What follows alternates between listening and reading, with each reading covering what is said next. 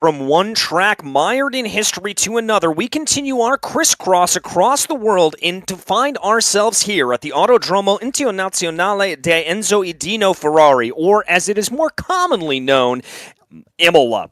Although this circuit, unlike Indianapolis, is known perhaps for a little bit more of a tragic past, of course, the site of that tragic weekend in 1994 that took the lives of Roland Ratzenberger and Ayrton Senna. But despite its troubled past, Imola remains as one of the great racing challenges, tight and twisting with plenty of elevation change and plenty of places to potentially get an overtake done. Imola is a driver's delight, but the question remains today, will it be a racer's delight as we set these GT machinery loose on the Italian countryside? Hello, everyone, and welcome to Round 5 of the OBS World Endurance Cup, sponsored by OPTIBET, and we find ourselves here for the 4 hours of Imola. My name is DJ Clark, joined as always in the commentary booth by Joe Peak. And Joe, this is one that I've had circled on my calendar for a long time because multi-class racing at Imola, things are going to get interesting.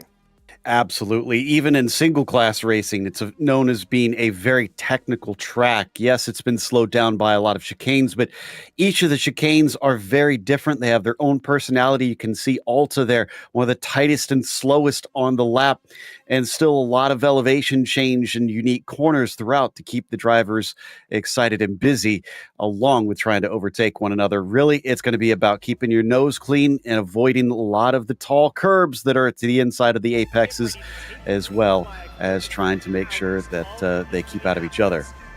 Before we get to that racing action, let's jump back here and take a look at the highlights from the 3 hours of Indianapolis, which took place not too long ago. Here's a quick recap.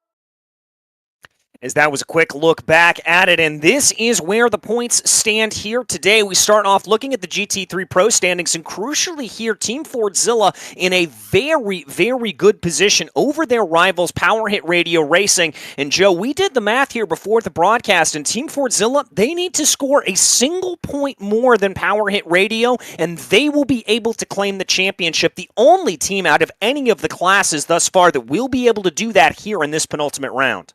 Yeah, and it's not looking like it's going to be too hard, but this track is known for throwing up some crazy situations, so they don't necessarily have it locked up today. Something could still happen, so they have to try and keep it safe and keep it together.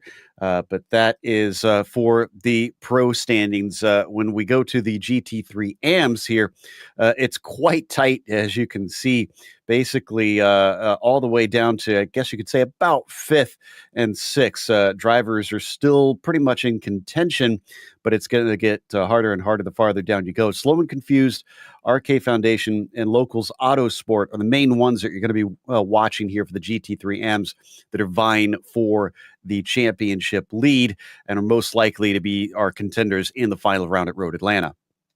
Yeah, exactly. That's going to be the teams that we have to keep our eyes out for as they run. You can see some close battles also playing out all the way down through the field. There are some very, very close battling indeed. Of course, with those half points being applied here as everybody continues to go. Now we're going to move our way over here to the GT4 standings and some very close running there as well with SRB Motorsport holding the way with 2 points, only 2 points ahead of MTS GRG and SRB Motorsport 2 tied with them. MTS GRG, the number 202 machine, still in with the shot there. It has to be said. Likarga, Shipsy, Dilettante, 50-50 Racing Team, Schroedis, and KTK Racing Division rounding out your top 10 there as they go. And that's going to be the real battle that I'm going to be keeping my eye on there in that GT4 category. We certainly want to see how they are able to do, how everything is going to play out there for them, as these are going to be the slower class cars out on the track. And Joe, as you mentioned it, very, very tricky to get around some of those slower cars. So now let's take a look, though, at the head-to-head comparison here between Team Fordzilla and Power Hit Radio Racing. You can see there 2 qualification rounds to Team Fordzilla. You can see the qualifying results. You can see the finishing results. 3 wins to 1 win. 2 second places there for Power Hit Radio Racing. And that's really where it all starts to come down. It is those 3 victories that has really been able to seal the deal here for Team Fordzilla.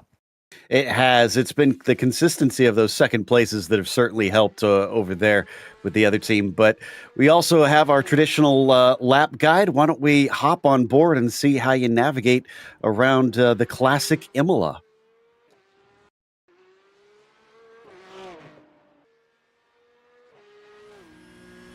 Welcome to the Autodromo Internazionale Enzo Edino Ferrari. We're here at Imola and we're here for a hot lap in the Porsche 992 GT3 Cup car. Coming down into turn 1, you're looking for the light board on the right hand side. That's where you brake and you ride the curbs as hard as possible. If the Cup car can take it, the GT3s are going to have a big struggle trying to avoid them through the race. Coming into the Villeneuve chicane, having to jump the curb on the left, then aiming for the curb on the right and extending as far as you can without getting that off track. A super fast chicane then leading to a very slow and tight hairpin.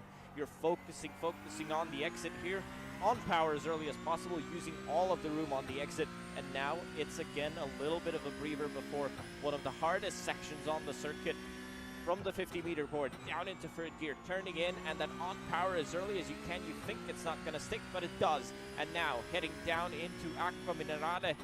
Small brake on the entry, then back on power and then back on the brakes. Aiming for the curb on the right-hand side, using as much on the exit. The exit so important here.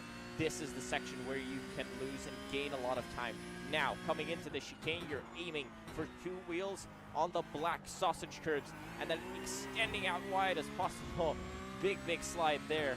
But the GT3s and the GT4s are going to be aiming for no sliding on the exit, having to save those rear tires. Now, coming into the final few turns, aiming for the curb on the left, then using everything on the exit. And now, super important, aim for the exit.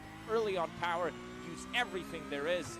And that is a lap of the beautiful Imola circuit at sunset.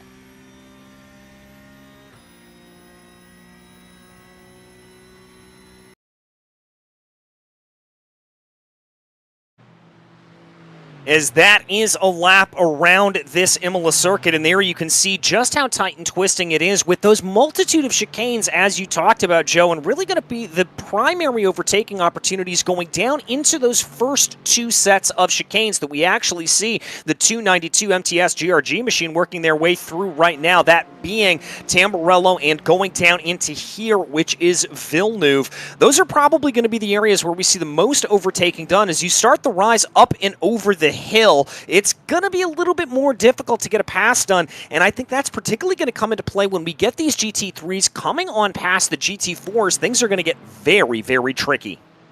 Yeah, you're going to have to time yourself right, especially on the corner exits where the GT3s are probably going to have a little bit of an edge, really being able to power out of those. So you got to set yourself up to really try and keep some space and launch off of them. What's interesting about those first two chicanes, though, is that in that second chicane, it's usually because of something that happened in the first chicane. So like you said, often see some passes, but usually because of someone making a mistake there in that first chicane, or maybe you've had a pass attempt and someone's trying to fight back as the attacking car has had a bit of a slow exit and has been compromised there. So yeah, definitely watch out for that. But really, ideally, most of what everybody's going to be waiting for is the front stretch here coming out of Ravazza right here. This is a long, flat-out stretch. It's not quite straight, though. What we'll often see, DJ, is that there's miscommunications as drivers are trying to jockey for position, because look at it. It just weaves back and forth, and that can make it be easy to misunderstand what someone's intentions are as they try to position themselves. Yeah, most certainly, and we're going to have to watch out for that for those drivers. Communication going to be key in between the different drivers here as they go. But as the standings as that you see there for these GT4 qualifying, MTS GRG up at the top of the standings right now, leading the way over a new team here in the standings, Tramos GT4, as they continue to get their way around. Looks like MTS GRG, the second car, the 292s, going to find themselves in third place. A little bit surprising here at this point that the SRB Motorsports, your leader in the championship, all the way back in 7th position. Not exactly where I would expect to find them, but we still have some time left in this qualifying session for them to pick up the pace a little bit. We may see them move up the order a little bit more as time goes along. They're certainly going to need it here because they don't want to lose what little advantage that they have. And with MTS GRG doing so well, it's not looking that great right now. So they only have so much time before they're sent back in. And seeing a few drivers look a little bit tentative there over the curbs. You really got to attack those curbs up through Alta. They're very, very tall, but even in these GT4s, you can take a fair bit of them, and you need to if you want to carry a lot of speed. Yeah, you really have to be aggressive with it and really use the suspension of these GT machines as much as possible to try to bound over those curbs. As we see here, that second place, the number 244 machine, now working their way out of Ravazza 2. And I wouldn't be surprised on these last couple of laps if we see a couple of drivers doing that, backing themselves up a little bit Formula 1 style when we see them come to this circuit, that they back themselves up a little bit, wait to get a good run down into the corner. Because, yes, you will get a little bit of the draft going down the front straightaway here, but the flip of it is that then you're going to find yourself stalled out, and you're really and truly going to have a little bit more problem when you're trailing behind a car through the majority of the rest of this lap. That slipstream that you get down the front straightaway, it's just not worth it through the rest of it.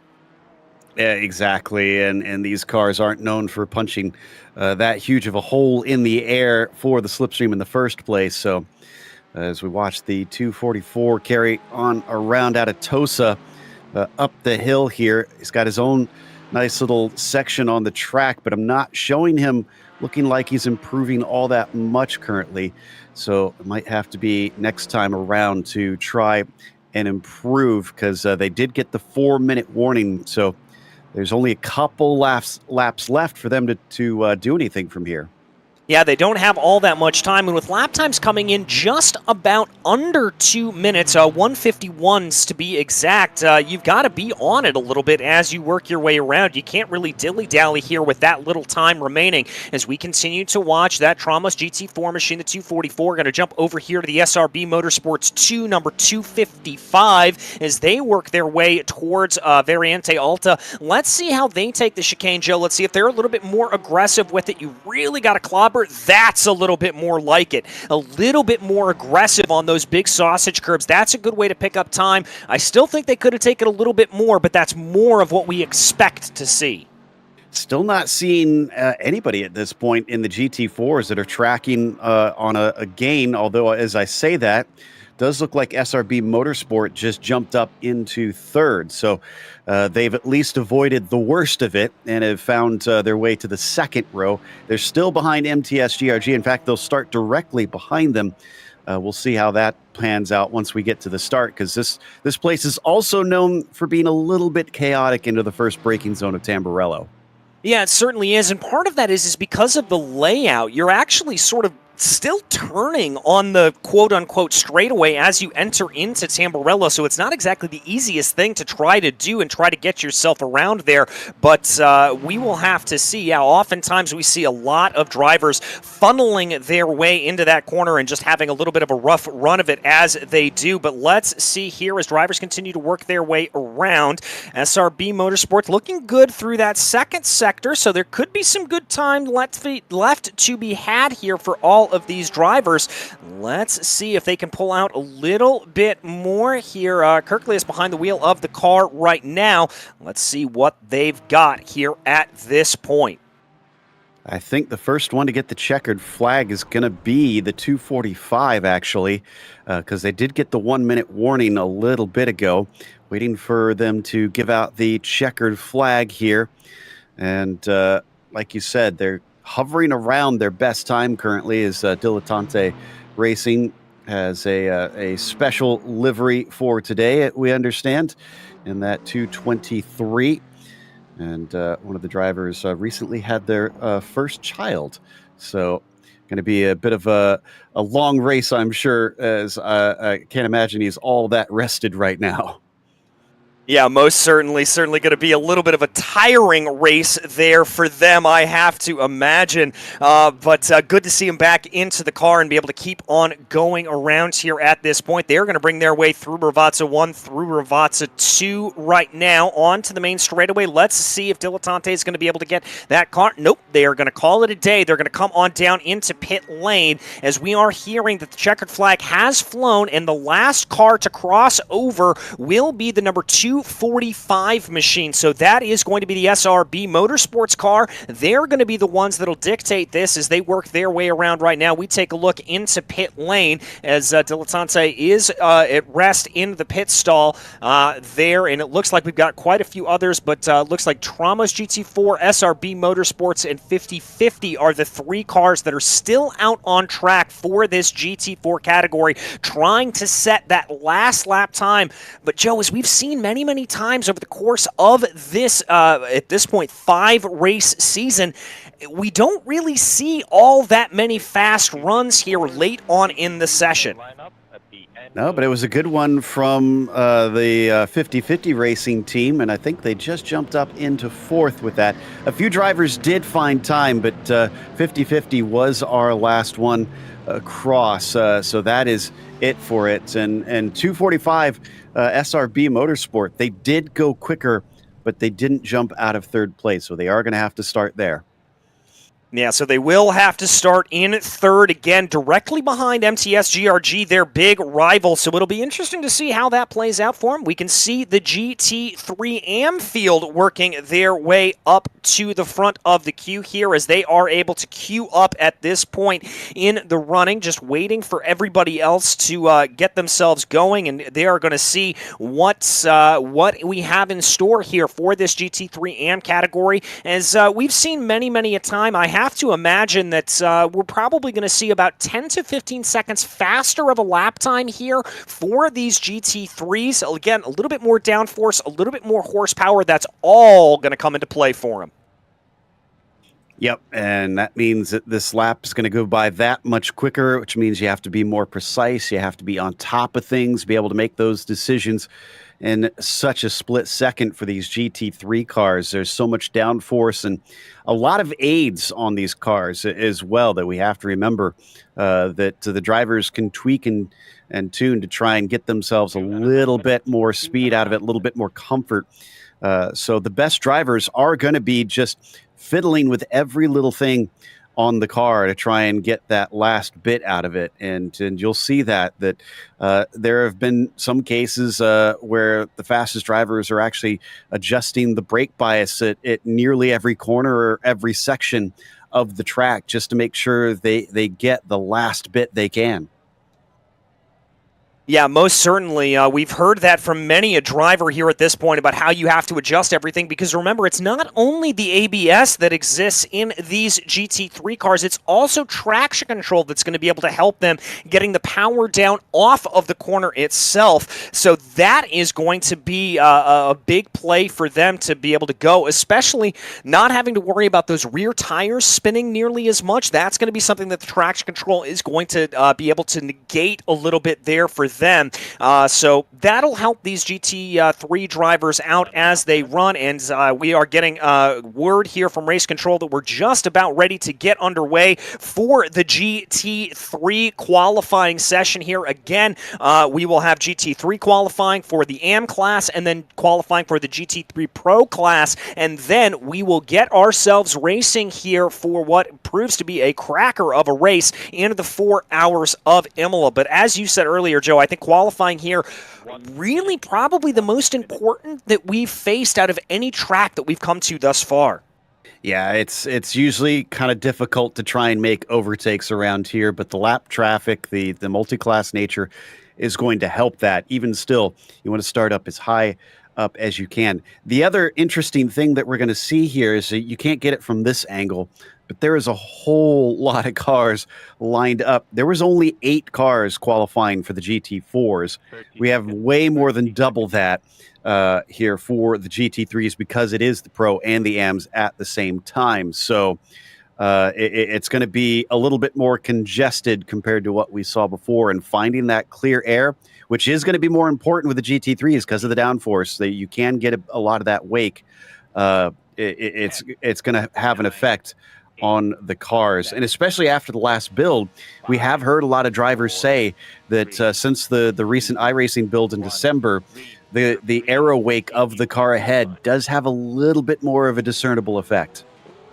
Yeah, it certainly does. And let's not forget about that update that has come in here on the iRacing service. And the biggest thing that we've got to talk about here, Joe, of course, is the tire changes. You are now able to take tires simultaneously with taking fuel. And that has really and truly changed around a lot of the strategy for these drivers and the calculus that they all have to put into these pit stops in terms of what they want to do in regards to tire changes, when you want to make those tire changes, and just how much you're going to lose down pit lane when you decide to take tires. Yeah, and it's a long pit lane here, so you really don't want to have to make extra trips. But here's where it gets interesting. Because of that rule change on iRacing overall, they've limited the tire sets to only 4. Now, that sounds like it should be a pretty easy math, right? Because we got 4 hours and you got 4 sets total, so 1 each hour. But the cars can't make a full hour on fuel. So you're going to have to try and figure out how to double stint the tires at least once on these, probably more than one time. You'll have to go without taking tires during your pit stop. And while they can do more than one stint, especially since they're less than an hour, you're going to have to take it a little easy when you double stint them because they're going to get worn out, especially at a track like this, which requires so much. There's a lot of heavy braking zones, and there's a lot of direction changes throughout that'll require the drivers to use up a fair bit of that rubber if they want to get the best out of them. So you're going to have to try and be gentle on them for a couple stints just to make sure that you don't wear it down all the way to the cords, because you can get blowouts in iRacing if you use up every bit of the tread. Yeah, you certainly can, and that is something that has been able to play out here, and we have seen that happen if you are a little bit careful about it, if you're not careful about it, rather, as we watch their Roadster Racing working their way around right now. We're going to jump on board with them, and I love being able to see this angle. You're going to get an idea here as they trail behind a few of these other cars, just about how much aero wash they're going to have to deal with, and watch them as they come over the curbs. Watch how much of feedback they're getting through the wheel there at that point. So this, of course, is Alejandro Sanchez, a new driver here in the series. But, Joe, he is absolutely not a new driver when it comes to iRacing. He's what we like to call a black stripe, meaning he is a professional, one of the best of the best. Yeah, that when we say a professional, it's that the black stripe is in accordance to your license level on iRacing. So you earn most of the licenses, basically D through A, by your safety rating. And then once you hit that black level, which is the pro level, that is earned because you have made your way into literally the top level of iRacing. It's their official championships, and that's what he's done. So once you hit that point, especially in this day and age, there's I've worked with a number of black stripe drivers over the years that have raced, and they're still very fast. But you think about the number of people that were racing in iRacing 10 years ago versus now, and it is multitudes higher. And when you have that many more, the level of skill is Stepanov's having a heck of a time here trying to get some clear air to get a lap in. When you have that many more drivers, the skill level just goes up and up and up. And nowadays, you have to be committed like a full-time job to be able to reach that level of the black stripe. Yeah, you certainly do, and it is really, really a testament. And I know I have been in a few, and let me emphasize there, a few sessions where I have come in with a black stripe, and when you see that banner coming on in, it is a very, very scary thought, because you know you are racing with the best of the best. But we ride on board with Stepanov right now, as you said earlier. Team Fordzilla leading the way here by a pretty substantial margin. That is the 66 and the 98 up at the front of the field right now. They are going to hold on to those positions, and it looks like Over the Limit Racing Red will be in third right now. Dukakis for Power Hit Radio Racing, they are fourth. The first of your GT3 AM drivers, that's going to be Locals Autosport, and they actually set down the exact same lap time as Power Hit Radio Racing. So some pretty close battles here farther back down in the field. Maybe not right off the bat, but up at the top of the field, rather. Maybe not as close gaps up there, but we've still got plenty of time to go here in qualifying. The other thing to remember is this track is kind of known for having pretty strict limits. I mean, they're all strict on iRacing in that it's very black and white on if your lap is deleted or not. But here the drivers have said that it's a bit narrow compared to what they're used to at some other tracks, because they're all kind of set independently according to iRacing, where they have deemed the limits of the track. If you go over that here in qualifying, if you're not familiar, they will delete the lap. The sim will delete the lap automatically. There's no debating it. It's automatically gone. So you have to stay within those boundaries. And as we've seen, you only get so many laps here in the qualifying, or so many chances. So you can't really waste it. You got to get those clean ones in. You got to get something representative, as a few of the drivers really were backing up a lot, continue to ride on board here with Stepanov. It does seem like most of them are pretty concerned about making sure they get that clear air. Yeah, I think very concerned about getting that clear air here, Joe, and I think early on in this session, I wouldn't be surprised if we're seeing quite a few drivers doing what we like to call banker laps, which is basically putting in a good lap time, or a semi-good lap time, let's say, one that is not exactly perfectly representative of the fastest that you can go, but one that is still pretty quick nonetheless, and that you're going to feel relatively content as you try to get your way around. There, once you've put that banker lap in, that's where you're going to absolutely push like the dickens and try to get yourself up ahead. And so I think here as we get into the second and third of these laps, the drivers start to turn, we're going to see some faster times being set, although Stepanov right now finding himself coming up behind a little bit of traffic. That's the 177, I believe. That's the Alpha Esports Academy machine. That is a GT3 AM competition, so not in class there for him, but Stepanov still having to deal with it, still having to work his way around, and that is certainly going to affect his lap there a little bit. I think not in the way he would have liked it to. And it sounds like we're going to step aside for a break in just a bit to try and sort a couple things out. But yeah, Stepanov definitely not going to use this lap because, and yeah, there he is. He's parking it. Going to have to take himself some fresh tires. Dalyvavimas azartiniuose lošimuose gali sukelti priklausomybę. iDrink is a revolutionary, healthy beverage that replenishes nerve and muscle fibers in a very special way. Created by German scientists, iDrink is the world's only beverage to contain the most powerful natural antioxidants, R-alpha-lipoic acid. By drinking just 1 can of iDrink, you get about the same amount of nutrient as you would having eaten a tons of spinach, 2 tons of beef, and 7 tons of nuts. The effect is like raising the fuel octane and increasing the size of a car's engine at the same time. It doesn't matter what you are going to be doing for the next 12 hours, whether it's solving difficult mathematical equations, speaking a foreign language, playing sports, or making love.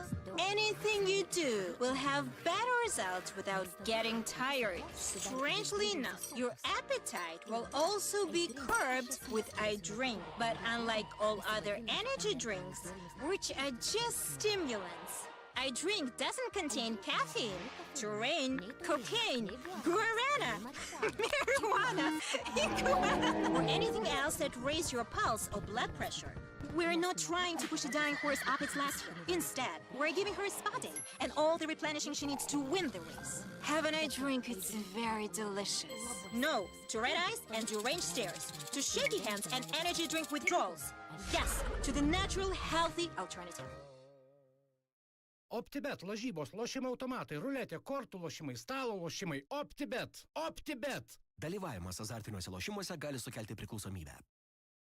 OPTIBET, lažybos, lošimai automatai, ruletė, kortų lošimai, stalo lošimai. OPTIBET! OPTIBET! Dalyvavimas azartiniuose lošimuose gali sukelti priklausomybę.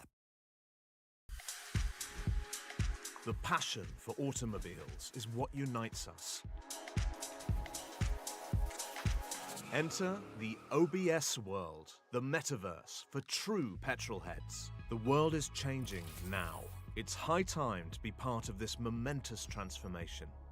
The metaverse is the technology's next big thing, and it seems like it will stick with us for good. Finally, a new digital world emerges, giving us endless possibilities to fulfill ourselves, meet like-minded people, play games, and earn money. The OBS world is a place for everyone, where all automotive enthusiasts can live their passion in diverse ways.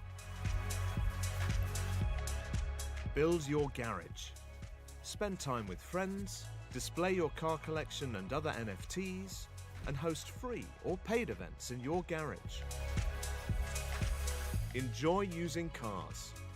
Collect, customize, and sell cars, and use them in games and sim racing events.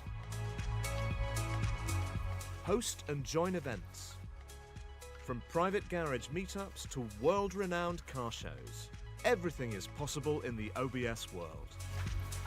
Enter the NFT gallery and marketplace. Buy, sell, and trade unique NFT assets, from cars, garages, and car elements to art and digital avatars. Play games. Dive into an exciting world of automotive games. Use your NFTs to play and earn money. Train and race. Improve your racing skills. Climb up the leaderboard, join sponsored teams, and go for the podiums. Enter the expo and event area. Promote your business's products and services. Organize events to boost brand awareness and attract customers. Join the Founders and Investors Club. Become a member of the exclusive club with 911 seats only and enjoy its perks. Each seat is backed by a particular founder's or investor's NFT with robust benefits and opportunities. Take a metaverse ride with the OBS world. Pursue your automotive passion, thrive, and make money.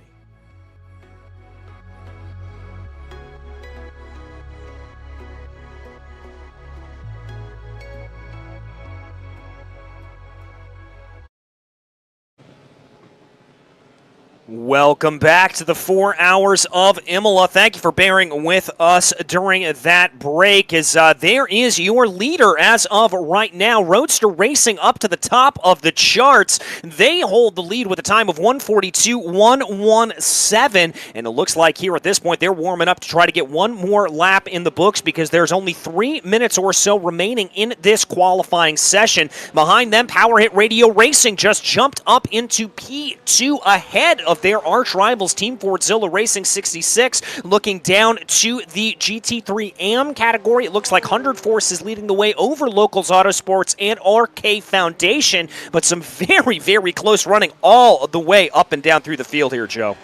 Yeah, and in the AMs, it's actually 100 Force right now that have that pole position down there, but Locals Autosport is not far behind them. It's 300ths of a second currently, so I have a feeling that that could switch around pretty easily here as we watch Alejandro Sanchez try and move himself a little bit farther away from Power Hit Radio Racing. Top 3 split by 0.133 of a second.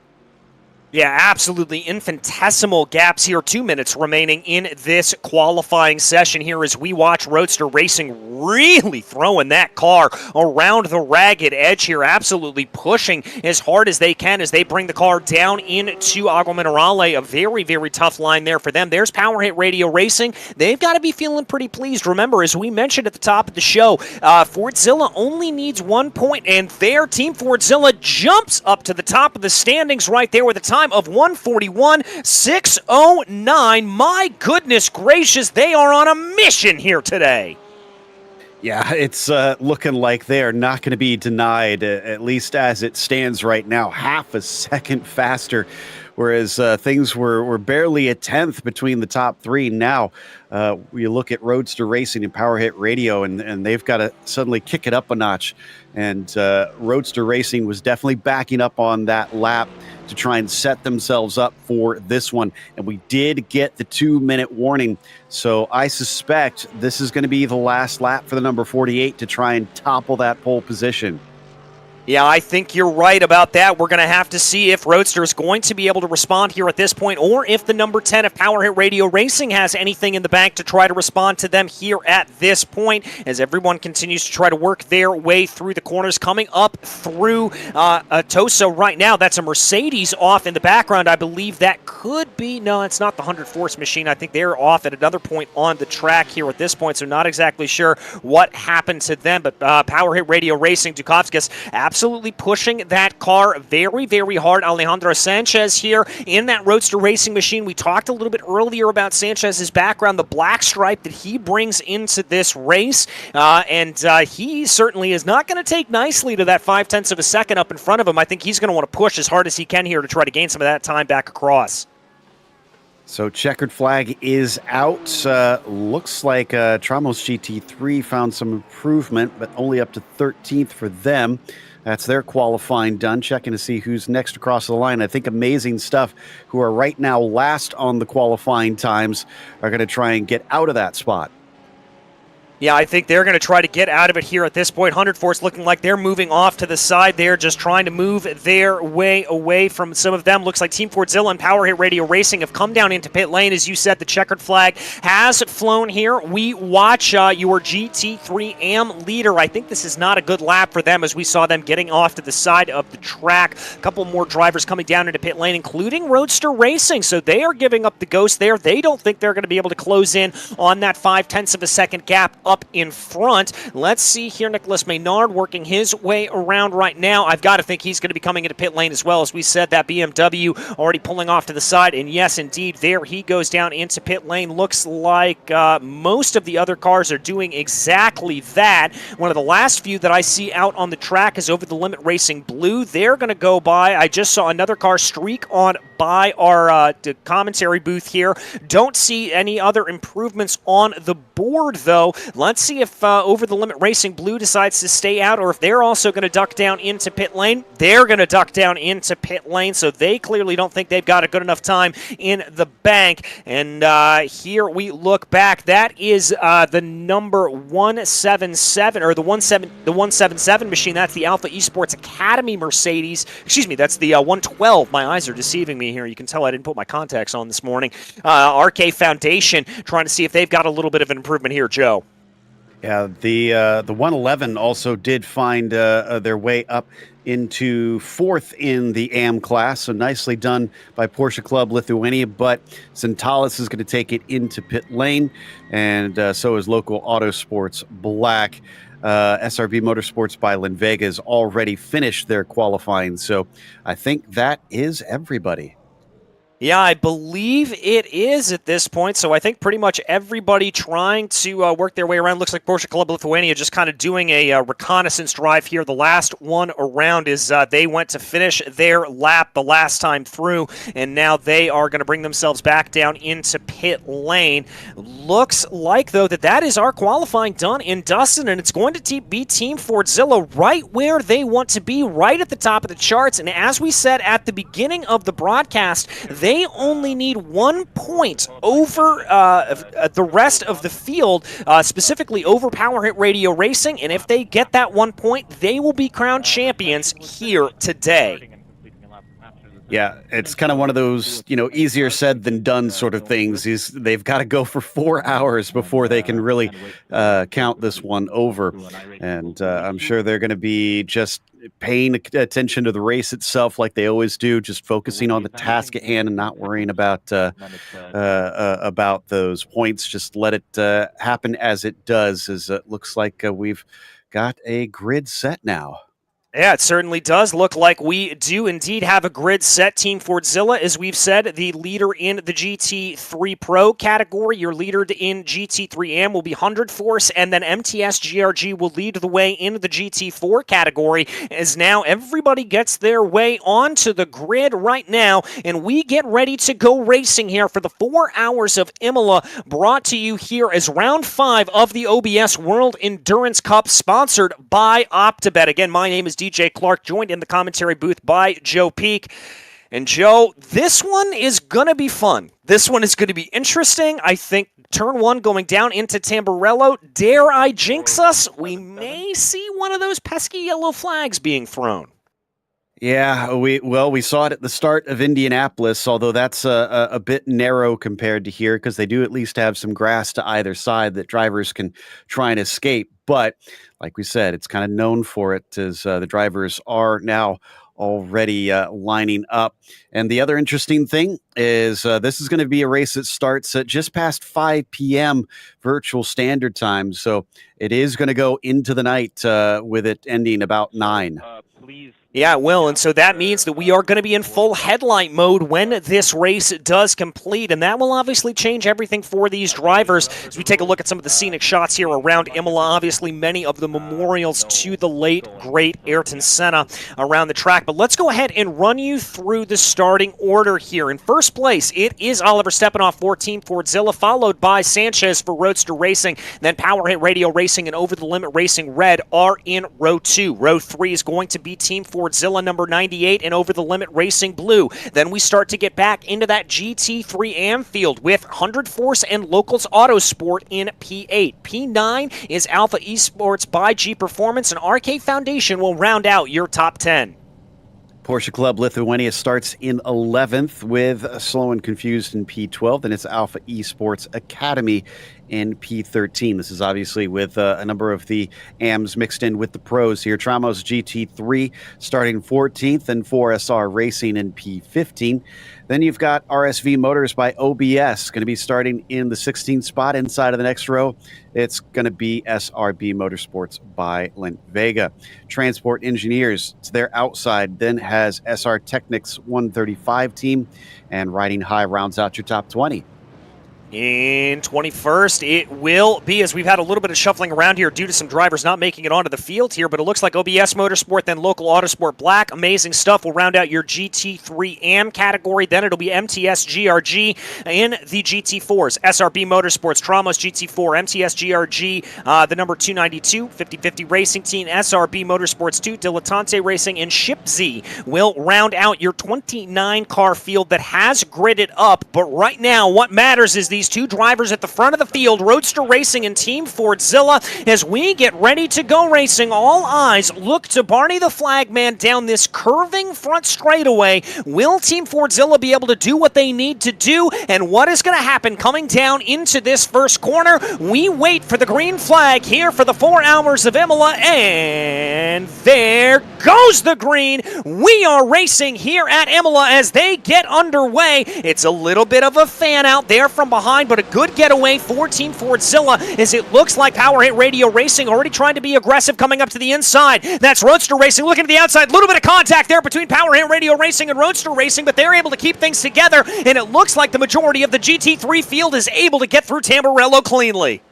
Whew, not for lack of trying there. That contact could have easily gone south, and they're already into Villeneuve. And unfortunately, we do have a car spinning as looks like I think RK Foundation is the one that got sent off Centalis into the barrier. A light glance of the tires. I think they're able to get away with it. There it is right there on the replay.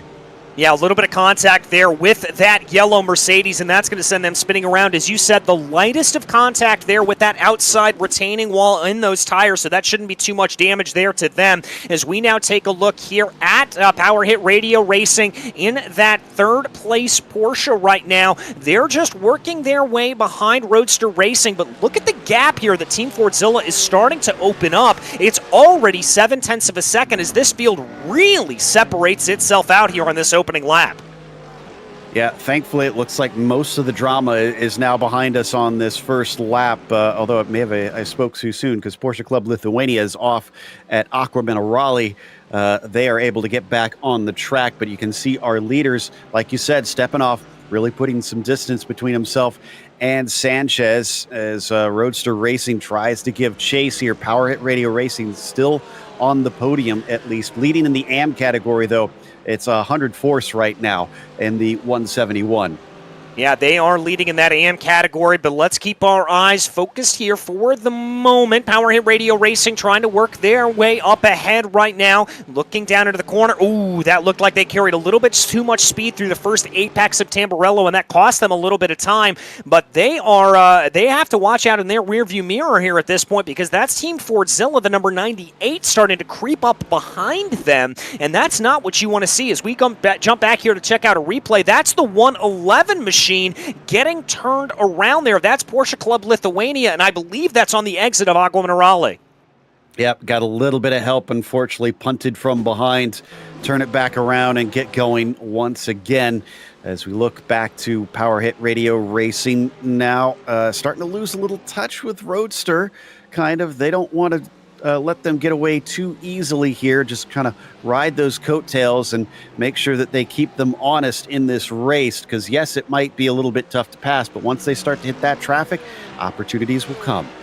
Yeah, exactly. You want to put yourself into position to take advantage when the traffic presents itself. And the other thing you've got to be careful about when you're driving around there, as we see a little bit of a wiggle in the back from Team Fordzilla, is you don't want to over-push your car here at this point. We talked about overusing the tires and abusing the tires a little bit, but you don't want to be driving outside of your means at all because this track will come back to bite you, and it will bite you with a vengeance. We keep our eyes, though, right now on the battle for P5 as Over the Limit Racing Red tries to hold off an attack there from their sister car Over the Limit Racing Blue, and 100 Force behind them. 100 Force, the leader in your GT3 AMs right now. Yeah, so 100 Force doesn't really need to fight too hard here. Obviously, they want to try and get as much time over their rivals as they can and put even other class cars between them. But they don't want to risk it at this stage, especially since that's a battle in front of them. So it's kind of a risk versus reward kind of scenario where if a high percentage move opens itself, yes, take it, but don't try and force the issue over the limit blue because you could wind up regretting it and it'll just be bad feelings all around. Yeah, exactly. That's kind of my thought process about it. If the opportunity presents itself, go ahead and get that jump, but they really don't even need to necessarily get that little bit of a jump, as 100 Force actually has a buffer in between themselves and the second GT3 AM entry of 4SR Racing. By the way, they had a great start to the race. They're up 6 positions since the drop of the green flag. We're going to take a look back here a little bit farther in the field, though. The GT4 battles, well, lack of battle, I should say, is MTS GRG pulling out a gap here of about 3 seconds over SRB Motorsports in the early stages. You can see the big train starting to close in behind them there from, that's the MTS GRG 292 on back. But here is up at the front of the field right now, Oliver Stepanov continuing to lead, and it looks like Roadster Racing not letting them get away too easily here. Alejandro Sanchez doing a good job to be able to keep that Porsche within striking distance when this traffic does come up, Joe. Yeah, they're responding to their pace early, showing them that they can keep up if they want to. So as they all stretch away, that it's starting to look a little bit like a two-horse race at the front. There you can see the gap from them back to third place Power Hit Radio Racing as they appear into the screen. Let's see how close they are to traffic, though, because I thought I saw a flash of a car. Yeah, Locals Autosport, which is actually one of the GT3 cars, so it's not the GT4s that they're catching. Somebody who had an issue at the start here that they're going to have to try and overtake very early in the game. Yeah, they're going to have to try to get on that right here at this point, but Stefanov now under absolutely massive pressure from behind as Sanchez is certainly on full attack mode here, and this is probably music to the eyes here a little bit of Dukavkas behind them for Power Hit Radio Racing. He would love to see this battle play itself out in front of them, and he would love to see a little bit of fighting here between these top two, as no doubt that will allow him to be able to close in.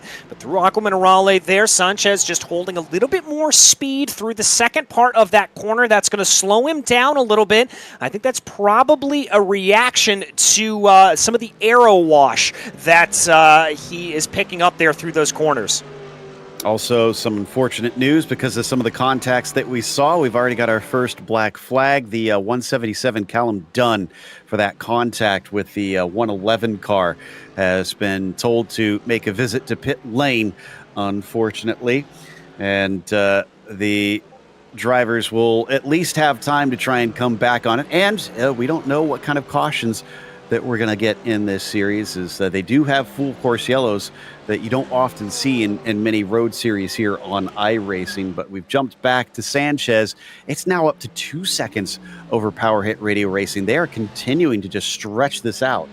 And I wonder here, Joe, if this is maybe a little bit of a calculated strategy from Power Hit Radio Racing, that they don't want to be involved in this battle up at the front of the field and they're content to run their own race, or if we are just seeing an outright rabbit here from Team Fordzilla 66 and Roadster Racing. We're going to have to find that out a little bit later on in the race. Obviously, the rabbit referring to the old multi-car days of endurance racing, where you said one car out to go charging ahead and see how far they could go, and have your other cars a little bit back on a slower pace. But we'll have to see whether or not Power Hit Radio Racing has the speed here at Imola, or if this is a strategic, or if this is not a strategic move and they're just outclassed here. But I'll tell you what, if I am Oliver Stepanov here at this point, I've got a mirror full of Alejandro Sanchez, and I'm not exactly happy about it. And I'm also not happy with this traffic that I got to deal with up in front of me. Yeah, they'll want to dispose of this pretty quickly. This is Vicaris Villius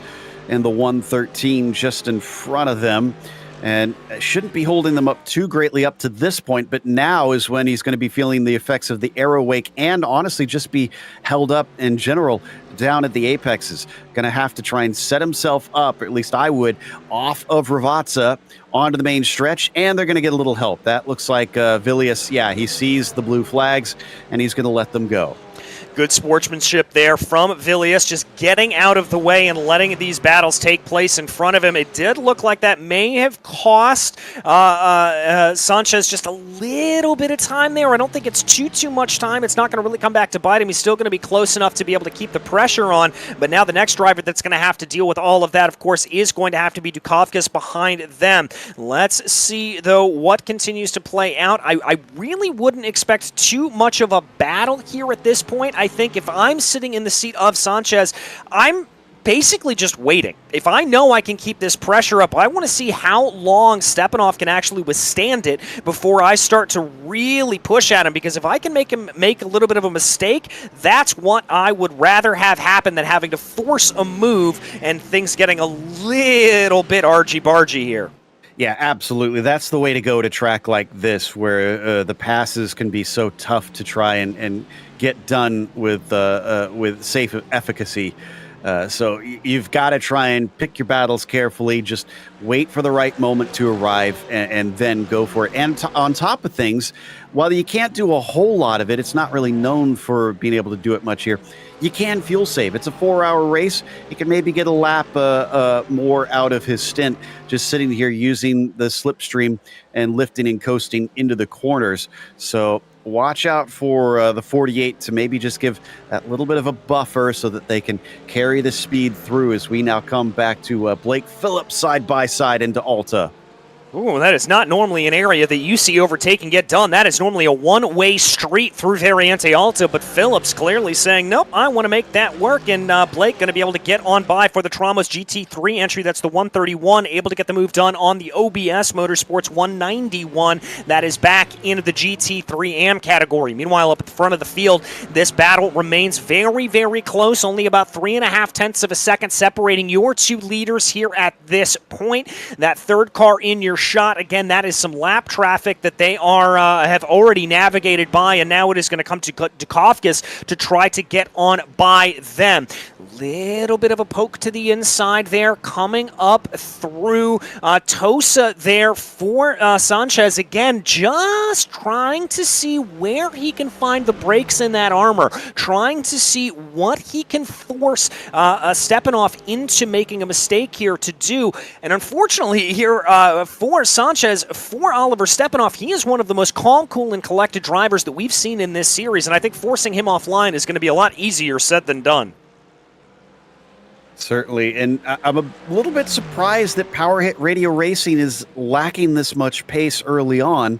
Dukakis is not known for being a slouch or anything here, so for them to get dropped by those top two is a bit surprising to me, but it's a long race. Maybe things will switch back around. Maybe, as you said, they're just trying to bide their time and let the race come to them as we come back to another battle through Alta here. This is between 4SR Racing and SRB Lent Vega. This is for second in the AM category. Yeah, it looks like that battle's going to dissipate there a little bit. I can tell you that I just saw on my screen that Power Hit Radio Racing was able to get by that Vacarisvilius there, and so he is now going to be clear up and in front. And also just as a testament here to the speed that Sanchez has, Roadster Racing setting the fastest lap of the race last time out with a 1:42.54. Now that's about 1/10 of a second faster than the Team Fordzilla 66, so that's going to be good news there for Sanchez. But now here comes the fun, Joe. They're coming up behind Ship Z Racing, the first of the GT4 cars that they've got to get on by. Yeah, so now there's going to be a genuine pace difference between these GT4 cars and our GT3 Pro leaders as they make quick work of just a single car. But when they start to get into the battles, that's going to be a different story. The good news is, as I said earlier, there's only 8 of them out there, so there's not many that they're going to have to navigate. No, there aren't, but each one, if they don't catch them at the right opportunity, they were lucky there to be able to get by Ship Z when they did, coming up and out of Tosa. But for example, if they were to catch him there, as we're going to get a replay here, that was a little bit of argy-bargy with the 165 machine. That's the 4SR Racing. That's that battle we were watching a little bit earlier for second in the GT3 AM category, and it kind of ended in tears there. Yeah, the 181 got into them, unfortunately. I wouldn't be surprised if we saw a race control decision on that soon. It started with 4SR having that little bit of a hiccup coming out of Villeneuve, and Kirpus thought he saw an opening, but unfortunately the door seemed to shut a little bit late, and they came together, and the result was a car in the kitty litter, the exit of Tosa. Back to our leaders, though. and still only separated by 0.2 of a second, keeping us on our toes and definitely keeping Stepanov on his toes here at the front, just unable to relax. Yeah, absolutely unable to relax, and almost identical lap times last time around, down to the 300th of a second there. Again, interesting to see the lines coming through Tosa. You know, originally I thought there that Sanchez was maybe trying to poke his nose to the inside up into Tosa to see if he could force an error out of that Team Fordzilla 66 machine. But, Joe, I think that's genuinely the line he likes to take. I think he likes a little bit of an earlier apex there and opening up the exit of the corner. That is just the way he likes to get that Porsche through that hairpin. Yeah, a very non-traditional line, because usually it is definitely a late apex type corner. Here's another of those GT4s. This time it's SRB Motorsport 2, and it's going to split the pair of them temporarily through the Alta chicane. That worked out beautifully for the 66, as Roadster Racing lost about half a second. And I think that was a little bit of gamesmanship there from Oliver Stepanov. I saw him, I was actually riding on board with him on my screen, and he lifted off the throttle a little bit as they came up behind that number 255 machine. I think he wanted to time that right to absolutely jam Sanchez going into Variante Alta. That is some next level driving out of the number 66. Yeah, just being incredibly aware of everything that's going on. Now they're going to go by Tramos GT4. And once again, one gets by, the other has to wait patiently. And they've got Dilettante racing in the 223 just in front of them into the braking of Villeneuve. So it's going to be 1-2, 1-2 between the GT4s and the GT3s before they finally overtake them up into Tosa. But look at that, man. It seems like Stepanov's getting a little bit of the rub of the green in these early laps when it comes to traffic. Yeah, he's getting very, very lucky here. But as you and I are wont to say, Joe, the traffic giveth and the traffic taketh away. There is no doubt going to be a moment here where Stepanov is going to come up badly, and I think it's coming right here as they work their way into Agua Minerale, a one-lane street, and that is going to slow down Stepanov. And look at that. Sanchez already right up behind him, and he's even going to be going for a little bit of a move here as they climb the hill towards Alta. It's almost three wide. It was three wide for a second, two wide going into Alta. Was there a little bit of door banging there in between the two? Stepanov is going to be able to stay ahead, but Sanchez clearly declaring his intentions early. I think they managed to stay off of each other, but just barely. And yeah, I'm kind of surprised at how aggressive the 48 took that. Yeah, he hasn't had many opportunities, but two wide into Alta is usually a pretty dangerous proposition. To head into their three wide with the lap traffic, they're very lucky, or just plain skilled, that they managed to get through that without things going south. But now the intentions have been made clear, and the 66 has been put on notice. Yeah, certainly has. They know that they have to absolutely take every advantage of every position that they can and try to push themselves as much as possible, because they now know that Sanchez will try to take advantage of them if there is any sort of mistake. They now work their way by, I believe that is the 245 machine, the SRB Motorsports entry that they are able to get on by. That second place in the GT4 class, so they're already working their way through. We're not even done with lap 11 here yet, and they have already been able to clear it. We are going to be in for a long, long day of traffic, I have to think, but that is going to make things all the more interesting for all of these drivers, and it is going to be a fantastic race to be able to see. Now they come up behind right now, MTS GRG, your leader in that GT4 category, and once again, getting slowed down, coming down through Agua Minerale. That is going to be Stepanov. He's going to have to sort of delay his apex there a little bit. It doesn't look like Sanchez is able to pounce nearly as quickly as he was last time around. Going to have a little bit of a poke to the inside going into Alta. That's not going to play itself out, and we remain single file here at this point. That is a good example of the lapping difference, the lap time difference between these two classes, because we're only less than 20 minutes into this race, and they have managed to overtake the entirety of the GT4 field. They're going to lap them a ton of times. As we get a replay down into Ravazza here, we have a little contact, a slip up, and a big checkup there. as the Lamborghini had to try and do his best to try not to run into the back of his competitor. And thankfully, we did not wind up with a big accident. Yeah, thankfully there, and that's just some good heads-up driving all around. Ooh, big bobble on the curbs there for Stepanoff coming through Tamburello. That may throw him off here a little bit, and I think Sanchez certainly saw that. He smells some blood in the water. Gonna have a little bit of a look, but that's Stepanoff doing a great job of setting up that defense, parking the car in the middle of the track, and that's exactly what you were talking about in the track description there, Joe. When we see moves coming down into Villeneuve, it is most often precipitated by a mistake coming through that first chicane of Tamburello. Yeah, and you got to be pretty darn certain to execute that pass into Villeneuve because it's a bit of an interesting chicane. It has a fast entry and then it tightens up on the second apex. So you really can't get it done under braking, at least not usually. You kind of have to be fully alongside with most of your car ahead and kind of play this game of chicken where you hope that the other driver is going to back out. Yeah, you hope the other driver's going to back out of it there, and clearly there that wasn't going to happen. Oh, we've had a little bit of a tumble off through the grass there for the 202, the That's MTS. our leader. That's your leader in the GT4 category. They're able to keep everything underneath them, but what was about a 5-6 second advantage has now dissipated down to about 2 seconds. And it just goes to show you, it doesn't matter where you're running, how quick you are, or what kind of speed you've got on this track. If you get things just a little bit wrong, it will bite you, and it will bite you hard.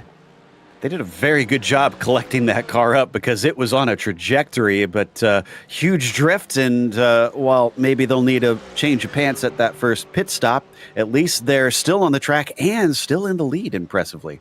Yeah, as we said, they're very, very lucky, and it really is a testament to just how quickly they have been able to navigate around this field in those GT4 cars. We keep our eyes focused on the battle for the lead. That's 100 Force setting the fastest lap of the GT3 AM categories there. They already have about a 14-second advantage right now, so they're really starting to pull a pretty good gap here over the rest of the field behind them.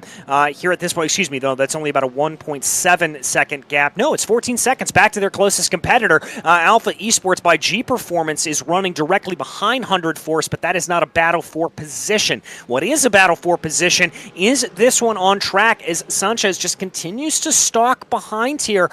And I wonder if we're going to start to see, as we get a little bit closer and closer to the pit stops starting to fire off here, Joe, I wonder if we're going to see a little bit of gamesmanship here out of Sanchez, maybe try to poke his nose a little bit more aggressively this way and that, maybe try to see if he can force an error here out of Stepanoff more than he's been doing already, or maybe if we're going to see a quick duck down into pit lane, if that's maybe the strategy here for Roadster Racing. I would think it'd be the easier way to get his way past if he wants past, which it does seem like he does because of the moves we've seen him make a couple times now. He doesn't want to just sit and play the fuel game this whole race. So I wonder if we'll see them duck in a lap early or just try to go a lap longer, just do the opposite of what the 66 does. But we've got probably about another 20 minutes before you'll see cars start to pit in, because it tends to be, at least in sports cars on iRacing, that the longer you go, the better. The lighter the car is for longer, the quicker laps you can run. Yeah, indeed it is, and that is something that does exist here on iRacing, as you said. Just as the fuel burns off, the cars get lighter. They'll have to see over the Limit Racing Red setting their personal best lap as the meat of the GT3 field now having to work their way through the GT4s. These drivers already been clear by them quite a few moments ago. As now there you can see what I was talking about. This is a real gaggle here coming down the main straightaway. A lot of cars having to dive and duck this way and that, trying to get their way out of some of this lap traffic. Dipping and dodging down into Tamburello as MTS GRG tries to let them through. Big battle between 4SR, amazing stuff, and I believe the car, well, no, that's GT4 is actually back there that they're overtaking. But it looks like Tramos Racing trying to stay in and amongst them, but he's going to get held up as we come back to the leaders once again. The pace has just been phenomenal at the front. They're already nearly 6 seconds away from Power Hit Radio Racing. Yeah, 6 seconds away, and look at their lap times here at this point. I'm just looking at their last lap times. Stepanov was able to do a 42.46. Sanchez able to do a 42.35. Everybody else here is in the high 42s. We're talking 42.98, 42.88, 43.09. So they've got about 0.6 of a second per lap over the rest of the field. I mean, I don't think it's out of the realm of possibility if they keep up on this speed, as there you see Stepanov setting the fastest lap of the race last time around with a 42.33, and Sanchez not too far behind him there with a 42.4. They could very well lap the entire field if they keep up this duel all day long. Yeah, a lot of personal bests starting to be set here as the track seems to be coming in nicely for the drivers. But a lot of cars are probably going to be lapped here unless we get a yellow flag. And Sanchez took a big look into Tosa. I'm not sure if that was a serious attempt, but it almost appeared he could get some overlap briefly. If I'm Oliver Stepanov, which thankfully I'm not, I'd be very nervous. But he's dealing with it pretty well up to this point. Yeah, he's dealing with it very, very well. And we've seen that little look to the inside of Tosa. We talked about a little bit earlier that Sanchez looks like he just likes to take a little bit of an interior line. And I've got to be thinking here that that may be the area, either there or coming here into Variante Alta. Those are the two areas that we've really seen that Porsche be aggressive and try to stick their nose in. And so my question to you here, Joe, is if you are Stepanov here at this point, what do you do to try to counter that? What do you do? I mean, do you plant your car a little bit, or do you let that just sort of take its course? I wouldn't fight it right now, because if his line works for him and he hasn't been able to get inside up to this point, it's not going to be as likely that he's going to do it. Now, that can lull you into a false sense of security and just be on your toes to have to give way. But I don't think Sanchez is that foolish, because he knows that it's going to be a risk to just suddenly stick his nose in. They're going to get chopped off and come together. And in that situation, if you're the 48, you're probably going to get a penalty, and that's not going to be a penalty. That's just going to be an off track, as Roadster Racing had some sort of issue through Tamburello and took to the runoff. Yeah, I'm not sure if they maybe clipped a little bit of grass on the entry to the corner there or what that is, but that's going to lose them about, let's call it 1.3 seconds or so. They now find themselves a second and a half behind Team Fordzilla.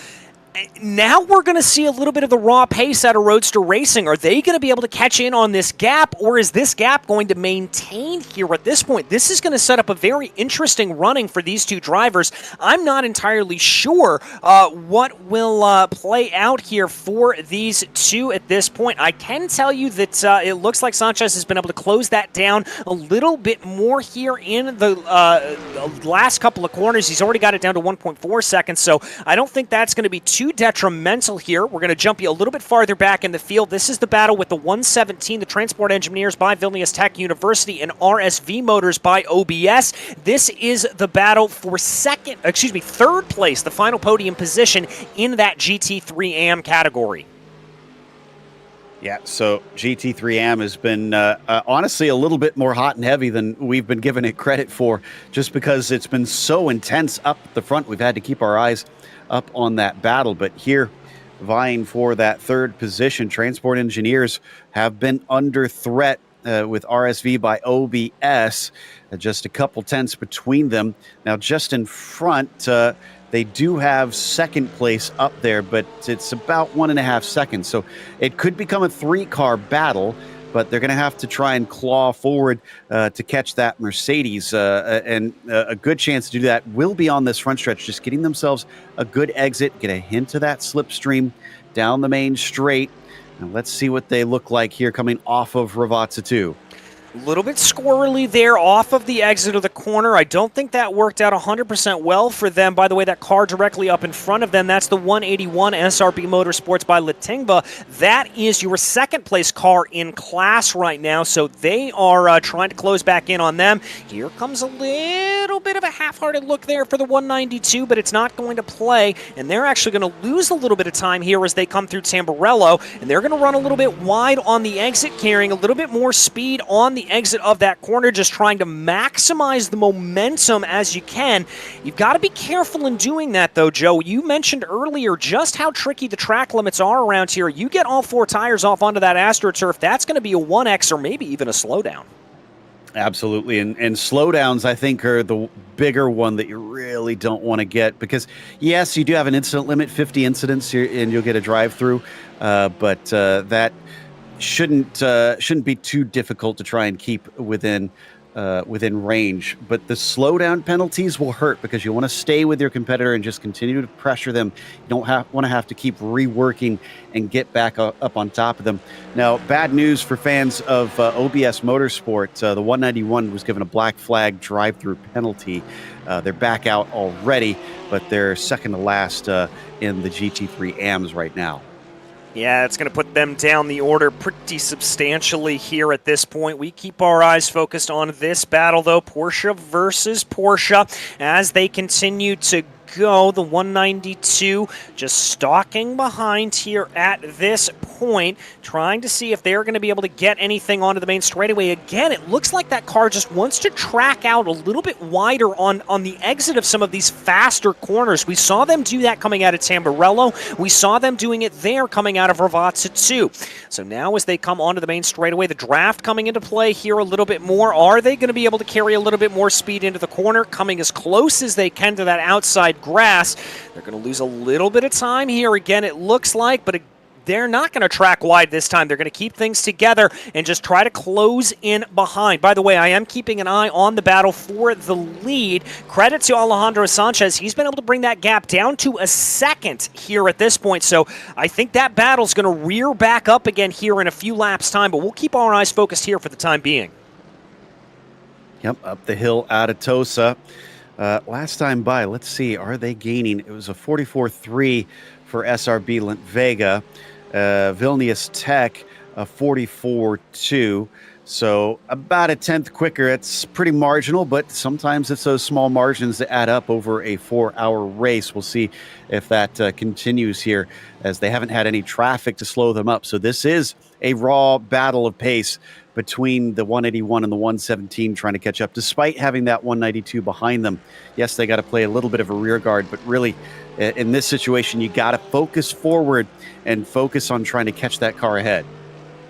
Yeah, that is what you have to keep your eye on here at this point. Looks like that battle's starting to separate itself out a little bit more here as RSV Motors had a little bit of a problem. We're going to jump back to check out a replay here. Oh, some contact there, and that's the 202 getting way off into the gravel there. That is the MTS GRG machine. And Joe, I saw some gap in between the two of them. That was a little bit of a netcode incident.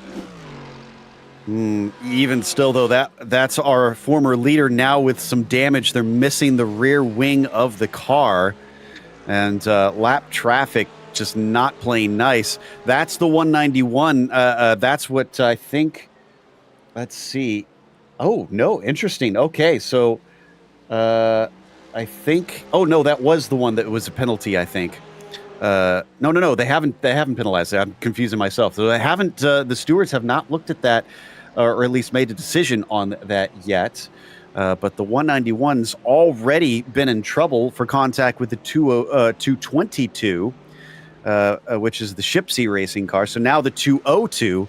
I'm curious if the penalties will compound if they'll take into account their past history already in this race, because that's I mean, within 10 minutes of each other, they've had a major effect on other people's races. Yeah, they certainly have, and I know many a time race control, if you are in that business of getting yourself into incident after incident, they will not look lightly upon it. I'll tell you what, though, Roadster Racing right now, they are still charging ahead. The gap down to 0.5 of a second to your leader, and they just set the fastest lap of the race last time out with a time of 1:41.94. That is the first car to tickle down into the 141, so a very, very impressive time time there from them. But we've got a little bit of a battle starting to shape ourselves up down in the GT4 category right now. This is, I believe, for second. Excuse me, this is a little bit farther down here. I think this is for fourth in class. That's the 202, that MTS GRG machine with that missing rear wing. You can see just how much time they are losing that rear downforce off of the car. This will be the first full lap that they've had without that rear wing, too, so that'll give us an even better impression, although there has been a lot of GT3 traffic that's been interrupting them, but that's probably going to be kind of the standard for the day. I don't think they're going to get many completely clean laps around here.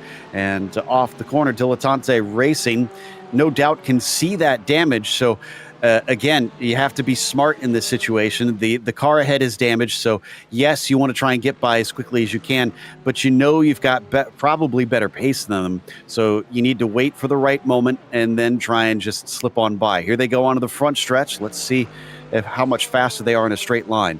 Yeah, that's going to be the real question here as they go. Let's see. And there, I'm not surprised to see that, the 202 coming down into pit lane. And that's unfortunately going to be both MTS GRG drivers coming on into the pits. We're going to keep our eyes now ahead on a little bit of a Porsche versus Porsche battle, that one that we were following a little bit earlier right now between Transport Engineers by Vilnius Tech University and RSV Motors by OBS. We've also had a couple of pit stops starting to fire off here. Over the Limit Racing Blue and Alpha Esports by G Performance, both coming down into pit lane.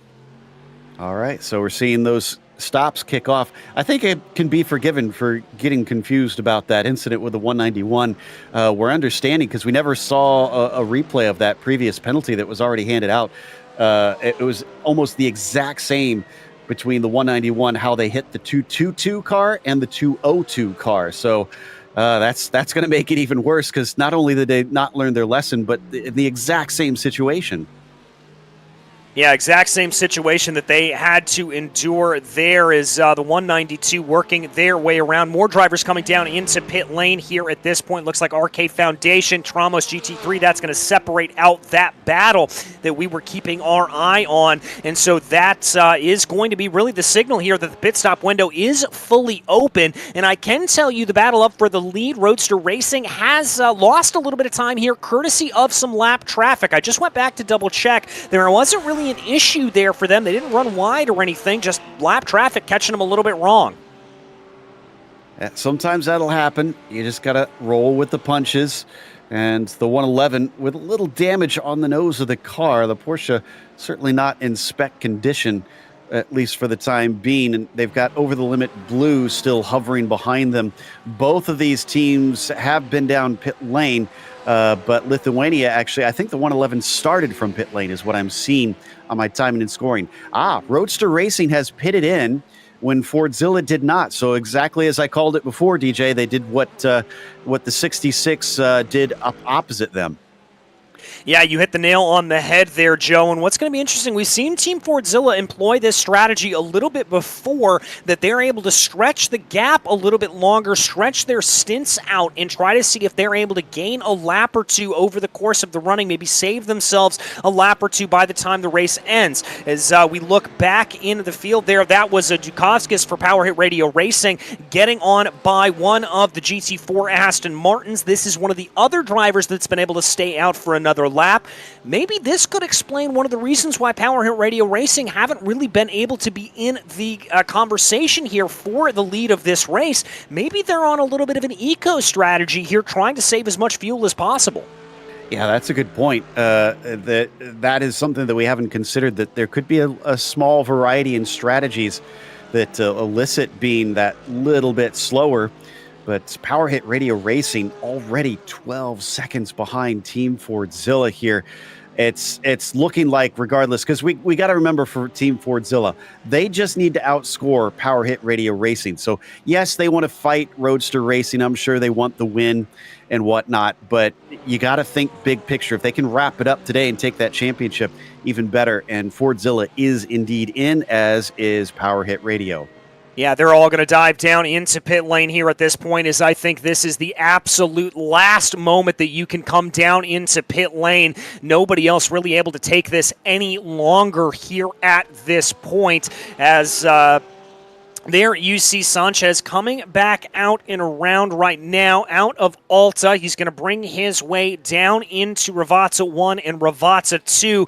Now, I'm going to be very interested to see where he's going to come out to in relation to Oliver Stepanov. Now, I'm looking at Stepanov's car. Didn't see that car go up on the jacks, so I believe that is a fuel-only pit stop there for Stepanov, as he is now crossing over the line to get back going under speed, and that gap is going to be a little bit larger than it was before they came down into pit lane. Let's compare here the pit stop times. Stepanov actually longer in the box than Sanchez was by the tune of about a second, and he was able to gain, let's call it about 0.5 of a second over him over the course of that pit stop. Yeah, must have been kind of on the way both into the pit stall and out, as well as attacking the cones there, trying to just get the most out of the entry into pit lane. But still, it's already down to 1.6 seconds. It seems like Roadster Racing's still hustling to try and catch back up and keep this interesting here. And actually, you know what? I need to check and see which of them took tires and which didn't.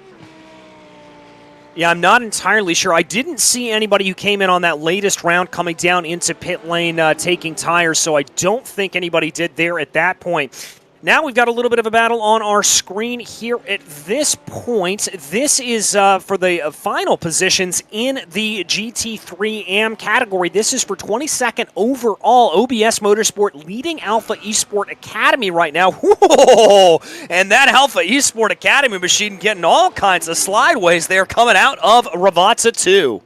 Yeah, the battle is on right there. So Callum Dunn, who's already copped a penalty at least once today, trying to make up for that and catch on up to the OBS Motorsport 191, who's also managed to get at least one penalty, and haven't seen any report on the second incident quite yet. But I'd be amazed if the stewards didn't at least take a look at that one as they come through Villeneuve, and definitely looking like the Callum Dunn is a little bit faster, but unable to overtake through there. I can report that the 66 and the 48 both did not take tires. Okay, so that is good to know here. We are looking at double stints here for these drivers. That is what they are going to have to try to be able to get their way around to work. Oh, contact! Big incident! Oh, and he's a little bit on the racing line at a blind corner here. That caused a spin as riding high in the 169 went by. I think they managed to avoid the wall incredibly, but they really had a scary moment, and there goes our two leaders on past. Thankfully, the car is able to get going, so that should not mean a yellow flag. So let's see if we keep with the replay here until after the incident, because watch this yellow car go by. Yellow. Yeah, that Ferrari absolutely spinning out there as it went around. And there you can see the damage to Callum Dunn's machine there in the Alpha Esports Academy, number 177. They are going to have to limp their way back into pit lane here at this point and try to get some hammers onto that car and maybe get it repaired here at this point, or at least hope to be able to get it repaired here at this point. We're going to take a look a little farther up into the field as Sergio Grabun, one of the drivers that was very successful last time out in Indianapolis, taking the victory in the AM category last time, finds himself a little bit farther down in the order here for Slow and Confused, as that's a Aston Martin GT4 there getting a little bit sideways in the back. But Slow and Confused right now trying to hold off Porsche Club Lithuania behind them. They're within draft range. They're only about a second back here, Joe. Yeah, but Porsche Club Lithuania actually just made contact with that Aston Martin. That's why they were off course in Villeneuve. Dimitro Hertzai kind of got shoved a little bit. I can't quite make it out from my angle on the replay of whether or not there was actual contact, but he did kind of lean on him at the very least. So not sure if that'll require a look from the stewards or not. But drivers very early in this race are being quite aggressive with one another, which surprises me. Yeah, I would have thought here, especially considering that this is Imola and this is a circuit that's known for being very, very difficult to be able to maneuver your way around, that we would see a lot of tentative driving here from a lot of these drivers, but that is not the case. We are seeing some full elbows out racing here, as now we take a look a little farther up into the field. Amazing stuff in RK Foundation in a little bit of a battle. Zentillis here trying to see if he can maybe make a move. Defensive move there from the 133 as they come down into Tamburello, and that's going to be a shut of the door for the Porsche. And now we're into a 3-car battle as Amazing Stuff is able to hold on to that lead, but RK Foundation now finds themselves under a little bit of attack here from Tramos GT3. Oh, but look at the lap traffic just at the wrong spot. That's Tramos GT4, which I'm sure the GT3 sister team won't mind too much, but a little bit of a shutting of the door there by Zentalis is going to deny him into Tosa. Still, battle is on as they now climb the hill. Yes, indeed. Are they going to have the guts to maybe get a move done here through Piratella? Doesn't look like it. That is a very, very tricky move to make any sort of overtake here in a GT3 car. But now they're going to have to work their way by some lap traffic coming down into Aqua Minerale. Able to keep everything back up underneath them there. But that was a little bit of a hair-raising moment for them as they tried to hold on to it. Now as they climb back the hill. What was that? That was the Amazing Stuff car. They had a mistake and had to give up a spot, or did they have a slowdown penalty? Couldn't quite see, but they just suddenly pulled off to the side and let them through.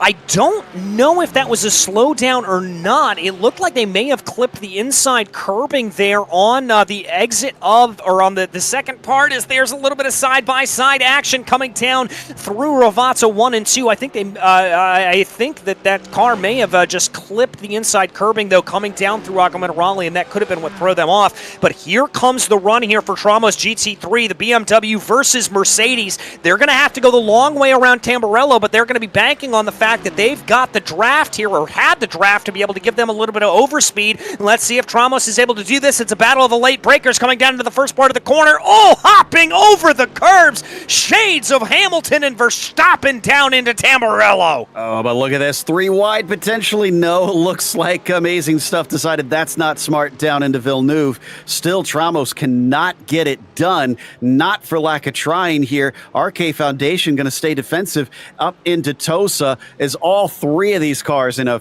very fierce battle for GT3 AM positions. Still a great exit by RK Foundation, and now it's side-by-side between Phillips and Kvedras.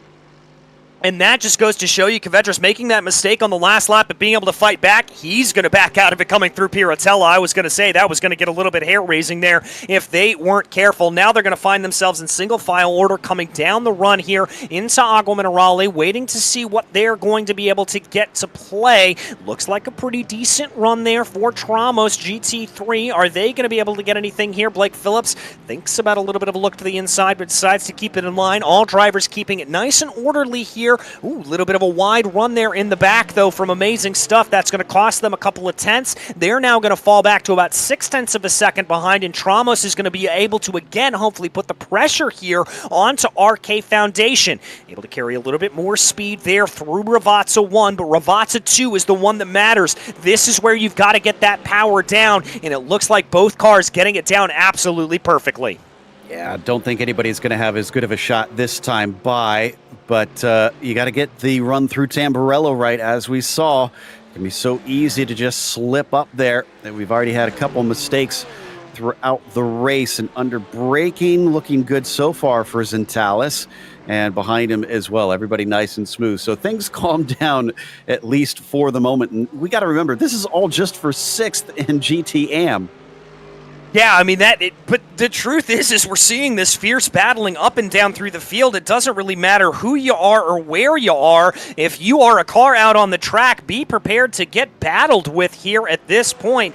As we continue to watch right now, we're going to look in on them. That's the 245 up ahead of them. That's your leader, SRB Motorsports, in the GT4 category. So now they're going to have to deal with a little bit of lap traffic. Are they going to be able to clear that before they get into Aqua Minerale? It looks like there that RK is going to be able to do it. Shuts the door a little bit on Tramos GT3 and really gets the door shut there on Amazing Stuff.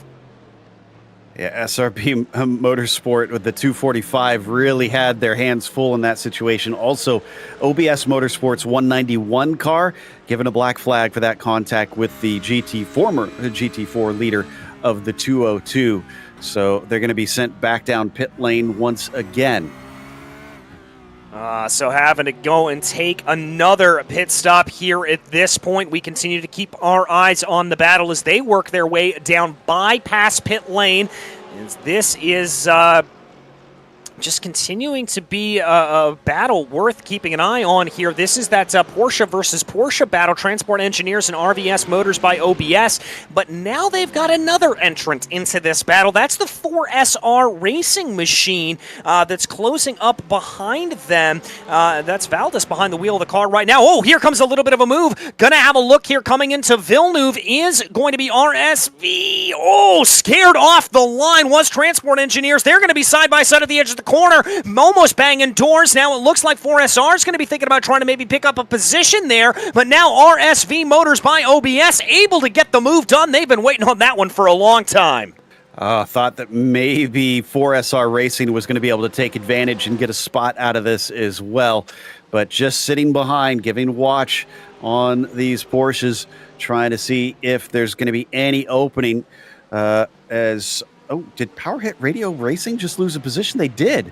They fell down to 4th now. Team Fordzilla's 98 is now on the podium.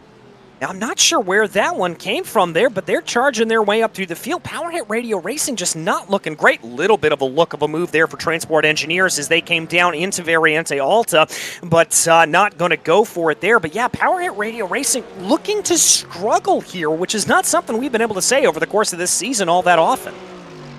Certainly not. And Vilnius Tech now behind RSV Motors by OBS as they come onto the front stretch. And once again, going to have to play a bit of defense because Vance Avicius there is just chasing and pulling on the slipstream as they approach the 50-minute mark of this race now, close to being a quarter of the way done. Don't think they're quite there, though, as we come into the break-in of Tamburello. No, not really quite there. Close enough to be able to get that move to close in, and that's going to allow here for RSV Motors by OBS to pull away just a little bit to the tune of about 0.6 of a second as they go. And now look at this. Here comes 4SR Racing in that Mercedes. They're the ones now putting the pressure to the back of Transport Engineers. I think they could be a little bit flustered here at this point, but they've got to keep their eyes open because if you saw in the background of that shot as they exited out of Villeneuve, that's Arcane Foundation and Tramos coming up behind them. We've almost got a 5-car battle starting to play out. Wow. So we were watching the three-way battle before behind them, which has split up a little bit because amazing stuff's to start to fall off. But yeah, they're kind of merging together here in the mid-pack of the GT AMs, all just creating one big storm. And we'll see how that plays out. But man, I am relishing seeing what's going to happen with all these drivers have been just full of fervor here at the start of the race. So clearly it's looking like it's going to be an exciting one. There's 4SR on your screen now in that 165 trying to get the best exit possible, which they have a good car for it. I got to think the Mercedes probably an excellent vehicle for this track with how it tends to be very compliant over curbs. Yeah, it tends to be very compliant over curbs and tends to be a little bit understeery. And on such a difficult circuit as this, that's really kind of the thing that you want. You don't want a car that's going to be unpredictable. I do not envy, for example, the over-the-limit racing red machine who's running here in the Lamborghini, nor do I envy the SR Technic 135, as that Lambo can get a little bit dancy coming through the corners at points. Great rotation through it, but at the same time, can be a little bit sketchy. You want something that you know what it's going to do, you know how it's going to respond. By the way, I can also report up at the front of the field here at this point, the Team Fordzilla is being caught by Roadster Racing. The gap now finally down under a second. We'll bring you those live pictures when that battle gets as electric as this one is right now in the GT3 AM field as Transport Engineers continues to lead 4SR. Yeah, the Lamborghini, honestly, is kind of taking place of, whoa, we got to move here. Excuse me, the 4SR now able to attack on Vilnius Tech out of Tosa and into Piratella, wheel to wheel, managing to stay off of each other. But Vilnius Tech carrying the speed nicely out of Piratella and going to be able to defend now because of it into Aqua Minerale, but a big punch from behind as that was a huge hello from 4SR. And I think I actually saw that car, that Porsche, sort of pop back into frame there, so a little bit of damage maybe being applied. They're going to have to maybe check the diffuser next time they come into pit lane. But look at what is now allowed to have happen here. RK Foundation in that other Mercedes. We said they were going to be able to catch up to the back of this battle. That's exactly what they've been able to do here at this point. They are right involved in this. They are right where they want to be. They are right in the catbird seat, as we like to call it, Joe, the popcorn position here for them. They're going to have a front-hand seat for this battle playing out in front of them, and they're going to be a part of the battle if they keep playing their cards right. Absolutely. What I was talking about before is we'll see if we get a move here coming into Tamburello, because it does look like RK Foundation is a little close to 4SR, and no, not close enough under braking here into Tamburello. I was going to say, Lamborghini kind of plays the de facto home team here because we only have the one Ferrari riding high, and they've already had troubles. We saw them spin out trying to avoid the wreck. And our top Lambo is currently sitting 5th in the GT Pros. That's over the limit red that you mentioned. Oh, and that was a little bit of an error there from the 165 4SR car. I thought for a second that was going to be the chance for the Mercedes. And look at that over-under coming through Tosa. They're going to be side-by-side charging up the hill here. Missed the battle for 12th place. RK Foundation looks like they've got the nose ahead. Side-by-side through Piratella. The BMW tries to stick their nose in as well. Talk about a move there, though, for RK Foundation. Yeah, the margins were so tight in there. Usually in that situation, Phillips and Tramos GT3 would have a great chance to try and demote him 2 spots, but they were so tight to the apex, he decided, no, I'm going to wind up making some contact here, and backed out of it. So he'll have to go for his own moves separately, but fantastic stuff from RK Foundation. Really fierce fighters today. Yeah, they're really putting themselves out there. I'm very impressed to see what we see here from RK Foundation. And remember, this is not a battle for the podium in that GT3 AM category. This is for 4th and 5th place in class. So they are just putting it all on the edge here. But now we're going to jump up a little bit farther in the field. Joe, you talked about this earlier. Power Hit Radio Racing, they've fallen back behind that number 98 Team Fordzilla machine. But I've got to say I'm a little impressed. They haven't let the 98 slip off into the distance. They're keeping this battle close. Yeah, and that's about the best thing they can do right now because they lack the track position. They seem to lack the pace, but not enough that at least the 98 will leave them in the dust here. But we're not even close to thinking about pit stops again. So at this point, it's probably worth just kind of sitting, waiting behind, watching your competitor and trying to either pick up tips and ideas on where they're losing time, or it's a good idea to also try and save some fuel over the stint now that you've got plenty of laps to try and do it as they ride down into Tamburello. And yep, no attempts there from Power Hit Radio Racing. Yeah, we suspected that they may be doing a little bit of fuel saving earlier on in this race, and that's exactly what it looks like they are doing here at this point. Just trying to be able to do a little bit of that fuel saving, just keep things where they want it to be. But they're holding on very, very tight here. Let's see if they're going to be able to get anything as they run. Again, coming up out of Tosa, they're just going to hold it behind in line right now, not doing a whole lot. Wouldn't be surprised if we see maybe a little bit of an early lift and coast here coming through Piratella. That's an area that's a very high-speed corner, and you can definitely do a little bit of feathering of the throttle there if fuel saving is the game you want to play. Yep, still glued to that rear bumper for the time being. Mercedes versus Porsche, Fordzilla versus Power Hit Radio Racing. Granted, in this case, it's not the two that have been facing off against each other for much of the season. It's the sister team of Fordzilla that Power Hit is up against here today. Unless we get something drastic, and it is a long race. I don't want to make it seem a disappointment this early, but it's not looking good for Power Hit Radio Racing. Again, they only needed to be outscored by Team Fordzilla by a single point, and considering they haven't even been within 3 seconds of them since the first couple laps, I wouldn't place money bets on Power Hit Radio Racing today. No, I wouldn't really as well. They just look out of sorts here. They don't exactly look like they are fully comfortable with the laps that they are running, and that's really unfortunate to see them a little bit denied here from that for all of them, as they have been a real powerhouse over the course of the season. No pun intended there on their name, but we may see how this continues to play. Little bit of a look there coming into Tosa. I don't think that was a full commitment move there necessarily from Dukakis. We're going to take a look on board here with them as they rise up the hill from Tosa. Coming up towards Piratella, keep your eyes on that gauge there. You can see that lifting off coming into the corner. That means they're braking. That seemed a little bit early, so I definitely think some fuel saving is going on behind the wheel of that number 10. Let's keep an eye on them through here, flicking down through the gears.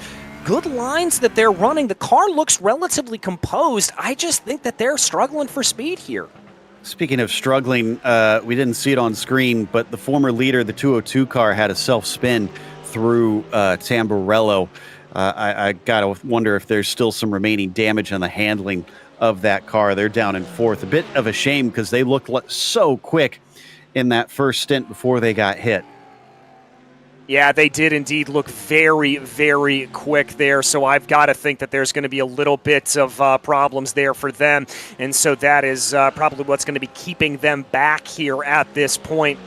As that was a car that looked very, very quick. And speaking of that GT4 class as a whole, by the way, everybody very much spread out there. SRB Motorsports continue to lead by about 16 seconds. The real battles here are up in the GT3 category as we continue to work our way around, and this is one of the closer ones. I'm also keeping my eye right now on the battle for 14th overall with 4SR Racing and Amazing Stuff that's starting to get a little bit spicy as well, but we'll let you know about that. We are about ready to head over to a break here as we are about an hour into our first bit of coverage here. We are a quarter of the way done from the 4 hours of Imola, and it's absolutely incredible to be able to get you through all of this action. And it's been a pretty frenetic race here, Joe, as we kind of thought it would be. Absolutely. And I do want to touch on the storyline of that GT4 championship as well, because the MTS GRG losing the lead is not just significant for them losing a good chance for the win, but it's SRB Motorsport that they're fighting for the championship lead. They were 3 points behind coming into this one. For them to lose the lead, well, SRB Motorsport now picks it up. So it hurts doubly bad for them, knowing that the rivals that they probably could have maybe gone into the final round ahead of, they now are going to lose yet more points, giving them a harder time unless something drastic happens later in this race. Yeah, I've got to agree with you there on that. But as we've seen, drastic things can happen thus far, and they certainly have continued to be very, very drastic, very, very exciting, and very fascinating as everything continues to play itself out. We take a look here as we continue to watch Power Hit Radio Racing. Looks like they lost a little bit of touch there with the drivers up in front of them, but they've got a little bit of lap traffic that they're going to have to deal with. Now, that is one of the GT3 Lamborghinis, I believe. That is SR Technic 135 that they are going to be coming up against. So this is going to be a little bit of a different calculus here. As you come up against a car in your own class, it's not nearly going to be as straightforward of an overtake as it would be if you were coming up against those GT3s. SR Technic was the one that we saw a little bit earlier in the race have to get out of the throttle in Rivazza and take a spin to avoid getting into their rivals, which is commendable as a sportsman, but it's left them down in 19th, unfortunately, out of all the GT3s and close at the end of the GTMs. But now it's having an effect on the battle for third, as they're going to try and stay out of the way from Jack Ashton on Team Fordzilla, and he's going to be able to lift and let both of them through, thankfully, before they get to Alta. All right, so again, some good sportsmanship being shown there as they work their way through. And here they go, as that didn't really do much to separate the two of them here at this point. They're going to continue to be pretty much in lockstep with one another as they work their way on to the front straightaway right now. Ooh, that was a great run there coming off the corner for Power Hit Radio Racing. Maybe this is the opportunity that they would want, but then again, their fuel-saving question does come back into it. Will they do a little bit of fuel saving? Will they want to back off, or do they want to get this position back? We're about to find out. They're going to stick to the outside line there. I've got to say, I think Team Fordzilla, at least, is of the mindset that they don't want to get past here because they looked like they threw, let's not call it a block, but let's call it a defensive move there on those drivers. Yeah, they want to hold on to this position for now, as we got a car off and almost coming back on into our little battle here. That was Porsche Club Lithuania, the 111, who is now back onto the course. Let's see what happened. Just clipped the curb on the entry. Whoa, it was a big hit, though. Thankfully, with it being the Porsche, it was the front of the car. That's not where the engine is, so they were able to drive away from it. Able to drive away from it. It's still going to be some aero damage, though, onto that car, and that will affect them, but it's not going to have any necessarily engine damage, which is going to be the crucial thing. We take a look back here once again on board with Dukhovkas, keeping our eye on that battle between these two. This is one of the closest battles we have out on track here at this moment. Battle for the lead is really kind of dissipated here at this moment as Roadster Racing and Alejandro Sanchez is just losing time, unfortunately, as a result of lap traffic that he is coming up against. But speaking of lap traffic, it looks like here that Jack Ashton is going to be coming up on a little bit of lap traffic himself. That is going to be a battle for position in the GT4 category. That's SRB Motorsports 2 and Ship Z Racing that they're going to come on, but they're going to be able to come on it right at a good point on the time on the straightaway. That's exactly where you want to catch it.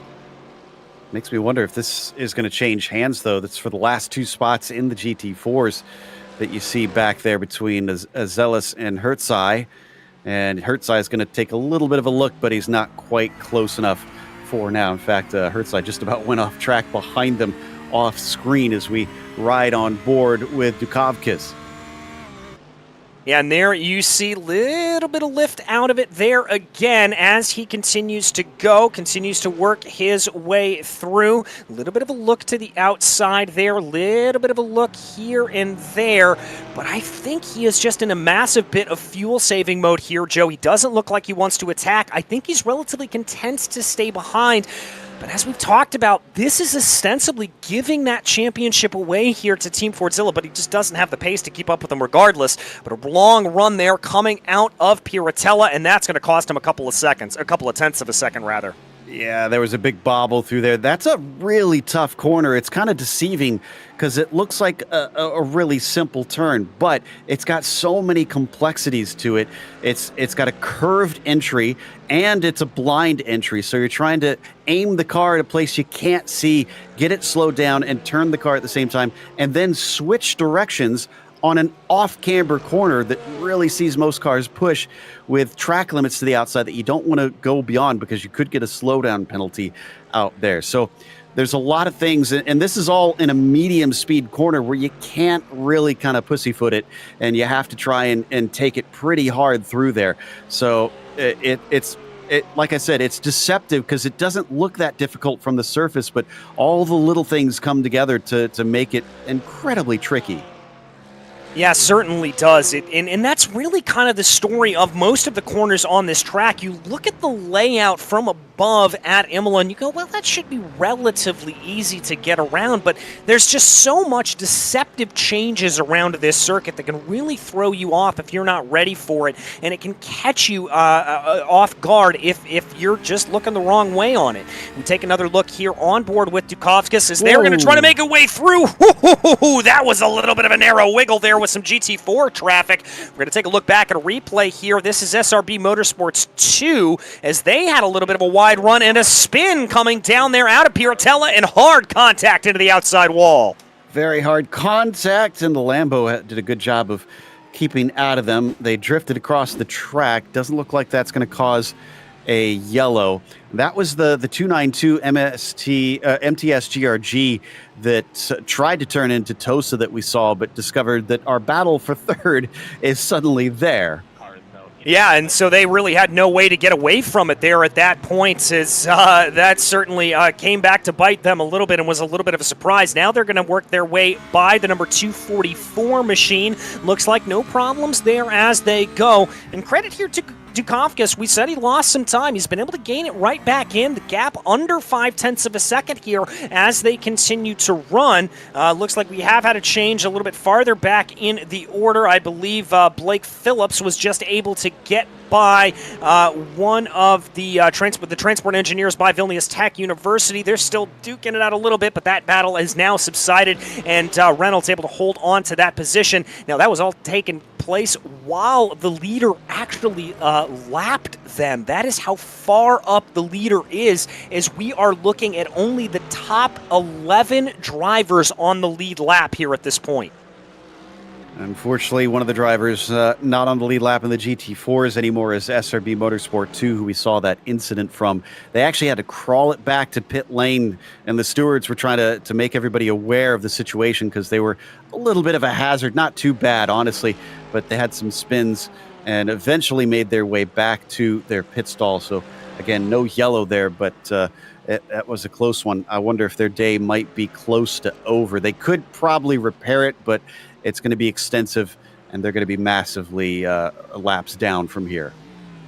Yeah, going to be massively lapsed down here, and at that point, even if you do get a lot of repairs done on the car, you're still not entirely sure how it's going to handle, how everything is going to be making its way through, and so it's probably a little bit better to just stay in pit lane around such a tight and twisting circuit like this, that you don't want to necessarily become sort of that roving chicane that we talk about sometimes out on track. So that is going to be something that we will have to keep an eye on there for that. But we're going to jump over to a quick commercial break, but do not go anywhere. We'll be back in just a few moments. OPTIBET. Dalyvavimas azartiniuose lošimuose gali sukelti priklausomybę. The passion for automobiles is what unites us. Enter the OBS world, the metaverse for true petrol heads. The world is changing now. It's high time to be part of this momentous transformation. The metaverse is the technology's next big thing, and it seems like it will stick with us for good. Finally, a new digital world emerges, giving us endless possibilities to fulfill ourselves, meet like-minded people, play games, and earn money. The OBS world is a place for everyone, where all automotive enthusiasts can live their passion in diverse ways. Build your garage. Spend time with friends, display your car collection and other NFTs, and host free or paid events in your garage. Enjoy using cars. Collect, customize, and sell cars, and use them in games and sim racing events. Host and join events. From private garage meetups to world-renowned car shows, everything is possible in the OBS world. Enter the NFT gallery and marketplace. Buy, sell, and trade unique NFT assets, from cars, garages, and car elements to art and digital avatars. Play games. Dive into an exciting world of automotive games. Use your NFTs to play and earn money. Train and race. Improve your racing skills. Climb up the leaderboard, join sponsored teams, and go for the podiums. Enter the expo and event area. Promote your business's products and services. Organize events to boost brand awareness and attract customers. Join the Founders and Investors Club. Become a member of the exclusive club with 911 seats only and enjoy its perks. Each seat is backed by a particular founder's or investor's NFT with robust benefits and opportunities. Take a metaverse ride with the OBS world. Pursue your automotive passion, thrive, and make money.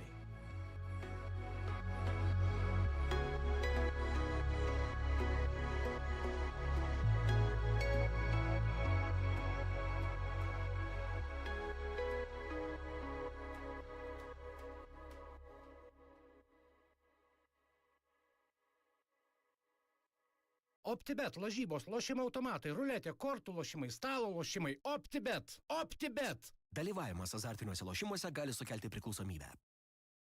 OPTIBET, lažybos, lošimo automatai, ruletė, kortų lošimai, stalo lošimai. OPTIBET. OPTIBET. Dalyvavimas azartiniuose lošimuose gali sukelti priklausomybę. iDrink is a revolutionary healthy beverage that replenishes nerve and muscle fibers in a very special way. Created by German scientists, iDrink is the world's only beverage to contain the most powerful natural antioxidants, R-alpha-lipoic acid. By drinking just 1 can of iDrink, you get about the same amount of nutrient as you would having eaten tons of spinach, 2 tons of beef, and 7 tons of nuts. The effect is like raising the fuel octane and increasing the size of a car's engine at the same time. It doesn't matter what you're going to be doing for the next 12 hours, whether it's solving difficult mathematical equations, speaking a foreign language, playing sports, or making love. Anything you do will have better results without getting tired. Strangely enough, your appetite will also be curbed with iDrink. But unlike all other energy drinks, which are just stimulants, iDrink doesn't contain caffeine, terrain, cocaine, guarana, marijuana, iguana, or anything else that raises your pulse or blood pressure. We're not trying to push a dying horse up its last run. Instead, we're giving her a spa day and all the replenishing she needs to win the race. Have an iDrink, it's very delicious.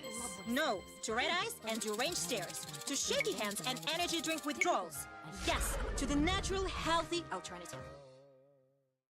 OPTIBET, lažybos, lošimo automatai, ruletė, kortų lošimai, stalo lošimai. OPTIBET. OPTIBET. Dalyvavimas azartiniuose lošimuose gali sukelti priklausomybę. OPTIBET, lažybos. Welcome back to the 4 hours of Imola as we take a look back at the highlights here. You saw a big fan out at the start as Team Fordzilla led from the beginning of the drop, but there it was. Luke Zentalis having a little bit of an off there in the number 112 Mercedes. The only real calamity happening there in the first lap. We did see a little bit of coming together, though, at the exit of Aqua Minerale, as well as a little bit of bumping and banging and a little bit of side-by-side going down into Variante Alta. That has been a surprisingly an area where we've seen a little bit of attempted overtaking over the course of the day. The 165 got things a little bit wrong there after a punt being received going into Tosa as well. And then the 202, still not entirely sure what happened there to them, but they found the wrong way coming around. There was more contact with the 202 a little bit later on coming up to the exit of Piratella, and that was some pretty hefty damage that caused the rear wing of that car to fall off. Then farther back up in the field, Alpha Esports Academy got into the back there of the 191 Porsche as they tried to make a little bit of a move there coming out of Ravazza 2. But then onto the long main straightaway, this battle continued on for time after time, and then finally able to get it by with a little bit of bumping and banging, which finally ended their run, and the 177 Alpha Esports Academy being forced back down into pit lane. The big story of the day, though, has been traffic and how drivers in the GT3 category have managed it. There you can see slow and confused, and the drivers around them, Porsche Club Lithuania, not getting it well there and forcing one of the Aston Martin GT4s off the road. There was some side-by-side racing down there between RK Foundation, Luke Zentalis on a great recovery drive up through the field, and then some fantastic side-by-side here coming up through, and the battle of the Porsches, as we've dubbed it, between RSV by OBS and the 192 of Transport Engineers by, RSV by OBS and Transport Engineers by Vilnius Tech. 4SR holding on and watching that battle, picking the pocket there of the 117 Transport Engineers cars, or at least attempting to, going down through Piratella, but the Porsche able to hold on there coming down into Agua Minerale. That was a very close incident, and there you saw a little bit of front to rear contact there between the two as well that certainly caused them to come into each other. But as we come back into live pictures, my name is DJ Clark, joined as always in the commentary booth by Joe Peak, and it is right in the middle of pit stop time right now. Roadster Racing has already come down into pit lane with the majority of the field here at this point, but crucially, Team Fordzilla and the number 66, Oliver Stepanoff, has been able to keep going here at this point and continues to build his gap up at the front of the field. Now, here's where it gets interesting, because we've been theorizing that the 10 car has been trying to save fuel, but they've pitted before Fordzilla. Oh, and Power Hit Radio Racing just made contact with Vilnius Tech just now. They were shoved off course at Tamburello as they were coming out from their pit stop. That is going to be a huge blow to their race. That is going to be an absolutely massive blow to their race here at this point, and my question is going to be is if they're going to be able to recover from that at all here at this point. We ride on board with Roadster Racing, though, who is going to be trying to be able to close in on Team Fordzilla as much as possible, but with a pretty big gap up in front of them. It's going to be all to ask for here for the number 49. We'll see if we can get a replay here in a minute of Power Hit Radio Racing and where they find themselves now after that incident, but Sanchez here just trying to do what he can. He's got a little bit of lap traffic in front of him right now at this point. That's the RSV by OBS machine in front of him that he's going to have to maybe get around here. Could be a little bit of a help to him as he comes onto the main straightaway. He could get a little bit of a tow, but we will have to see. I can also tell you that Team Fordzilla has made a driver change here at this point. Stepanoff stepping out of the car, William Chadwick stepping in, and they cross over the green cone here. They are back out onto the loud pedal, and that is going to be an even bigger gap here for Team Fordzilla, just stretching their legs at the front of this field. Which is still, yet again, surprising, because that driver change meant that they had a longer stop. That's where it gets interesting with these new rules as well, because before, if you took tires, a driver change would not cost you anything. Now, it doesn't matter, since the max time we're going to see is usually about 26, 27 seconds for most drivers for full fuel and tires.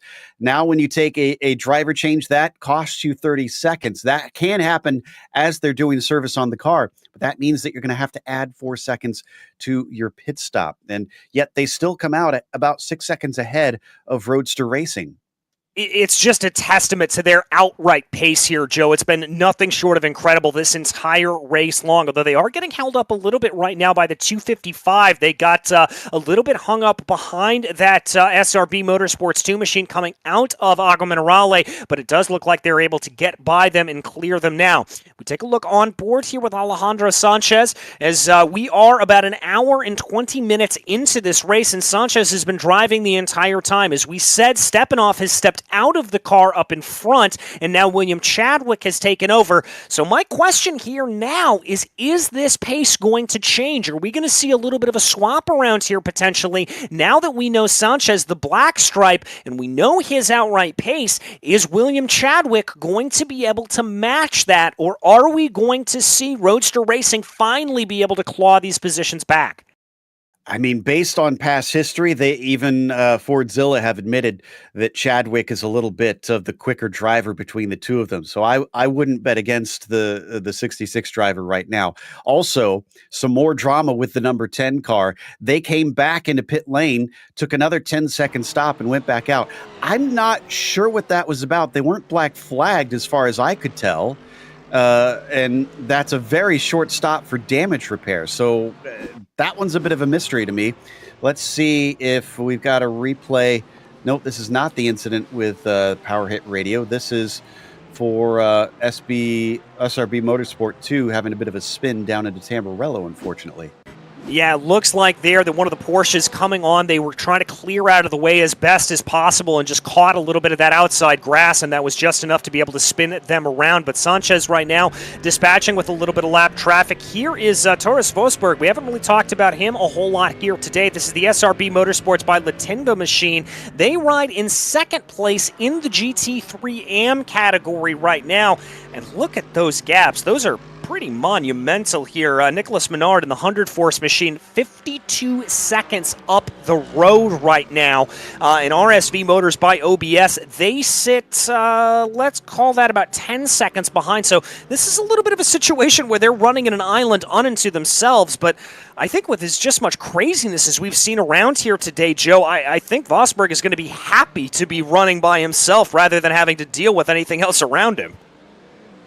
Yeah, and I'm trying to figure that out. I think that's just a bit of pace and a bit of, I guess, some of the traffic, because I haven't really noticed anything major that, or I don't see a difference in pit stop strategy that would put 100 Force and SRB Lent Vega this far apart.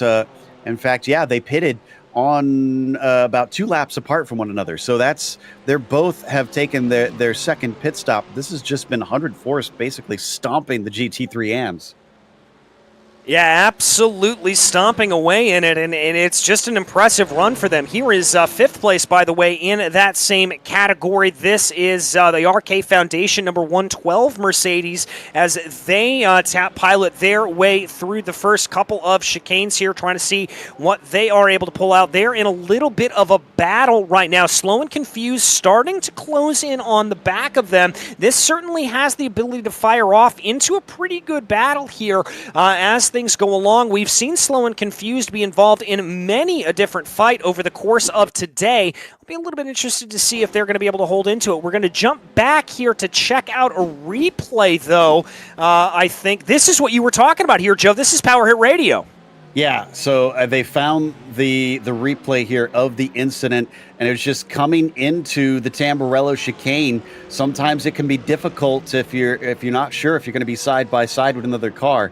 And I'm trying to see, no, it looks like it's tracking straight. Again, I can't understand why they would only come in to pit for 10 seconds. Usually if you have some sort of meatball flag, the black and orange flag, forcing you to take repairs, tends to be extensive repairs, especially because that it usually is something like suspension. So I'm not sure, but regardless, the damage has been done. They're down in 8th spot. In fact, they're a minute and 9 seconds behind the leader right now. Well, in one of my theories that potentially there could have been a necessity for a driver swap there when you said 10 seconds, that's one of the things that I thought that may have been, but Dukakis still behind the wheel of that car, so no change there for them. Not really sure what exactly happened and why that took place. Well, I don't think the 191 team, OBS Motorsports, and MTS GRG are very good friends right now, because the 191s got in another penalty. They hit the other MTS GRG car now. Oh, no. Poor guys are going to have a bit of a conversation, I think, after this race. Yeah, I think there's going to be a little bit of a talking to there for them. As we kind of cycle our way through the field right now, just taking a look at a lot of the drivers that we haven't really been able to give a lot of love to here at this point. This is the second Team Fordzilla entry, the number 98 machine, currently piloted by Javier Martin Roman right now. They've done a good job to climb their way up through the order, up 2 positions on the day, and that's a good run for them, and they find themselves in 3rd place. Now here is another car that is doing particularly well as well. This is the number 192. They are up 6 positions, RSV by OBS. That Porsche definitely involved in the wars here today. We've seen it in just about every battle you can imagine, but doing a good job and sticking their way through. They find themselves 3rd place in class right now. Yeah, I'd say they're doing a pretty good job here today. It's still a clean car. Yes, they've been in a lot of battles, but look at it. I don't see any damage on it whatsoever from the angles we were seeing as we hop on board with RSV by OBS down through the first chicane. This is a car you definitely don't want to take too much of those inside curbs. The Porsche, with all that rear, that weight on the rear with the engine being located back there, really tends to get upset easily if you pogo off of those larger curbs too much. But this is perhaps some of the only time that this car has seen track time today without anybody around them. You can see on our pictures there is nobody close by, and I'm sure they're glad about that, considering, like you said, they've been in so much action throughout the day. Now they can really buckle down and focus on their own race. Yeah, you read my mind. Focus is the word for them here at this point. They can just focus in and focus on running the laps that they want and need to run, and just try to get some good, clean lap times in here, be able to put some good pace in. Now, they've got a little bit to try to make up ahead of them, about 10 seconds to try to gain in on second place in class, which is that SRB Motorsports by Latinga car up ahead of them, and they've still got some time to make in. Let's see, I'm going to pull up here on my screen. Doesn't look like they're actually gaining on them here at this point, unfortunately, but the good thing for them is, well, it's actually not a good thing, is that about not too far behind them is Crawford, who's about 9 seconds behind them in that Tramos GT3 car, and Crawford has been closing in, so that is not going to be a good thing that they want to see, that fellow, or excuse me, that BMW starting to close in. Power Hit Radio Racing, though, they had a little bit of an issue here. I'm seeing some off tracks. Yeah, they had contact twice now with the 7 car of Jordy Spetkins, the Alpha Esports G Performance. Once coming out of Tosa, and once coming through Piratella. We'll see if we can get a replay spooled up of that. But it eventually sent the 7 flying off into the runoff.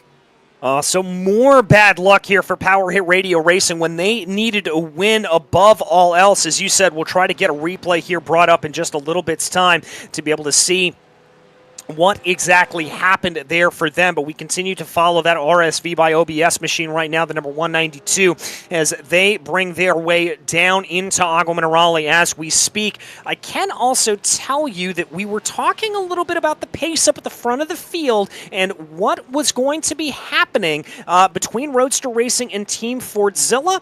It is starting to come down a little bit. Over the last couple of laps, we've seen a little bit more time starting to eke away and starting to build back in. So Team Fordzilla not out of the woods here yet. I do have warrants from our directors that we are going to be pulling up that replay. Here it is, Joe. You saw it. Walk us through this.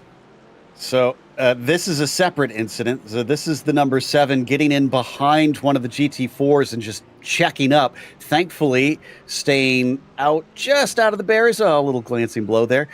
So that was the start of their problems. That's what puts them within range of the number 10. And I think, is this going to be the one? No, it doesn't look like they're close to them quite yet. This is another incident.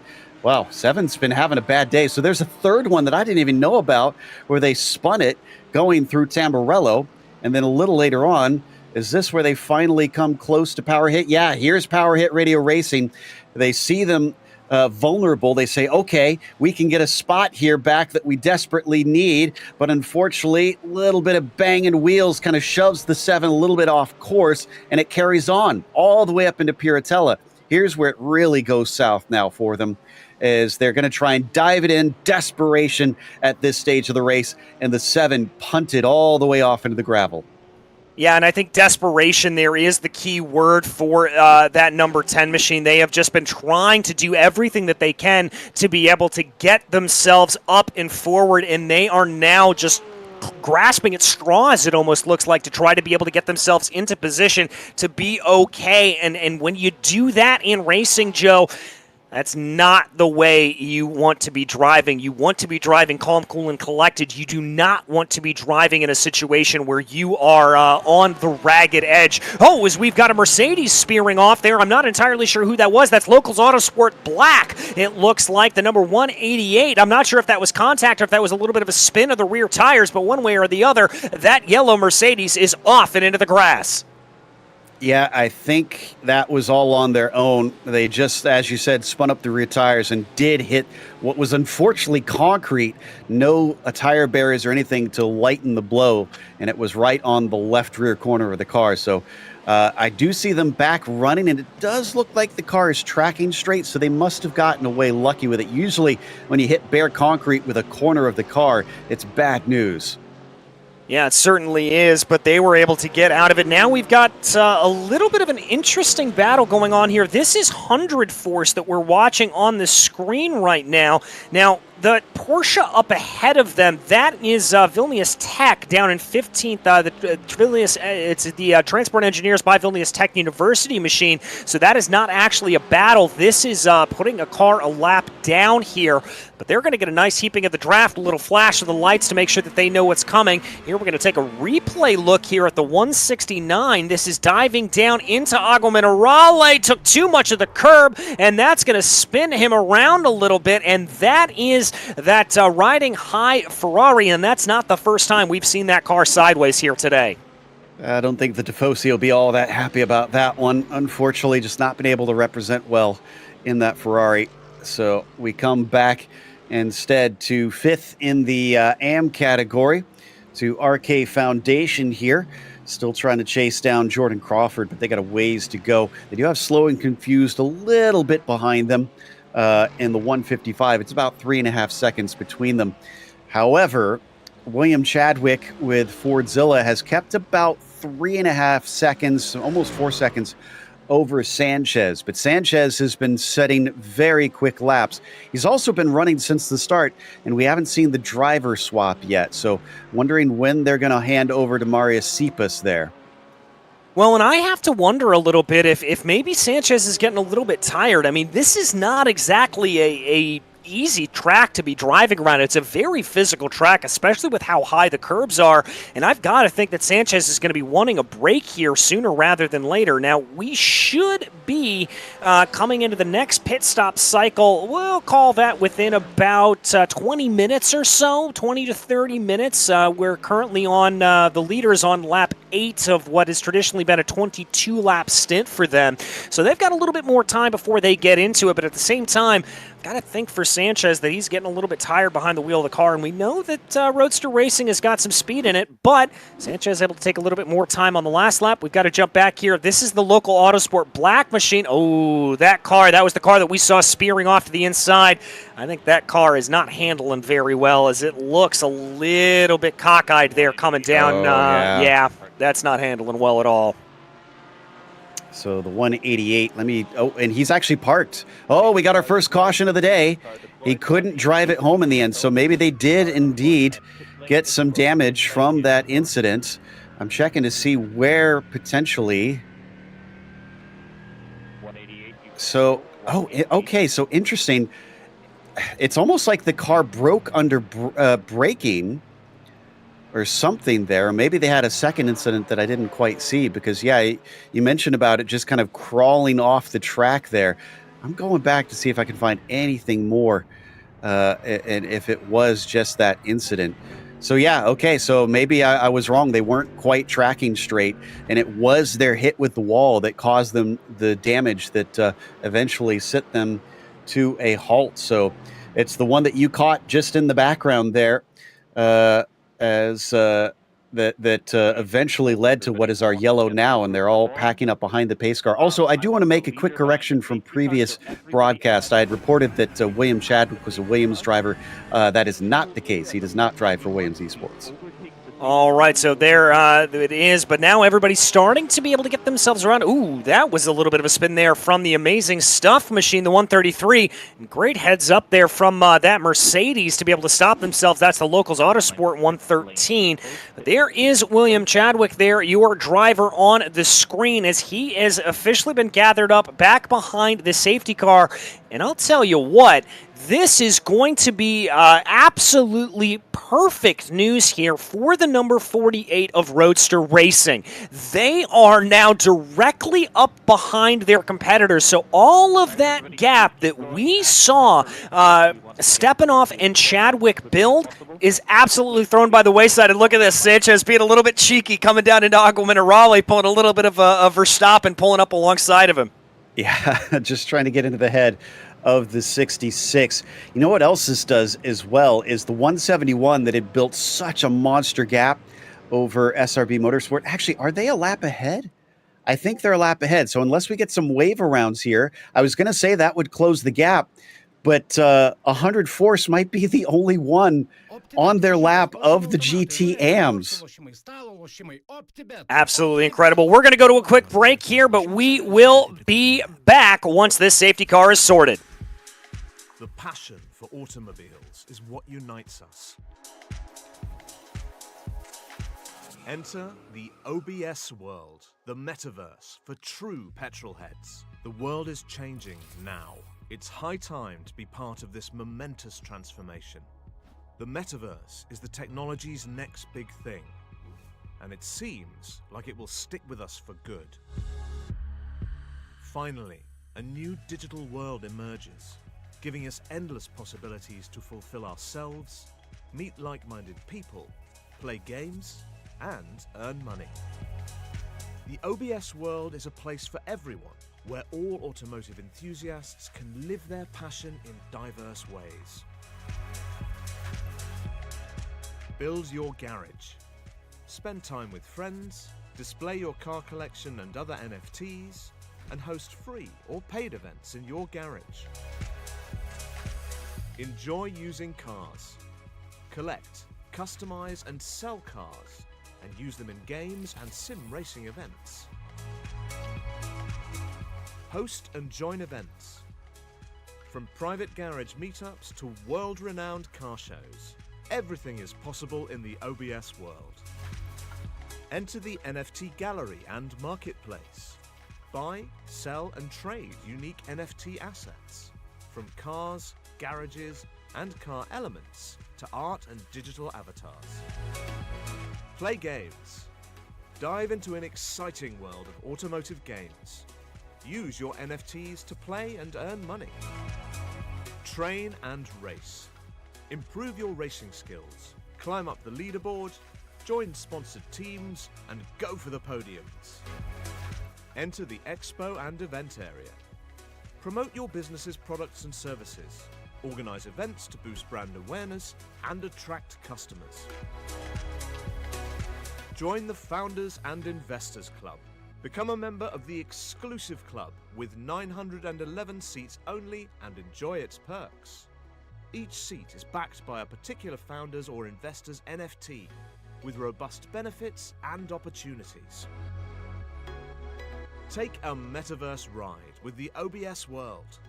Pursue your automotive passion, thrive, and make money.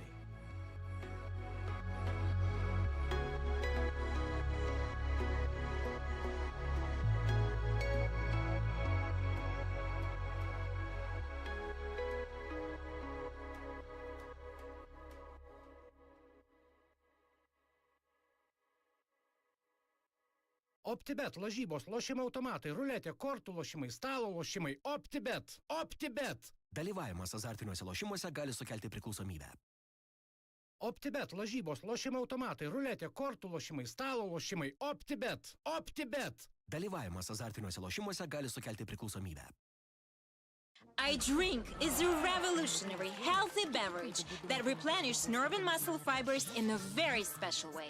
Created by German scientists, iDrink is the world's only beverage to contain the most powerful natural antioxidants, R-alpha-lipoic acid. By drinking just one can of iDrink, you get about the same amount of nutrient as you would having eaten a tons of spinach, 2 tons of beef, and 7 tons of nuts. The effect is like raising the fuel octane and increasing the size of a car's engine at the same time. It doesn't matter what you're going to be doing for the next 12 hours, whether it's solving difficult mathematical equations, speaking a foreign language, playing sports, or making love.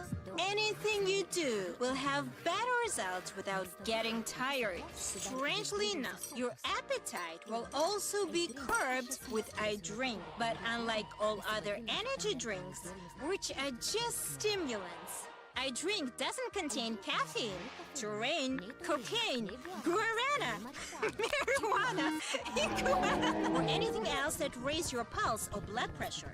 We're not trying to push a dying horse up its last hill. Instead, we're giving her a spa day and all the replenishing she needs to win the race. Have an iDrink, it's very delicious. No to red eyes and deranged stares, to shaky hands and energy drink withdrawals. Yes, to the natural, healthy alternative. OPTIBET, lažybos, lošimo automatai, ruletė, kortų lošimai, stalo lošimai. OPTIBET! OPTIBET! Dalyvavimas azartiniuose lošimuose gali sukelti priklausomybę. OPTIBET, lažybos, lošimo automatai, ruletė, kortų lošimai, stalo lošimai. OPTIBET! OPTIBET! Dalyvavimas azartiniuose lošimuose gali sukelti priklausomybę. The passion for automobiles is what unites us. Enter the OBS world, the metaverse for true petrol heads. The world is changing now. It's high time to be part of this momentous transformation. The metaverse is the technology's next big thing, and it seems like it will stick with us for good. Finally, a new digital world emerges, giving us endless possibilities to fulfill ourselves, meet like-minded people, play games, and earn money. The OBS world is a place for everyone, where all automotive enthusiasts can live their passion in diverse ways. Build your garage. Spend time with friends, display your car collection and other NFTs, and host free or paid events in your garage. Enjoy using cars. Collect, customize, and sell cars, and use them in games and sim racing events. Host and join events. From private garage meetups to world-renowned car shows, everything is possible in the OBS world. Enter the NFT gallery and marketplace. Buy, sell, and trade unique NFT assets. From cars, garages, and car elements to art and digital avatars. Play games. Dive into an exciting world of automotive games. Use your NFTs to play and earn money. Train and race. Improve your racing skills. Climb up the leaderboard, join sponsored teams, and go for the podiums. Enter the expo and event area. Promote your business's products and services. Organize events to boost brand awareness and attract customers. Join the Founders and Investors Club. Become a member of the exclusive club with 911 seats only and enjoy its perks. Each seat is backed by a particular founder's or investor's NFT with robust benefits and opportunities. Take a metaverse ride with the OBS world. Pursue your automotive passion, thrive, and make money.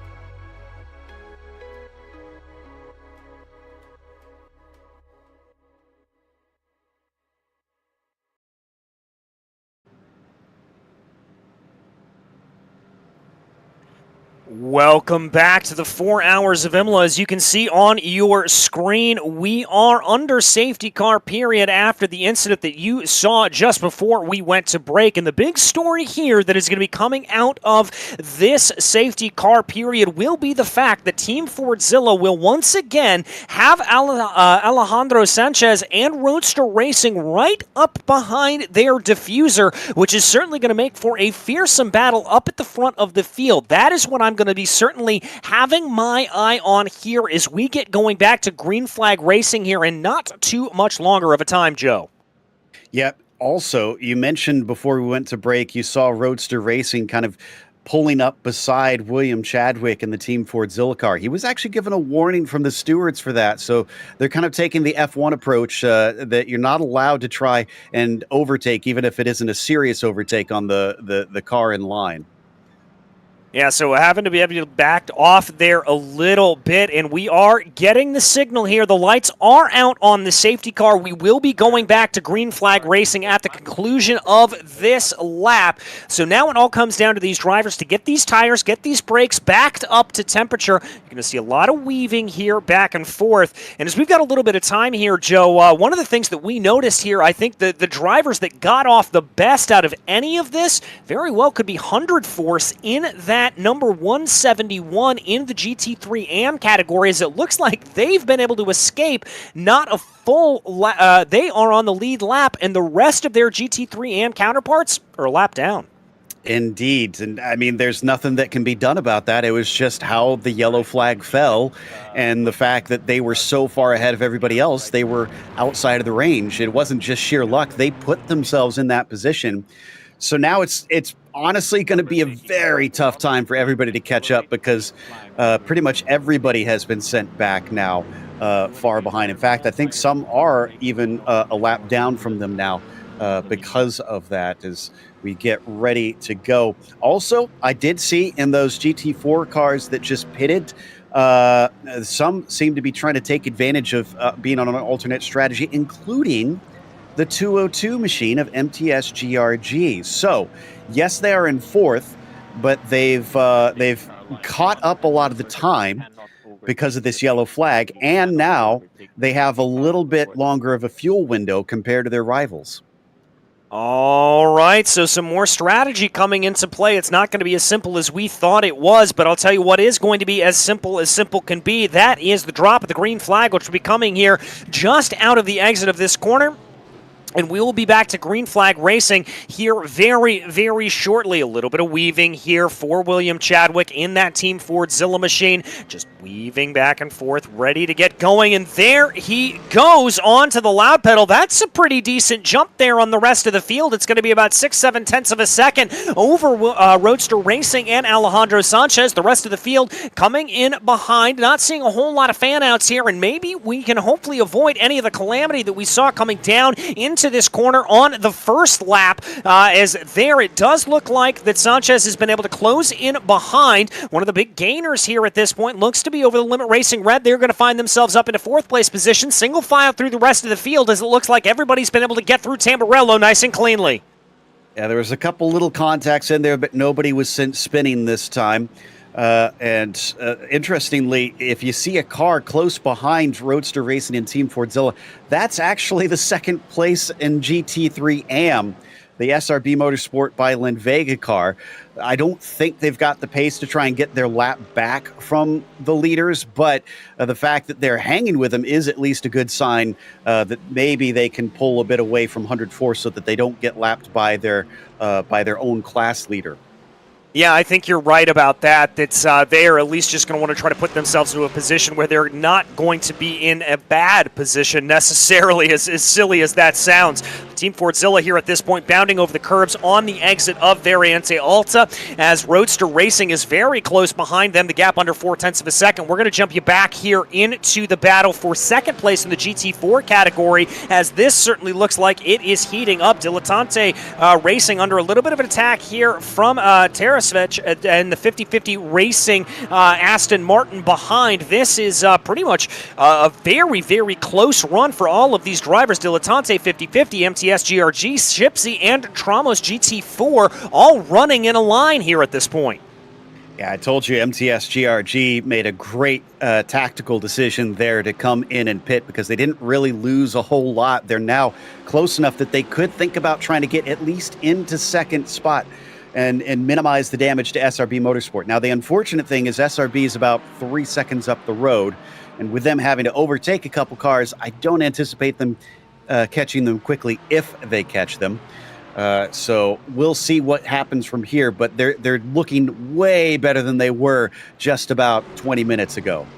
Yeah, they certainly are here at this point, and this is a massive train that we are seeing of GT4 cars as they spread themselves out and work their way around. That's one of the Aston Martins poking its way out in line. I think that was a slow Porsche there that precipitated all of that a little bit farther back down into the order. They're going to find themselves sorted out as they come down into the corner here for Villeneuve, now down into Tosa, and that is still going to be the 223 leading the way. Dilettante Racing up in front, but just an absolute train here leading their way around. Not close enough to maybe think about a move up here into Piratella, but I got to tell you what, if I'm the leaders, I'm hoping this battle breaks up sooner rather than later, because I do not want to catch all these cars fighting in a train like this. Indeed. And that MTS GRG car that we saw, that was the 292, not the 202. They were a lap down from this battle, so that's why they let them go. They didn't want to be in the way. And honestly, that was a great decision on their part, because that releases their sister team pretty quickly to try and chase down on the 50-50 Racing team as we continue to watch Dilettante in that 223 leading up at the front of the group. In fact, we're going to hop on board with them as we follow down into the braking for Ravazza. Yeah, as we follow on board here, you can see good, smooth hands coming out of that car, keeping everything nice, calm, cool, and collected. Now, the draft here in the GT4 is not nearly as powerful as it is necessarily in the GT3s, but as I look a little bit farther back in the field here, Shipsy Racing may be under a little bit of threat here from Tramos GT4. That looks to be the closest run in this train, but a big draft train like this, that draft is going to be less and less effective the farther back you go in the line. A little bit of a look there on Dilettante. They had to go defensive as 50-50 was trying to see if they could get through the inside. Oh, and MTS GRG is going slow. I think that's it. Is that a slowdown? Is that a slowdown for MTS GRG? That's the only thing I can think of. I'm checking. And they don't. No, they've got a problem. They are off into the gravel trying to control the car right now. That must have been something strange there. I'm keeping an eye on the car. It looks like it's tracking straight. There you can see it coming in the background of the shot there. Joe, for the life of me, I don't know what happened to MTS GRG there. It looks like that may have been a hardware failure, potentially. Yeah, I'm double checking on my screen as well. Yeah, that's the best guess I can make because I didn't see any contact or anything in there. So it has to be something that we just can't tell on our end and maybe that they're aware of. Looks like they're back up to speed, but now they've lost about 5 seconds. Yeah, and crucially, they've lost the draft off of all the cars in front of them, so that is certainly going to be slowing them down here at this point, and that's going to lose them out on the battle for the rest of this GT4 train that we have been following as they now dive their way down into Ravazza 1, coming through Ravazza 2, trying to keep everything together here, nobody being too aggressive. You like to see that for them. You like to see that as now 50-50 Racing trying to eye up Dilettante, trying to see if there's going to be a little bit of a move to be had potentially. I don't think so. I think they're a little bit far back, but the more pressure they can keep up to the back of them. I mean, we talked about this in the early stages of the battle. As Roadster Racing has gotten by Team Fordzilla. My goodness, I looked up at my timing and scoring screen, and the lead has finally been taken over by Roadster Racing, something they've been threatening to do since the beginning of this race. And it must have been something dramatic because it's a 10-second gap. So there was either an off a spin or some sort of slowdown penalty. I'm trying to see if I can find it. And it was quite some time ago. Now we've got a replay here. Oh my goodness, Sanchez has been black flagged. Sanchez has been black flagged for a drive-through penalty for crossing pit lane entry is what we are hearing. Now, this is the replay to overtake down into Variante Alta, but Sanchez has been given a black flag. I'm not sure where exactly he crossed over that pit lane entry, but that is what has caused him to have to serve this penalty. Okay, then. Well, and it gets more interesting. The 171 team also got that for crossing the pit lane white line, so they did not follow the rules, which means they're likely, they're serving it now. They're going to get caught up significantly by SRB Motorsport by Vegas. This battle in the GT4 class just carries on. And right now being led by Dilettante Racing, but they're trying to hold back a lapped car within their class, interestingly. That is SRB Motorsport 2 that they are fighting with currently. So they could theoretically let them go and not be in trouble here. So we got another replay. And that looks to be that incident we saw there, I believe, from the 202, that MTS GRG machine that we saw kind of fly off into the corner there. Not sure what happened to them. It does look like that 255 car that you were talking about there, the SRB Motorsports 2 entry, it looks like they have sort of gotten out of the way here, at least a 50-50 racing team. So 50-50 now able to try to close in on the leaders here and press the best that they can to try to keep that battle up, but they are still going to be holding up a little bit here on Shipsy Racing and Tramos GT4. The question is, for how long will they be holding them up, and at what cost are they going to find themselves down the order? So to give the audience an idea of how important it was for the 171 team for them to trap everybody else a lap down. They served their penalty, and they're still a full minute ahead of second place in the GT3 AM class. So they're doing pretty nice right now, and it looks like Over the Limit Blue serving a penalty, or this might actually be a scheduled stop, and Tramos GT3 also in pit lane. We still haven't seen the 48 down there, though, yet.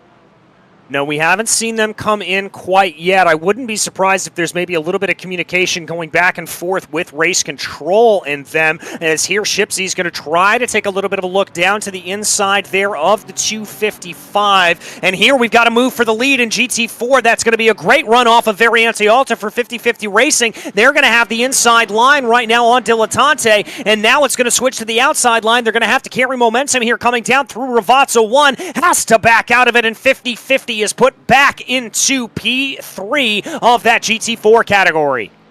Hard fight there, and a little bit of contact. Once again, seeing those elbows come out in this race. Amazingly, none of those behind them were able to take advantage of it.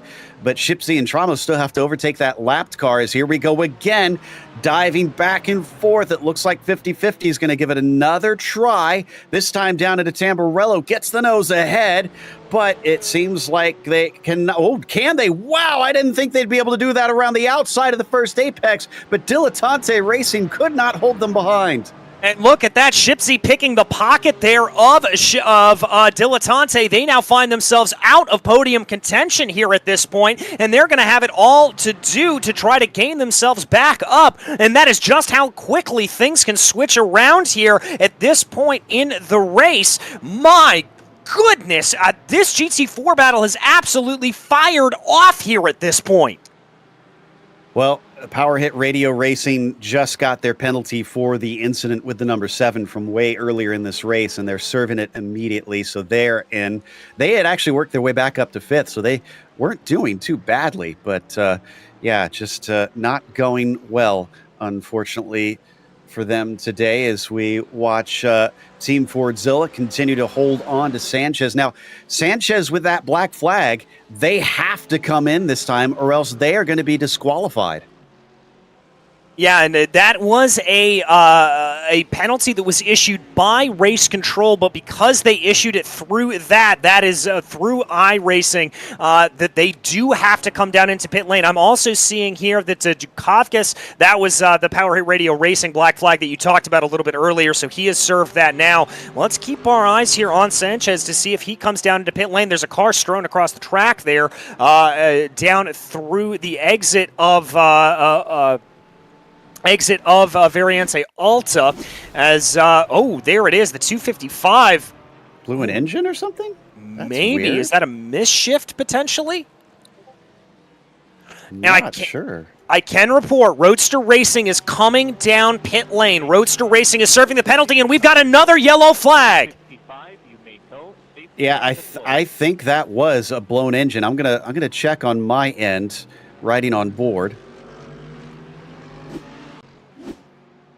All right, as we take a look back, Yeah, was it a blown engine? it was. It blew up on them, so they couldn't go anywhere. So our second yellow flag in quick succession here. All right, and we come back to live pictures here, and now, oh, this is interesting. Now, that penalty for Roadster Racing was a drive-through, correct? I'm not crazy about that. That is what we are seeing, but they came to rest in the box, and they took service. So, okay, I don't know what iRacing does in this situation then, because usually if you don't serve it within 3 laps, you're disqualified. They're still back out on track. Maybe it gives them one more to serve it after this, but they can't because it's a yellow flag. Oh my goodness, we're into unknown territory for me. I'm not exactly sure how the rules work here within the sim itself, if it's going to hold off until after the yellow flag or if it'll DQ them here for this, because this is a very unique set of circumstances. This is like an exact thing that like only has to happen with everything perfectly in line with each other to really understand what exactly is going on. So I'm going to have to jot notes on if this ever comes up again, because I have no clue how this is handled. Well, I haven't seen an official disqualification here given to Roadster Racing, so I think they're going to be at least okay for the moment. They are letting some cars on by them right now. That may be issues from race control. But yeah, this is stars aligning in exactly the right way kind of situation here for these drivers. And Joe, you and I both years of experience on iRacing, and you have more than I do, but we've never seen anything like this, so we're not sure exactly what to tell you. As the viewer here, you're going to be learning right along as we are as we try to figure this out a little bit. But what we do know is that Team Fordzilla is in the lead of this race. Their teammates are the number 98 machine are scored in second, and we're going to just kind of have to figure out exactly what it is. It looks like Sanchez has had black flags cleared here at this point, so is that an indication that this has been served already with the yellow flag, or are they going to give it back a little bit later on? We're going to have to see exactly what it is. I think that is counting as serving their penalty. Yeah. Okay, so yeah, we're getting word. Well, it's not entirely clear, but I'm getting information that's implying that they have served it with that, and they didn't get away completely scot-free because they're now down in fourth place. They've lost 2 positions up to Team Fordzilla, but the yellow obviously kind of neuters some of the penalty a little bit, which the stewards can't do anything about. But maybe they consider that enough of a penalty for the infraction, even though according to the sim, they haven't served it. My other thought was curious if potentially they had taken the black flag away just to ensure they didn't get disqualified because of the yellow flag, since the pit lane would be closed and they can't serve it during a yellow. But we'll try and get confirmation on what exactly is going on here. But regardless, it wasn't a completely painless sting there for Roadster Racing. They've still lost a little bit, but things just, the stars aligned and they've gotten away a little bit light.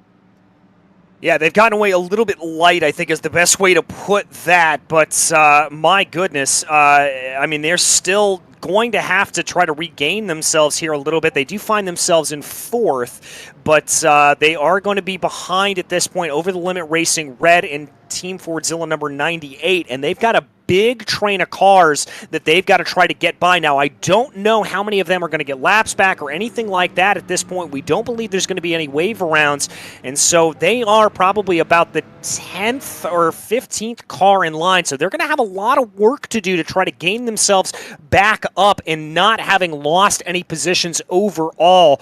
But we will have to see. Again, a very, very strange occurrence here for these drivers, something that we are certainly not used to seeing, that we really don't know how it's going to shake itself out necessarily. This is a very, very strange incident, one that we're not entirely sure how it's going to affect. We're waiting for official confirmation here from everyone to be able to let you know exactly what is going to happen there with that number 48 Roadster Racing machine. By the way, we are officially now over the halfway point in this race. We are 2 hours and 5 minutes down into this race, leaving us with about an hour and 55 yet to still go.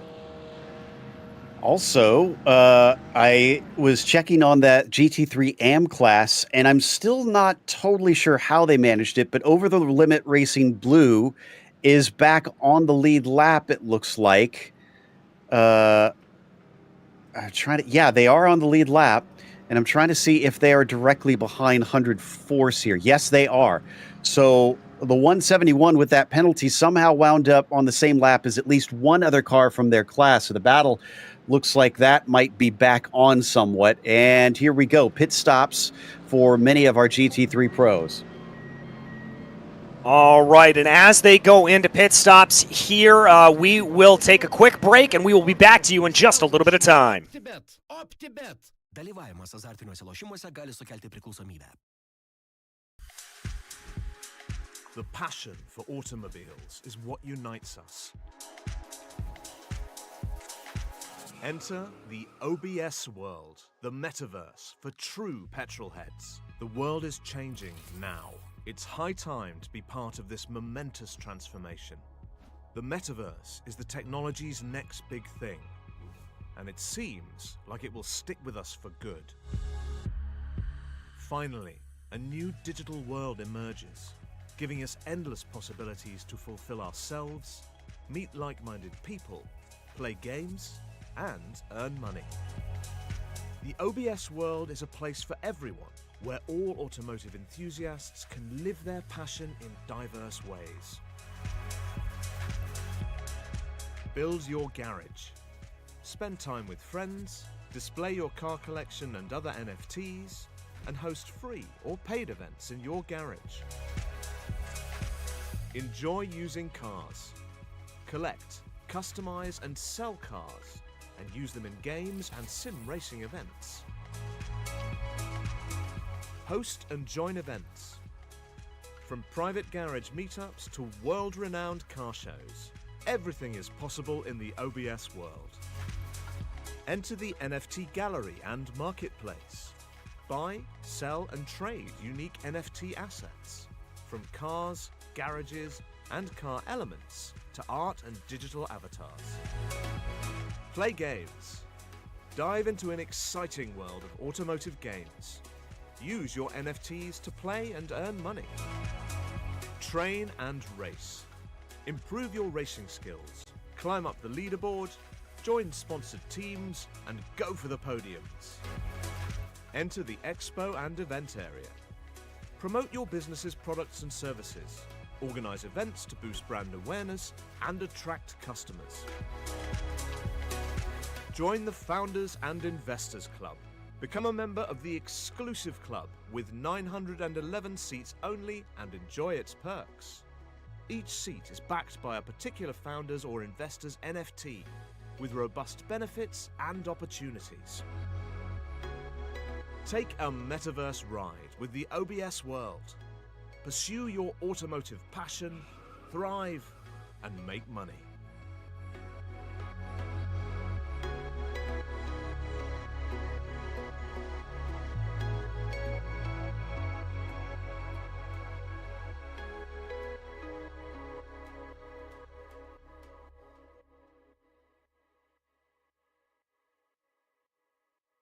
OPTIBET, lažybos, lošimo automatai, ruletė, kortų lošimai, stalo lošimai. OPTIBET. OPTIBET. Dalyvavimas azartiniuose lošimuose gali sukelti priklausomybę. OPTIBET, lažybos, lošimo automatai, ruletė, kortų lošimai, stalo lošimai. OPTIBET. OPTIBET. Dalyvavimas azartiniuose lošimuose gali sukelti priklausomybę. iDrink is a revolutionary, healthy beverage that replenishes nerve and muscle fibers in a very special way.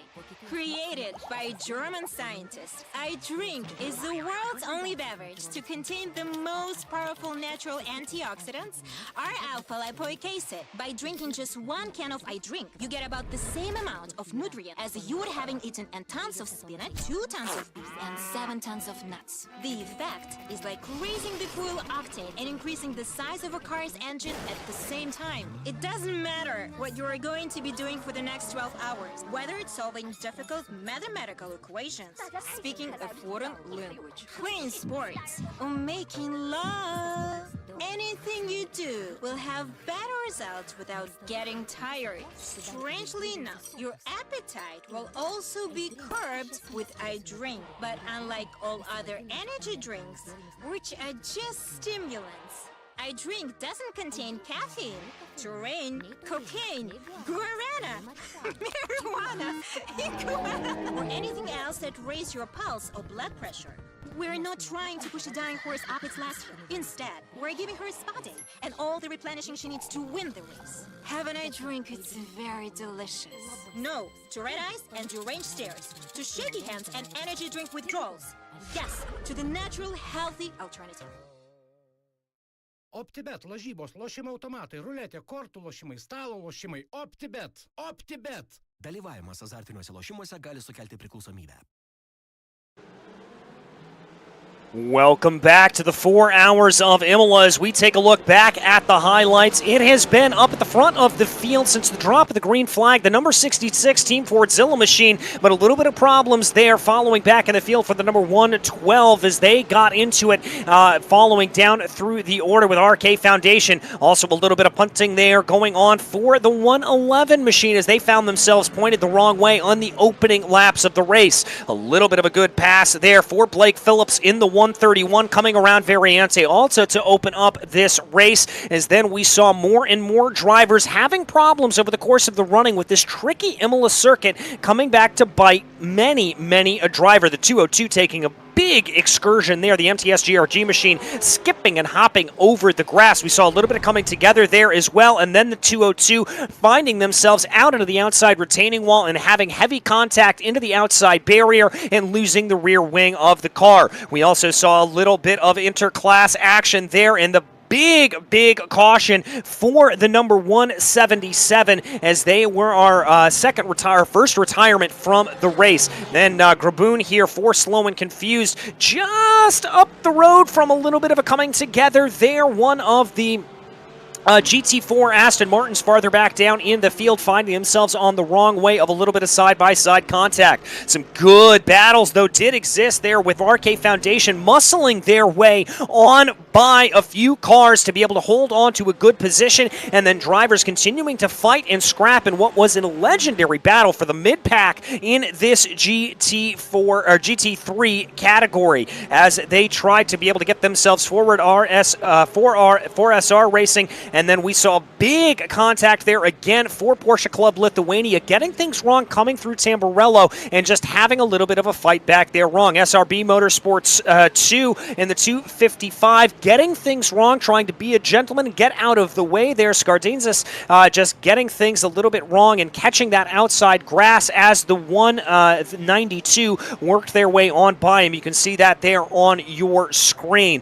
We had a couple of incidents that continued to draw the ire of some people here. This was an incident that we particularly were interested in seeing as Power Hit Radio Racing just getting it wrong coming out of the pits, turning in there to one of their fellow Porsches. No damage, we believe, really inflicted to that car, but still a big problem there. Then it was Alpha Esports by G Performance having a nice little battle here with the 255, trying to get their way around and then trying to be able to get by Ship Z Racing and braking too heavily there and causing the car to spin out as they ran.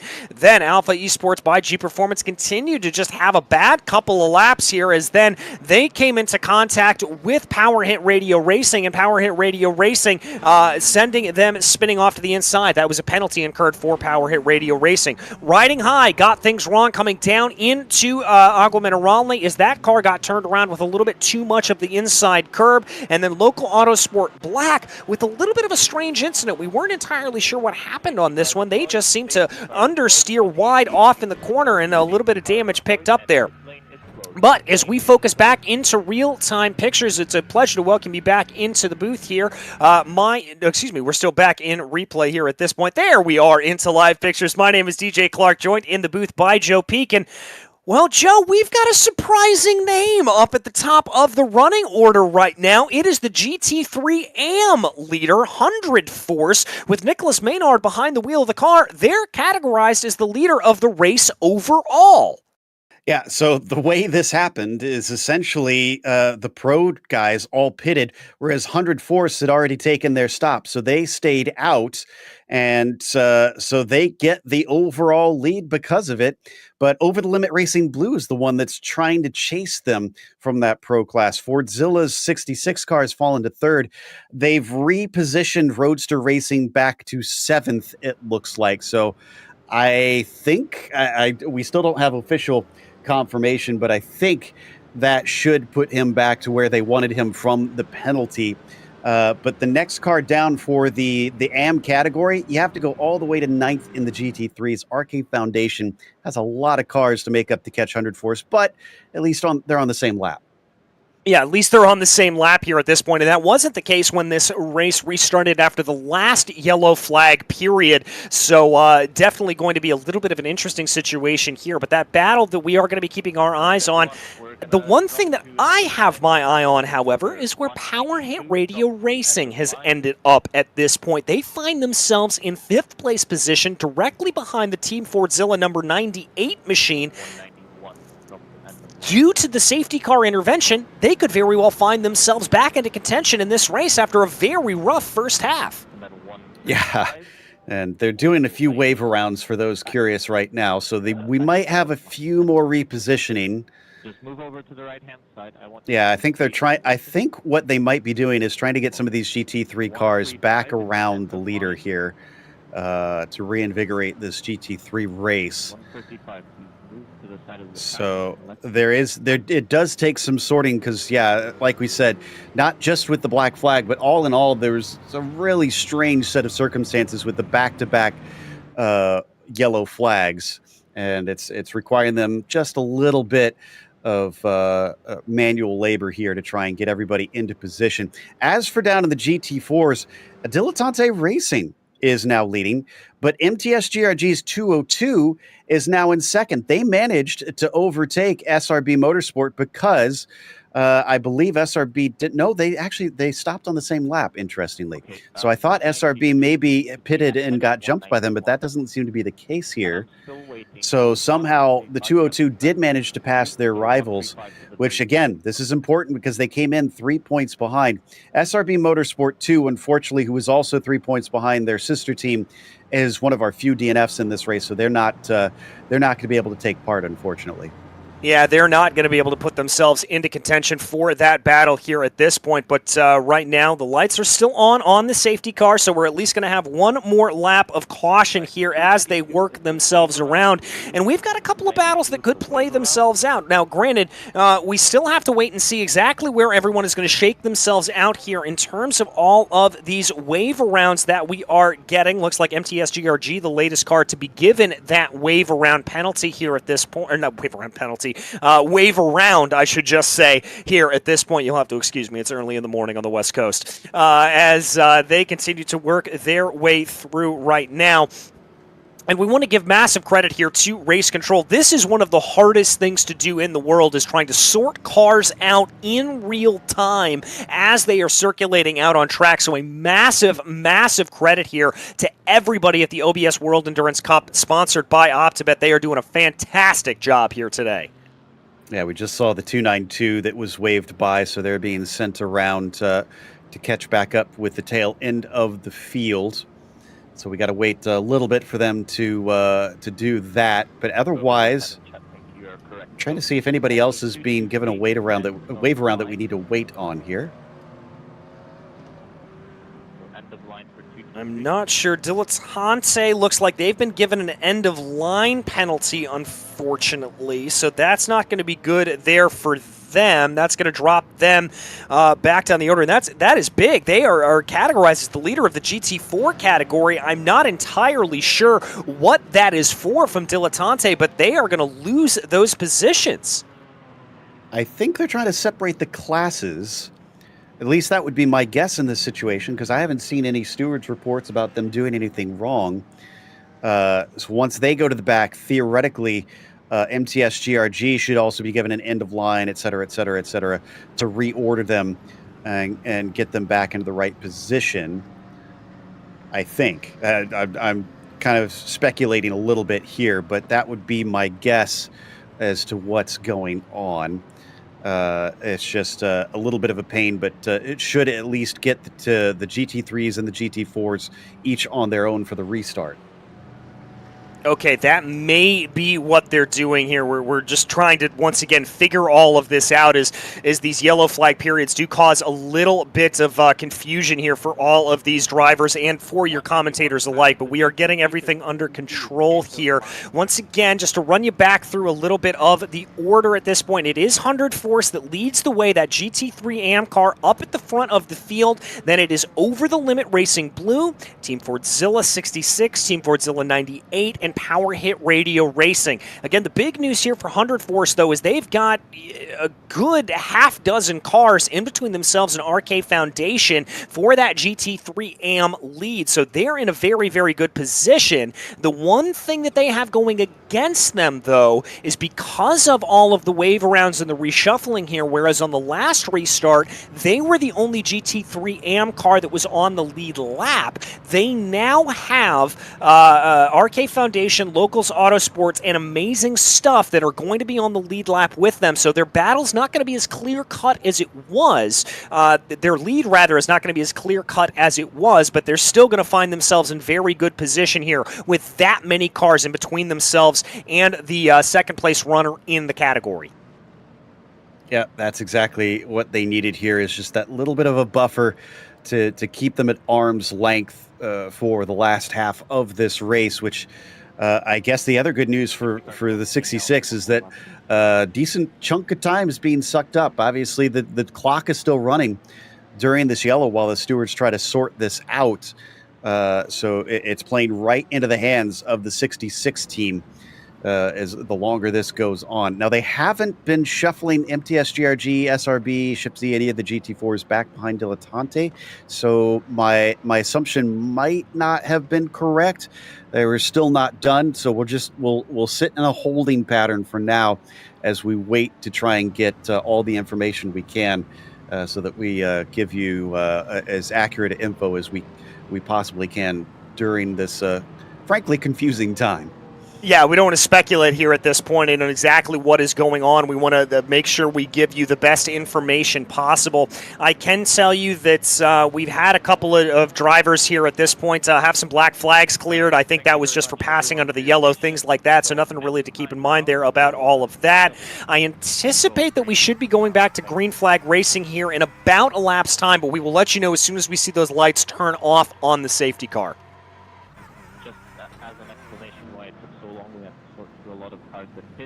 As drivers continue to circulate here around, race control continuing to give out instructions here to the rest of the field, just letting everybody know what they need to be doing here at this point as we ride on board with one of your GT4 entries here. A little bit of movement there, a little bit of movement there. Everyone trying to just figure things out as they go.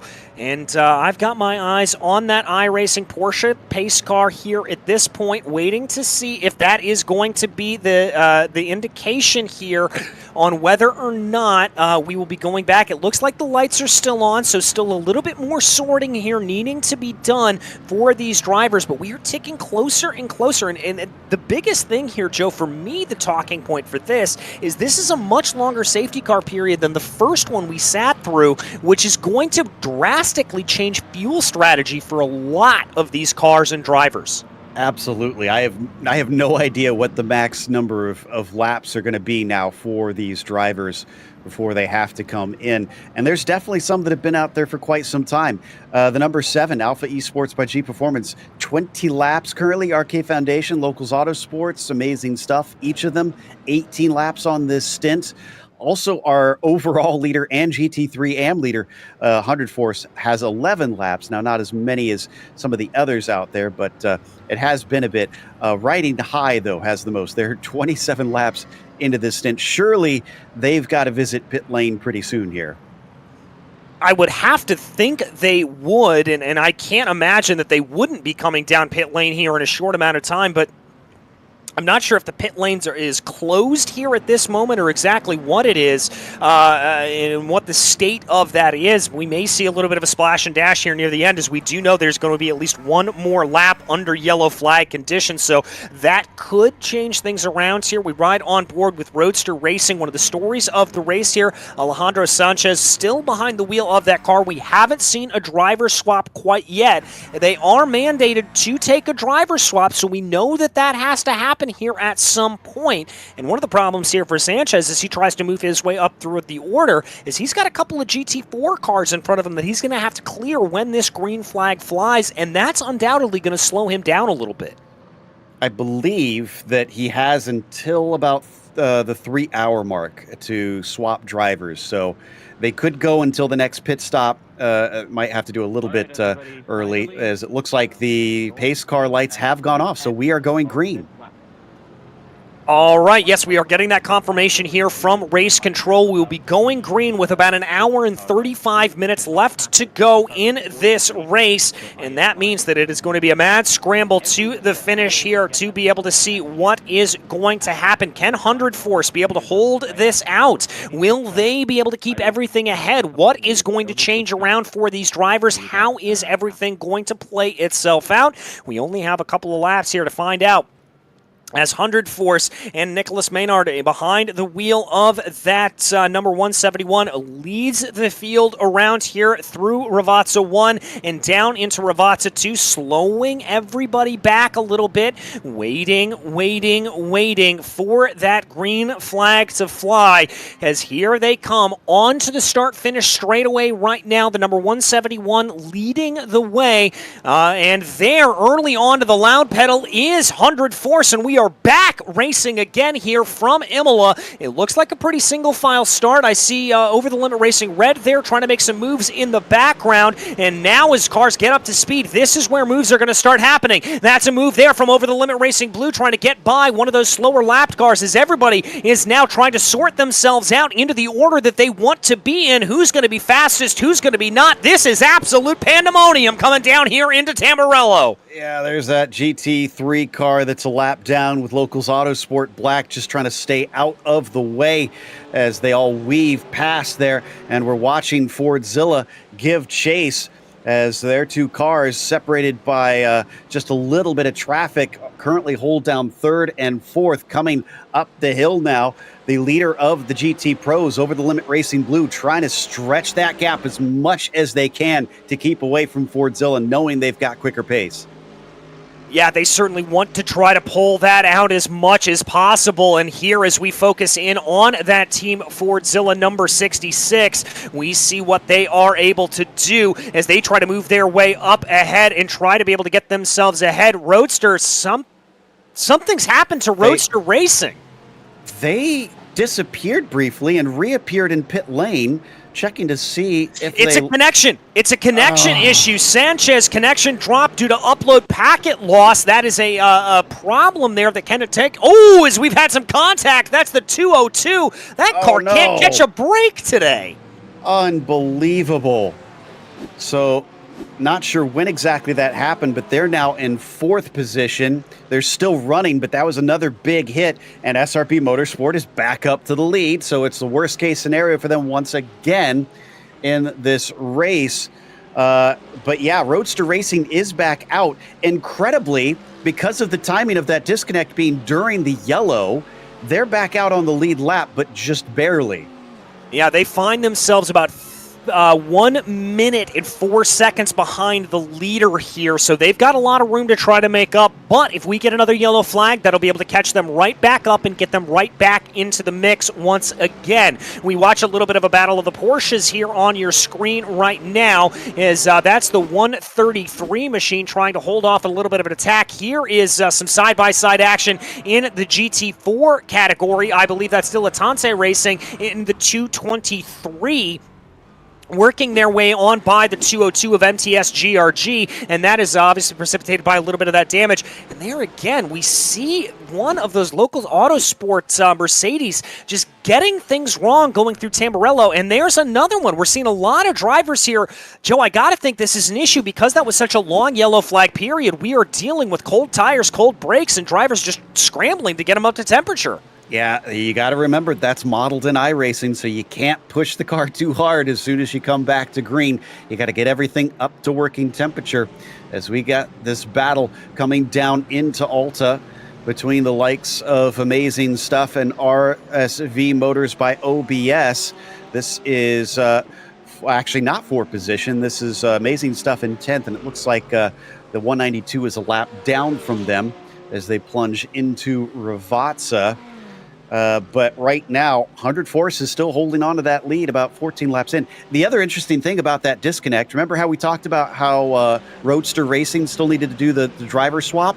Well, that's what they did. And again, saved them a bit of time because Cepas just hopped into the car. Absolutely brilliant stuff there for them. Cepas now in the car. We're going to have to see what his pace is like as we watch this this battle again. Not for position out on the track, but we're going to have to see what happens there with them.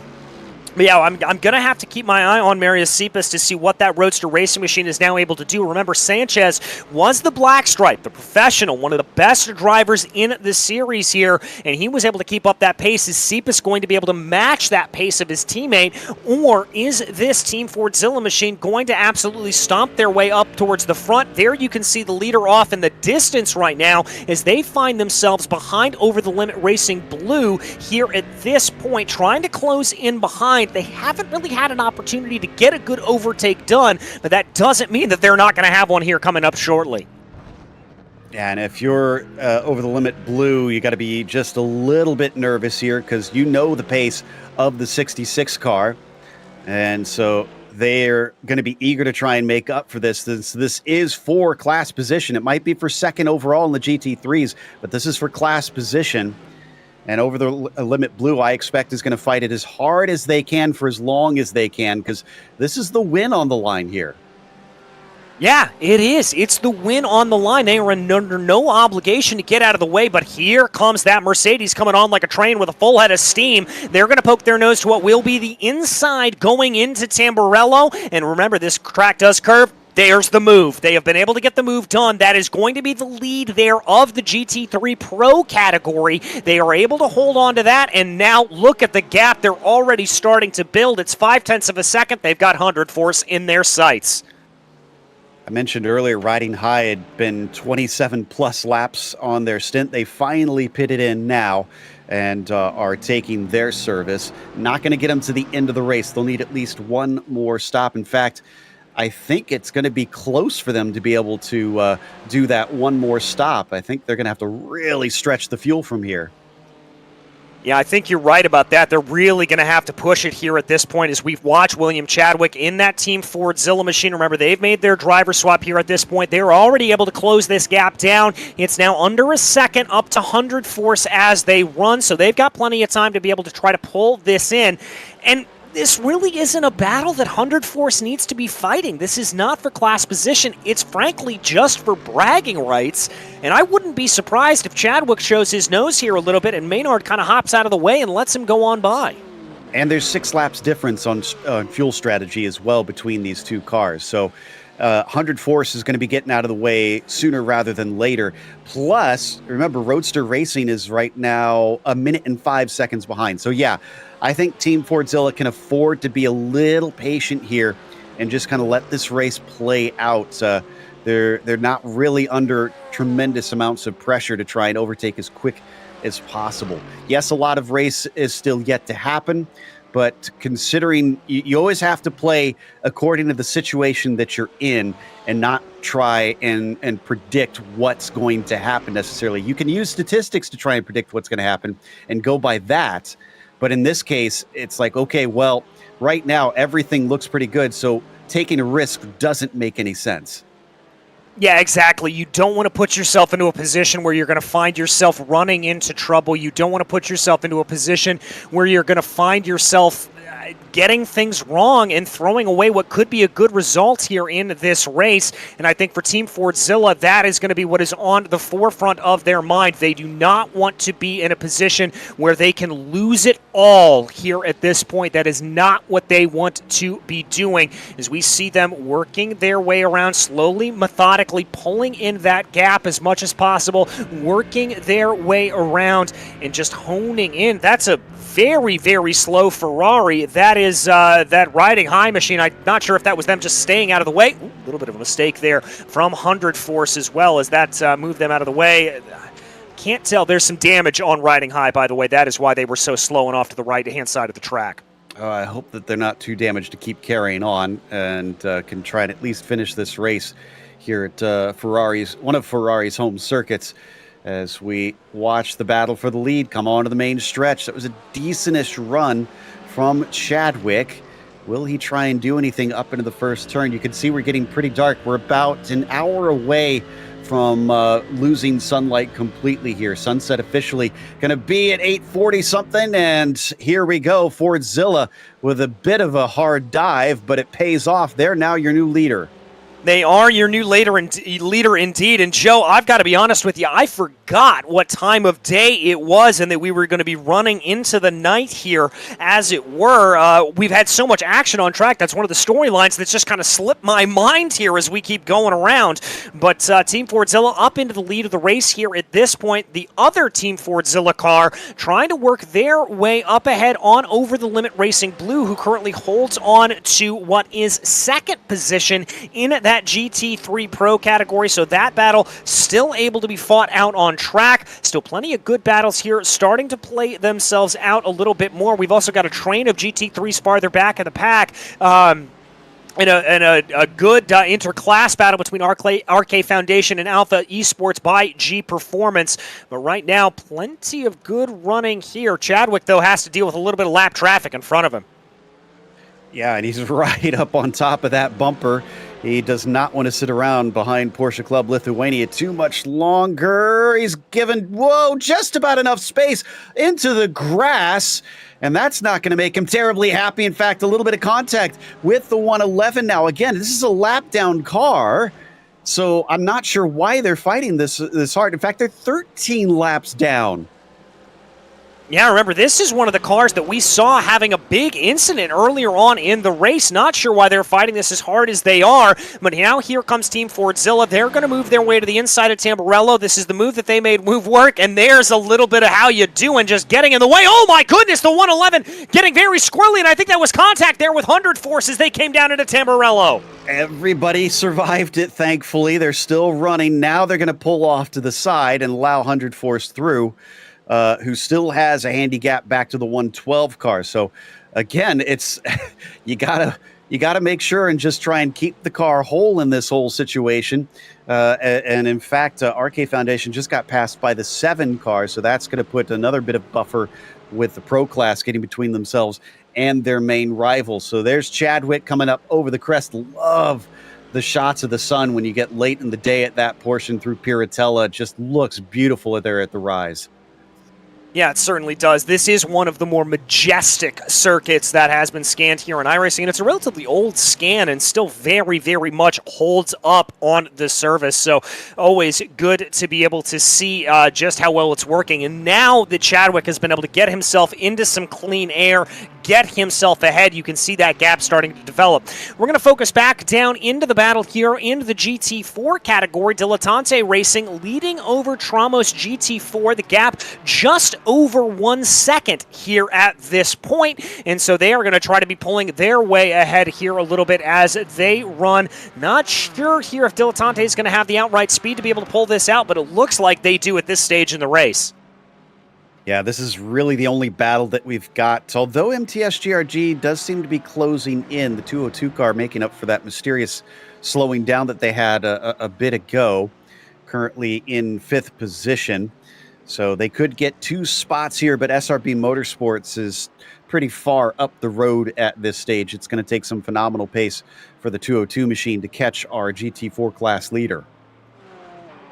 Yeah, it's really going to take a lot there, and there you can see Oscar Gerrickson just getting a little bit of a wide run there on the exit of Tosa. That's not going to help him too much. It's not going to hurt him either. We do have a couple of takers down into pit lane. One car in particular, RK Foundation, coming in. We said that those yellow flags were going to throw a lot of things out of proportion and out of whack here today, and it looks like RK Foundation, one of those cars that's going to have to come in on a little bit of an unorthodox pit strategy. I think they should be able to make it to the end here on 2 more stops, if I'm getting that math right, but we'll have to wait and see. The 1 more stop after this one that they're serving. Yeah, this is right on the cusp, considering we're looking at about 40 minutes per stint here, a little past 40 minutes sometimes, so they should be relatively safe.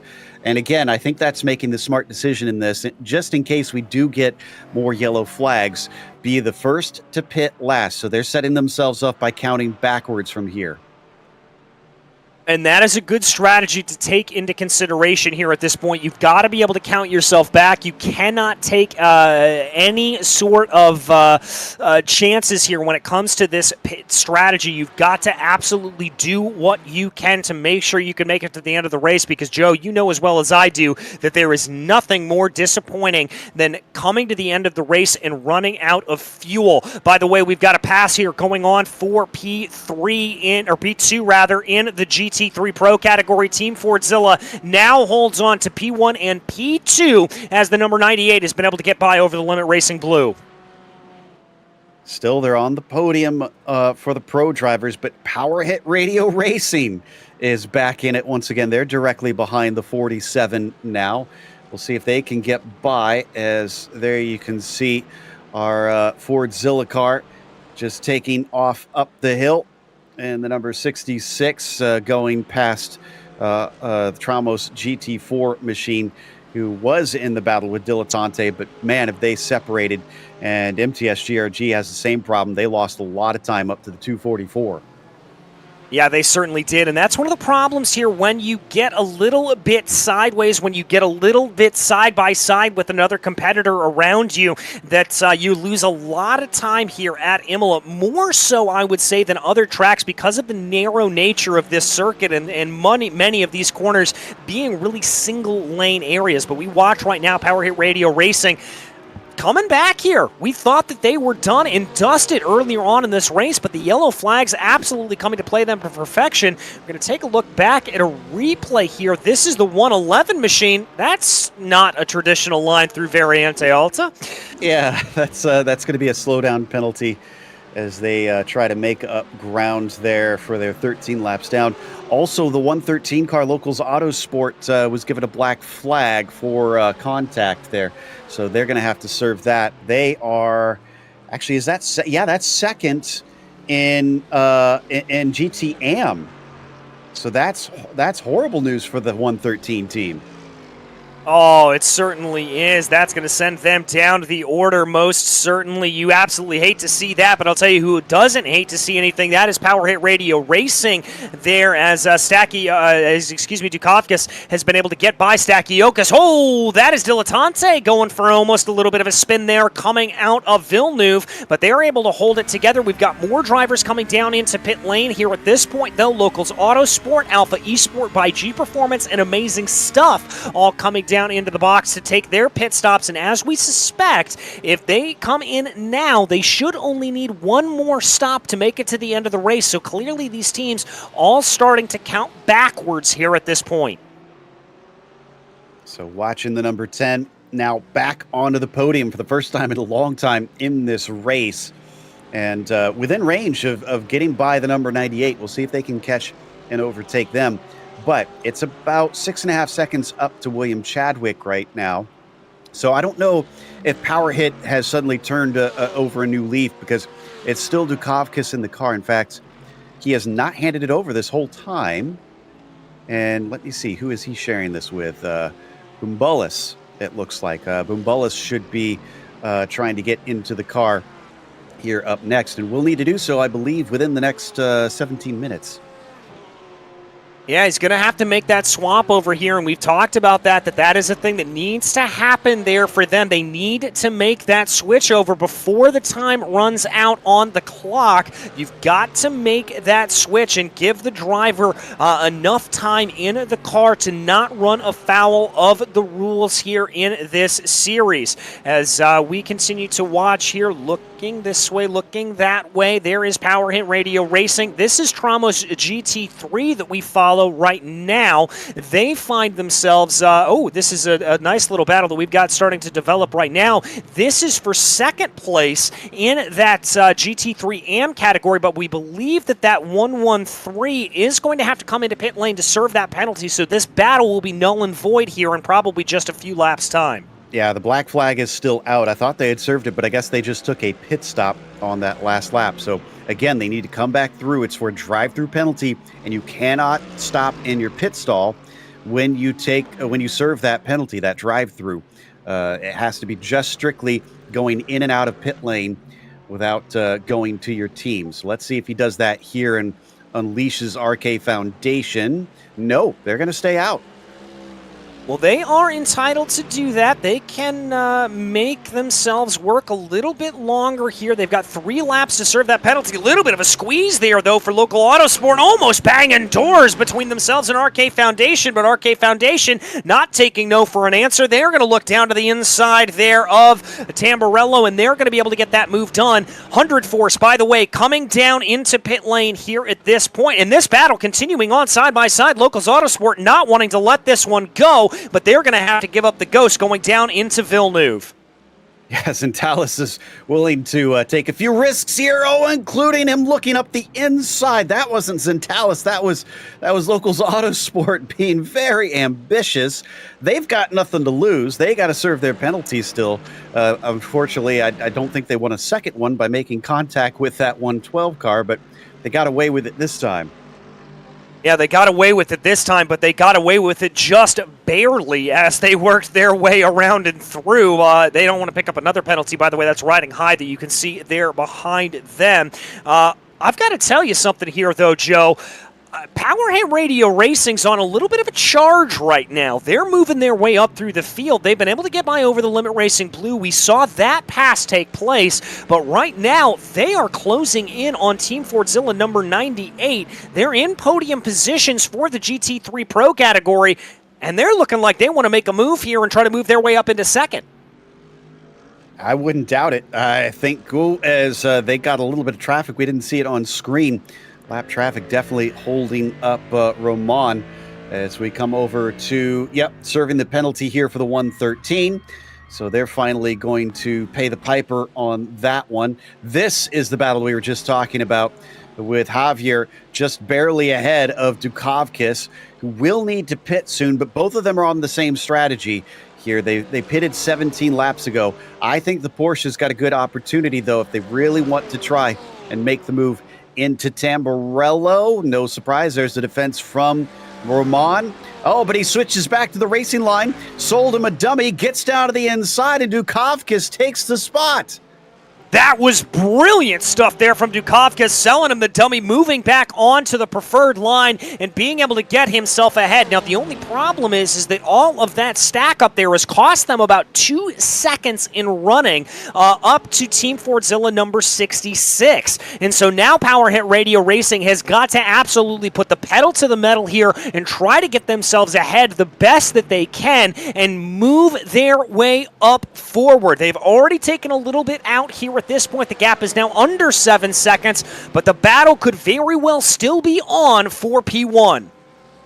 Indeed. I mean, I've said it a lot of times on air before, but you got to have a never say die attitude when you're racing, and that's exactly what Dukovkis and his teammate Bumbulis have done here. They're sticking with it. I mean, it would have been so easy to just say, you know what, the race is for the win is over. Let's just settle in and try to bring it home. But no, they've made some amazing moves here. They're back up into P2, and they've got a realistic shot at trying to run down Chadwick. Now, it's going to be difficult because it hasn't seemed like that Porsche has been quicker than the Merc up till now, but they haven't lost time while overtaking other cars. So don't know what's gotten underneath Pavilas, but he is much, much faster now. Yeah, it certainly is. He is just absolutely on a mission. It may just be a simple matter of getting into the groove and getting that car going the right way and moving the way that he wants it to do. But he is certainly charging his way up forward as they cross over the line. He did lose out about 0.3 of a second to William Chadwick on that last run, but still certainly within touching distance here. Both of these drivers as well, by the way, they are on the same pit strategy as the rest of the field here. They is the top three, rather, Team Fordzilla 66, Power Hit Radio Racing, and Team Fordzilla 98 all came in on lap 67, so plenty of time for them to stretch out this stint if they want to, and maybe try to make that last pit stop a splash and dash. This could come down to a little bit of a fuel strategy here by the end of this. Absolutely. And so that would be, at least my recommendation would be to have a short stint here once they take this pit stop and just take a little brief one, and at 40 minutes left, take the next one and then bring it home from there. But like you said, they've got some time to go before they will have to come in because they are out of fuel. And there you see the number 2 on the windscreen of that number 10. Probably a badge of pride for them at this time. Yeah, I mean, remember, how far down in the order were they? They were 10th or 11th overall, and to be able to fight their way back up in the order is a real testament to their driving ability here at this point. They come out of Hrvatsa 2 right now. Good line there coming out of the corner. Neither they nor Team Fordzilla 98 look like they want to come down into pit lane. I think they're going to try to stretch this out as long as possible. The bad news here for them, I'm looking at lap times right now. They lost about 27 thousandths of a second up to Dukakis, or up to Chadwick up in front of them. So they're not losing a bucket load of time, but they're not gaining anything, and gaining is what they need to be doing here at this stage. This may be petering out a little bit, but there's still plenty of time and plenty of action to be had out on track. We never know what could happen. And speaking of recovery drives, we got to remember Roadster Racing. They're back into 7th. They're still on the lead lap. Yes, they're about half a lap behind the leader, but they're gaining on 100 Force, looking like they might be able to take another spot. Granted, 100 Force just pitted, and Roadster Racing still needs to take a stop probably within the next 30 minutes or 20 minutes or so, I believe, and then they'll be done with that stint. We're actually hitting, it looks like 8 p.m. virtual standard time just now, so another 40 minutes, and that sun's going to go away. Yeah, that should leave us here, the sun leaving us with about 30 minutes left to go in this race. So that's going to be about 30 minutes of driving into the nighttime here as they go.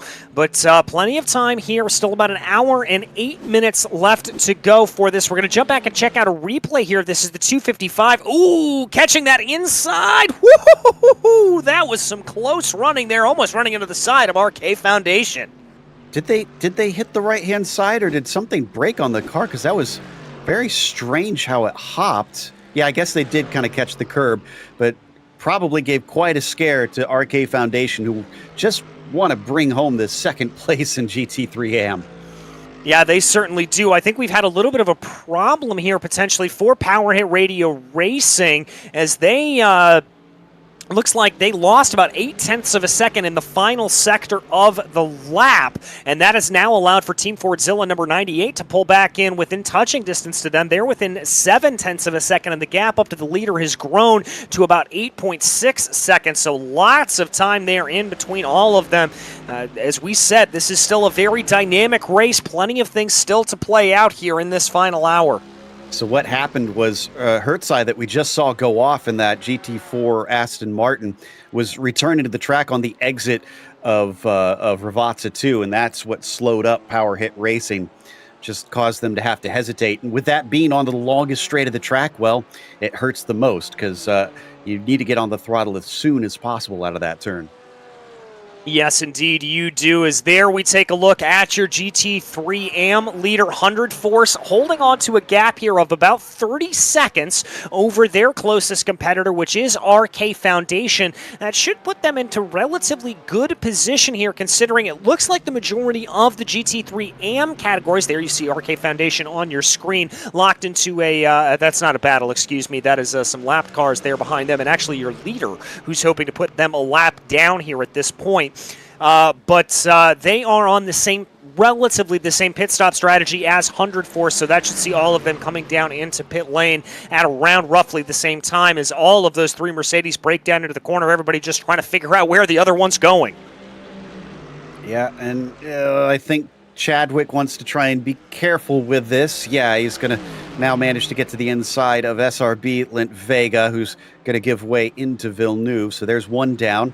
Now just needs to overtake Zentalis as well. And yeah, Zentalis knows the deal. His fight is not with Chadwick here. He'll let him by. And that car behind him is not for position either. So he doesn't lose anything by just being polite there. Over the limit, Blue has pitted in. So they're going to relinquish what was 4th or 5th place and drop a little bit down the order. In fact, they're gonna come back out in 5th place, it looks like, because 100 Force won't reach them. But I do think that Roadster Racing is going to be reaching 100 force pretty soon. We've got a replay here. What happened to RVS by OBS? Let's see. This is a dueling Porsche coming down into Ravazza. The 192, do they carry a little bit too much speed into the corner? No, able to keep it contained there. Let's see. I'm not sure what exactly happened there to the 192. That looked like it was okay. Now we're going to focus back here on SRB Motorsport. Not sure what that was exactly. We'll maybe talk to our director, try to figure that out a little bit more. Here, let's give some love to the GT4 category as SRB Motorsport has been able to pull out a nice lead up at the front of the field here at this point. They're holding on to about a 12-second advantage over Shipsy Racing as everything has really gone topsy-turvy here for a lot of these drivers, but they have been cool and collected here for pretty much all of it. But they are up 5 positions on the day. They started much farther down in the order, and it's just been cool consistency that's put them into this spot. Yeah, and a little bit of luck as well, I have to say, kind of helping them up there, things kind of turning their way with the cautions and with penalties and other drivers running into ill effects. But that's the nature of the game. You got to try and avoid getting tangled up with the other classes and various cars having their own problems as the race goes on. And they've done a beautiful job with that. The 202 team still down in 4th. And then the 292 team, which I had a little bit mixed up earlier, it's the 292 team that's 3 points behind SRB Motorsports, and the 202's behind 6 points. But the 292 team is down from them, oh gosh, like 10 laps behind the class leader.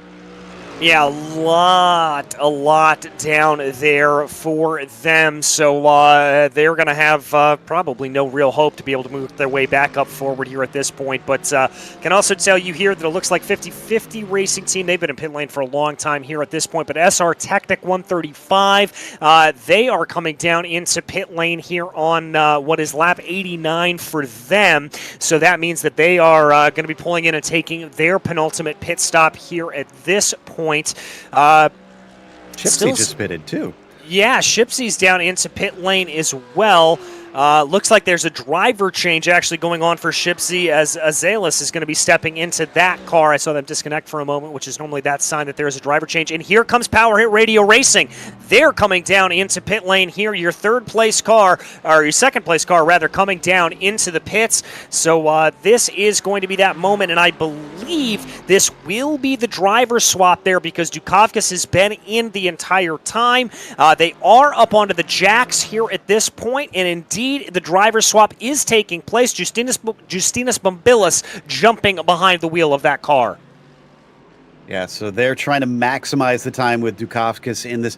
That tells me that Justinas is not the quicker driver of the two, since they're giving him the minimal time out there. Otherwise, usually you try to get him in there as quick as possible if he's going to anchor. Still a bit of a strange decision to put him in at the end of the race, but sometimes that's just down to real life getting in the way, and that's only when he's available. Yeah, exactly. We've got to remember that this isn't necessarily like a live event where you're all at the track and you're all there together. Sometimes you've got family commitments, work commitments, friends commitments, anything like that forces you to get back out. But there is Bambilis back into the car. He's going to work his way on by the 244 there. That's the Traumas GT4 entry as they be able to get themselves in, and they're going to be able to push themselves ahead. Continue to work their way around, and now it looks like your leader, the Team Fordzilla 66, has come down into pit lane. Okay, penultimate stop for them. So we're looking at about 24 laps, I believe. Yeah, Fordzilla's 98 also joining them, and should have, I believe, a short stint on this one, and then take it in for the last stop to cover themselves off and take a final stint down to the checkered flag. Bambilis not going to inherit the lead from these stops because he just took his. Okay, and it also looks like the number 98 is going to be coming into pit lane as well, so that's going to be both of our Team Fordzilla drivers looking like they're on the same strategy here at this point as they now work their way on through. We focus on the local Autosport entry, 4th place here in the GT3 AM category. They are in a tight little battle. That is amazing stuff directly up ahead of them. This is a battle on track right now. This is for position. Yeah, Locals Autosport dealt with that penalty. Now they've got the red mist down trying to get by Aris Kavadaris there just ahead of him, and doesn't have a good enough run, at least this time, by. Power Hit Radio Racing did manage to overtake Team Fordzilla again with the pit stops, but barely. In fact, we might want to look at, oh no, a spin! The number 10 just got turned around and into the wall! Oh, if they didn't have bad luck, they would have no luck at all here today. Luckily, though, as we've said before, it looked like the main brunt of that damage is on the front end of that number 10, and there's not a lot underneath the hood of that Porsche, as it is a rear-engine machine. Although I take a look at it here, try to take a look at the back end, the rear end is crumpled as well. The rear wing is crumpled, so clearly some more bad luck befalling Power Hit Radio Racing. They just cannot catch a break here today. So they're still out there, at least in 4th, but now they're 20 seconds behind the leader, whereas before the stops, they were 6 seconds. I didn't quite see what it was after the pit stops, if they had lost any time, but man, that's got to be so frustrating, especially after what they'd achieved to get back into this race and to lose that position. They did hit the wall, but I'm not sure how much damage is on the car. We haven't been given pictures of them yet, so we'll see if we can get a little bit of a closer look and hopefully a replay. Here it is right here, just coming out of Tamburello, trying to overtake the lapped car, and then they got turned. Yeah, they just got turned around there, and that was enough to force them around. And I'm taking a look at the car right now. It does look like there's a little bit of rear wing damage as we take another look at it. Yeah, it does make contact there on the rear. It's a slight bit of rear wing damage. I can't tell if there's any diffuser damage to the back of the car necessarily. The front end was the one that got the majority of the brunt there. But a bad day. Looked good for a minute there for Power Hit Radio Racing, but going all to naught here once again. And I just saw Roadster Racing come into the pits, and they're putting Sanchez back in. Was that enough time for Cepas? I wouldn't think it was, but there they go. They're going to be doing that to be able to come on through. It looks like we'll have to get a confirmation from race control if that is going to be within the acceptable limits of driver time. Yeah, that seems awful short. Usually when it's 2 drivers, you can go by, I believe it's a quarter of the race, I think is the minimum. I might be overestimating that. I'll double check on the rules, but that's just on official iRacing rules for your fair share driving is what they call it, as they're back out on track just ahead of this little fight between Amazing Stuff and Locals Autosport, but Amazing Stuff is going to rebuff the 113. Yeah, they're going to rebuff them there pretty hard as they now continue their way around. We focus in on that Locals Autosport machine. They're now going to find themselves falling back about 1 second here for that. By the way, we are getting confirmation. Minimum drive time is only 5 laps. So that is it. Team Fordzilla 98 coming back down into pit lane again. They've been black flagged. Yeah, that was for the contact with the 10 car. Quick decision from the stewards. They didn't like that. And on top of that, the 191 has gotten a warning for car contact again. Oh, man, oh, man, oh, man. Everything continuing to fire off here late in the latter stages of this race as we are officially under an hour to go here for the 4 hours of Imola. We continue to watch Locals Autosport trying to close in behind. There is Team Fordzilla, the number 98. They find themselves back out in 5th place in the GT3 Pro category, in 6th place overall. all. They're about 7 seconds off the back of 100 Force here, so Jack Ashton is going to have it all to do if he wants to try to get himself back up forward. I think probably at this point, Joe, a podium is maybe out of the realm of possibility, but, well, crazier things have happened in this race. Yeah, well, to get the podium, they'd have to pass Power Hit Racing. Let me check to see what their lap times look like. Last one was a 44.1. So I think that's about... now, that's a little bit off pace, I think. But some of that could have been traffic. Also, a bit of love to the 47 team, Over the Limit Blue. Back into second place once again. And yet again, in endurance racing, sometimes it's just... it's a matter of just plugging away and staying out of trouble, which is pretty much all the 47 has been doing. They're not the fastest out there. They've just been staying away from all the other craziness that's been going on. Yeah, and sometimes that's just what you have to do, is just keep your nose clean, and you'll find yourself in a good position. We take a look here at Alejandro Sanchez back in the wheel, back behind the wheel of that number 48 Porsche, trying to move ahead. They're in 7th place here at this point. Now they have about 18 seconds to try to gain up to RK Foundation in front of them, but RK Foundation is a GT3 AM entry. They still have about another 20 seconds, let's say, before they're able to catch into Alpha Esports by G Performance. That'll be 7th place overall, 6th place in class. So they still got a little bit of work to do here, but we know the speed of Sanchez. If anybody's going to be able to do it, it's probably him. It's got less than an hour to do it, though, so time's ticking away, and it's going to be quite a feat if they can catch back up. Amazingly, we've barely lost any cars. In fact, I just see, after 44 minutes of repairs, SRB Motorsport 2 is back out on track. They're 15 laps down from the MTS GRG car, which they still could. There's enough time that they could overtake them if the 292 has any problems, but that's a serious long shot. Yeah, it's a very serious long shot there, but credit out there to those cars for getting themselves back on track. That's the never say die attitude that we really love to see here, frankly. It's pretty remarkable to be able to see them do that, and I love to see them coming out. All right, but that is going to lead us here into a final commercial break before we bring you the last about 50 minutes of action here from Imola. OPTIBET. Dalyvavimas azartiniuose lošimuose gali sukelti priklausomybę. The passion for automobiles is what unites us. Enter the OBS world, the metaverse for true petrol heads. The world is changing now. It's high time to be part of this momentous transformation. The metaverse is the technology's next big thing, and it seems like it will stick with us for good.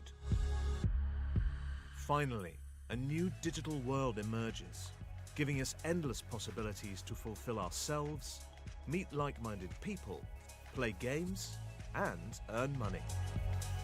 The OBS world is a place for everyone, where all automotive enthusiasts can live their passion in diverse ways. Build your garage. Spend time with friends, display your car collection and other NFTs, and host free or paid events in your garage. Enjoy using cars. Collect, customize, and sell cars, and use them in games and sim racing events. Host and join events. From private garage meetups to world-renowned car shows, everything is possible in the OBS world. Enter the NFT gallery and marketplace. Buy, sell, and trade unique NFT assets, from cars, garages, and car elements to art and digital avatars. Play games. Dive into an exciting world of automotive games. Use your NFTs to play and earn money. Train and race. Improve your racing skills. Climb up the leaderboard, join sponsored teams, and go for the podiums. Enter the expo and event area. Promote your business's products and services. organize events to boost brand awareness, and attract customers. Join the Founders and Investors Club. Become a member of the exclusive club with 911 seats only and enjoy its perks.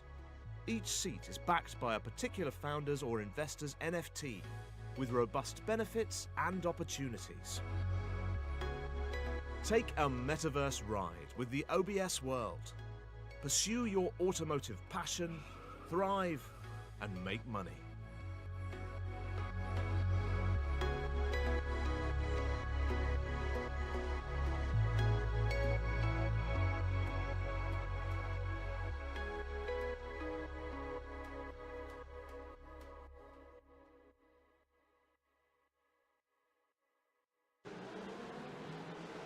Welcome back to the 4 hours of Imola as we take a look back at the highlights over the course of this running. Things got off to a little bit of a jumbled start with Team Fordzilla number 66 jumping out to a quick lead and the number 112 of Luke Zantillis having a little bit of an off there to start things off in the race. It was then a little bit of front to rear contact that sent the 111 spinning around and off into the barriers. The 202 MTS GRG Porsche 718 Cayman getting things a little bit wrong, and then a little bit more contact there in between themselves and some hefty damage to the rear end of that Porsche as well that sent them spinning off into the barriers. We saw a little bit more side-by-side contact, this time coming down through Ravazza there that really put some damage to the 177, the Alpha Esports Academy machine, which was your first retirement of the day. Then, as we had battles coming down into Tamburello, a big hop, skip, and a jump over the curbs there as the 112 was able to move their way ahead. Porsche Club Lithuania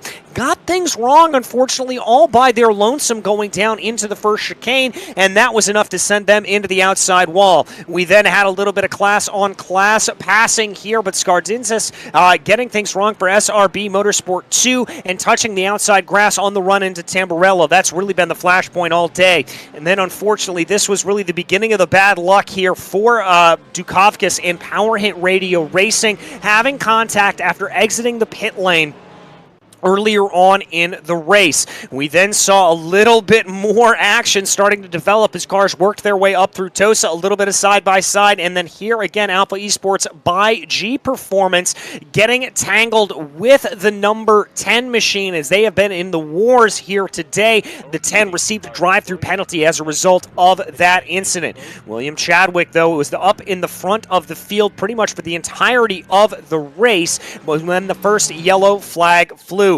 Roadster Racing then tried to move their way up forward. They looked like the ones to be able to challenge, and they were able to get ahead of Team Fordzilla, but were given a black flag that sent them back down through the order. After the first restart, we had an absolutely cracker of a battle in the GT4 category as all drivers were very, very close with one another, running in a long, long train as things developed out further, but then another yellow flag would scupper that battle before things came to naught. But here, 50-50 Racing and Dilettante Racing worked their way side by side on the run down the hill. Almost contact there between the two as they worked their way down into Ravazza 1. This was some fierce battling between the Aston Martin and the Porsche, but the Porsche emerging victorious as there you can see as they worked their way onto the main straightaway. Battles continuing on there and continuing to be fierce and fearsome as they came down into Tamburello. Almost a little bit of door banging there between the two as 50-50 Racing was finally able to muscle their way on by.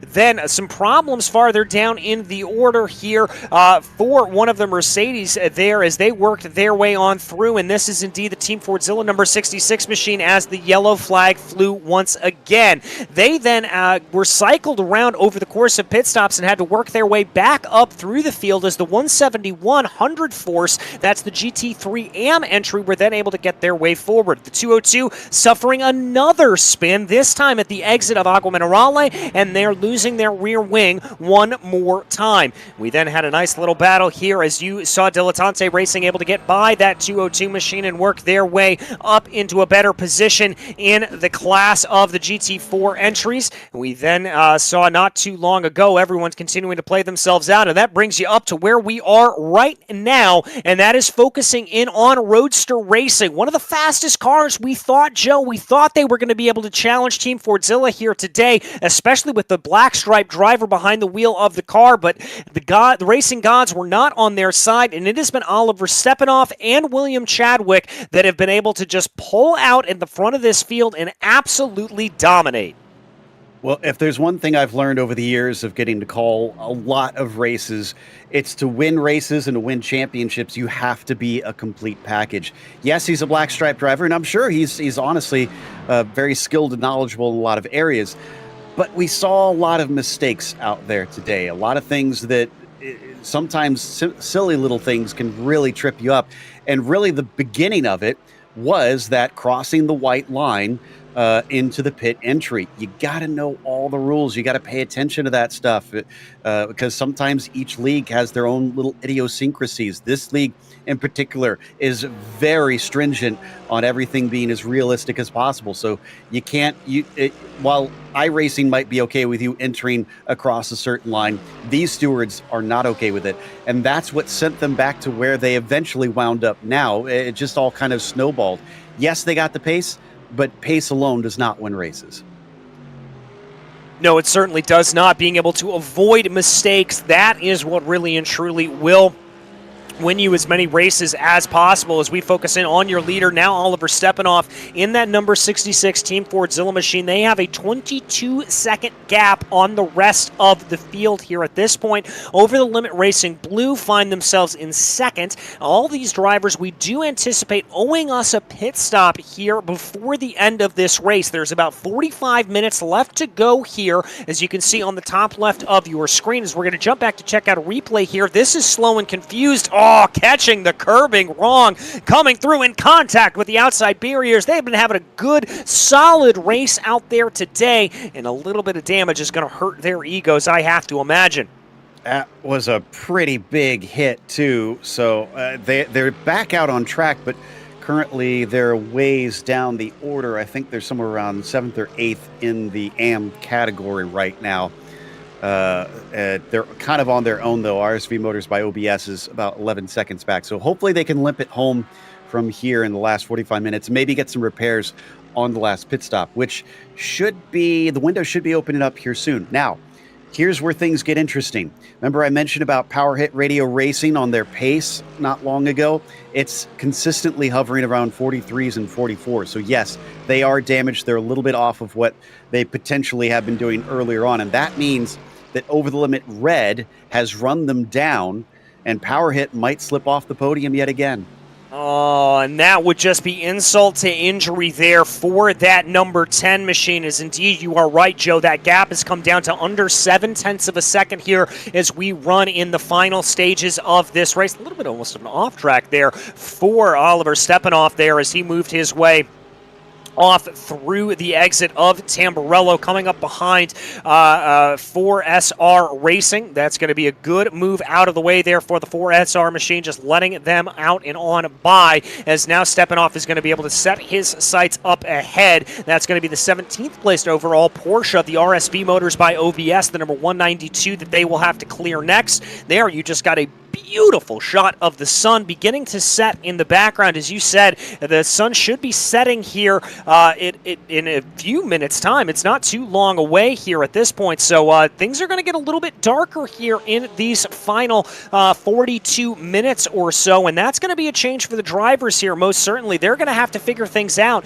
and they're going to have to make sure that they know what they're doing. But I'll tell you another driver who needs to make sure they know what they're doing and that they are on it. That is going to be Jack Ashton here. Now, remember, Ashton received a drive-through penalty courtesy of the incident that they had with Power Hit Radio Racing, and now Team Fordzilla finds themselves under threat from your GT3 AM leader, 100 Force. Well, they actually just overtook them, so Fordzilla went by, I think, down into Tamburello and are into the top 5 overall of the GT3s, but again, that was not for class position between them. They've got about 6 seconds to catch up to Over the Limit Red. If anything, I think the 98's probably thinking about the 10. If they have anybody in their ear telling them that that car lacks pace, you're probably going to have a good chance of catching them before the race is over. Yeah, that's a very good point that I think you're right about that, and apologies. I didn't realize that they had just gotten past there on that. I will give some credit here, though, to Power Hit Radio Racing. They're able to keep ahead here at this point and not doing too bad of a job of keeping Over the Limit Racing Red behind them. But we look on the screen here at RK Foundation. There's amazing stuff behind them coming out of pit lane. RK Foundation still does... They took a pit stop about 4 laps ago. That's going to be a little bit tight on time. I'm not sure if they're going to be able to make it to the end on that one, but nevertheless, they're pushing along here in 3rd place in that GT3 AM category. And 3rd just changed hands in the pros. Over the Limit overtook Power Hit Radio Racing. I really feel for that team. I know we have to stay impartial, but the grit that they have shown all race long, I feel for them, for how things just can't seem to go right in this race. And now they're, unless something happens, the cars ahead are probably not going to get a podium finish today. Yeah, it's very, very tough there for them. It's just been a very, very rough run. But what hasn't been a rough run has been this SRB Motorsports number 245. We mentioned a little bit earlier, they're up 5 positions on the day. They've been running an absolutely fantastic run there as... they now hold on to the lead here of this GT4 category by about 47 seconds. So absolutely in good position here to keep ahead as we've got a yellow flag out on track. This is for Porsche Club Lithuania. They are stopped out on the circuit. And the way that car is going, Joe, I almost want to say that could have run out of fuel. Yeah, that seems to be the most likely case because up till now, they were just kind of coasting to a halt, unless maybe we missed another blown engine of some sort along the way. And this actually works pretty much perfect for a lot of drivers. Well, wait a minute. Oh, no, they're a lap down. I was going to say Locals Autosport just took their last pit stop, but unfortunately they got lapped, so that didn't work out for them. RK Foundation pitted 4 laps ago, so they're done, but they're also a lap down. And the 7 team just came in to closed pits. Oh, that's not great there for the 17. We'll have to see what penalty is issued there for them. Oy, this is not going to be good there for them by any stretch of the imagination. We are getting confirmation, by the way, from Race Control that it does look like that was a fuel issue there that put Porsche Club Lithuania back down and had them stopping out on track. So that is apparently what happened there for them. So now we're going to get this whole field re-racked and restacked here. And I've got to think this is going to play into the hands probably of Roadster Racing. They're going to be pretty happy to see this happen. And maybe we can see a little bit of a challenge here from the over-the-limit racing drivers, blue and red. I don't know if they're going to have the pace necessarily to challenge on Team Fordzilla, but they may be able to get themselves up ahead into a good position here before this is all said and done. Yeah, I think you might be right on that one. That they're going to be charging hard to try and overtake Stepanov. I just don't know if they have enough in them. They're going to have to be tricky at the start, most likely, and then hold that track position to the end. It partly depends how long this this yellow flag goes, but regardless, the other thing that we have to remember is we will have a lot of drivers coming into pit lane once that pit opens, because this is essentially a free pit stop. Yeah, it essentially is a free pit stop here for them. So when everybody, to our knowledge here, at least the top 7 or so, do need to take a last pit stop. So they are going to need to come down into pit lane here at this point. So this is going to work out a treat for them most certainly, as they will all be bringing the cars down into pit lane here, I have to imagine, as they all continue to go. But we'll have to see exactly what plays out. We've got some wave rounds being issued for these drivers right now, as that is Oliver Stepanov behind the wheel of the car here at this point. He is pulling in behind the Porsche pace car, just coasting in here, and if there were any doubts about fuel for any of these other drivers, those are going to be allayed here at this point because of running under the yellow flag. They're not going to be using as much, so I doubt we'll see another situation like we did with Porsche Club Lithuania running out of fuel. Oh my goodness.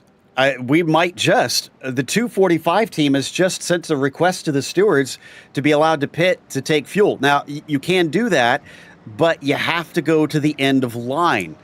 So that means our class leader in those GT4s is going to have to give up their lead, and Tramos GT4 will inherit it.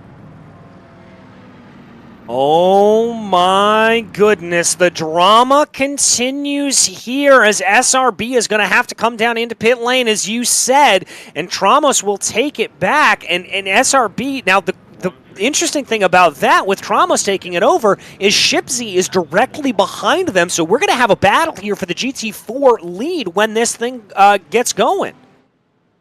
A lot of drivers look like they were caught out pretty badly by this yellow in terms of fuel.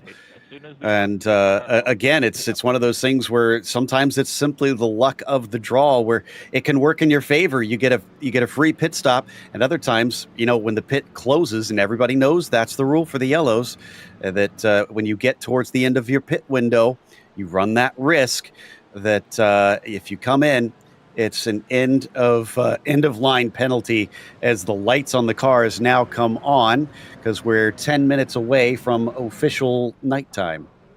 Yes, we are, and that is certainly going to be a difference maker here for these drivers, as we've talked about. You're going to have to change your braking zones a little bit. You're going to have to change a lot of the way you drive the car as the darkness continues to descend around this circuit, rather.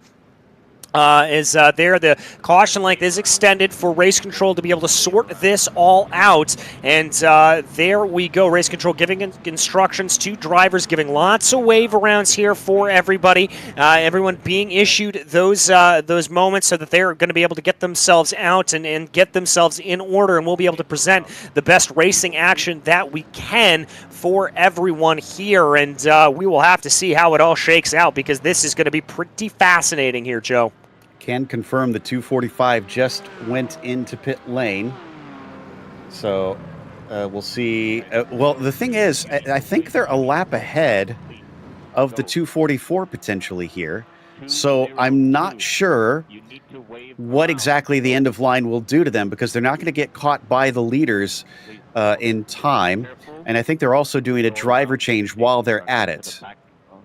All right, so maybe bringing in a little bit of an anchorman into the car here at this point. We do see them in pit lane. So they are going to be making that swap over, waiting to see here where they're going to sort themselves out in line.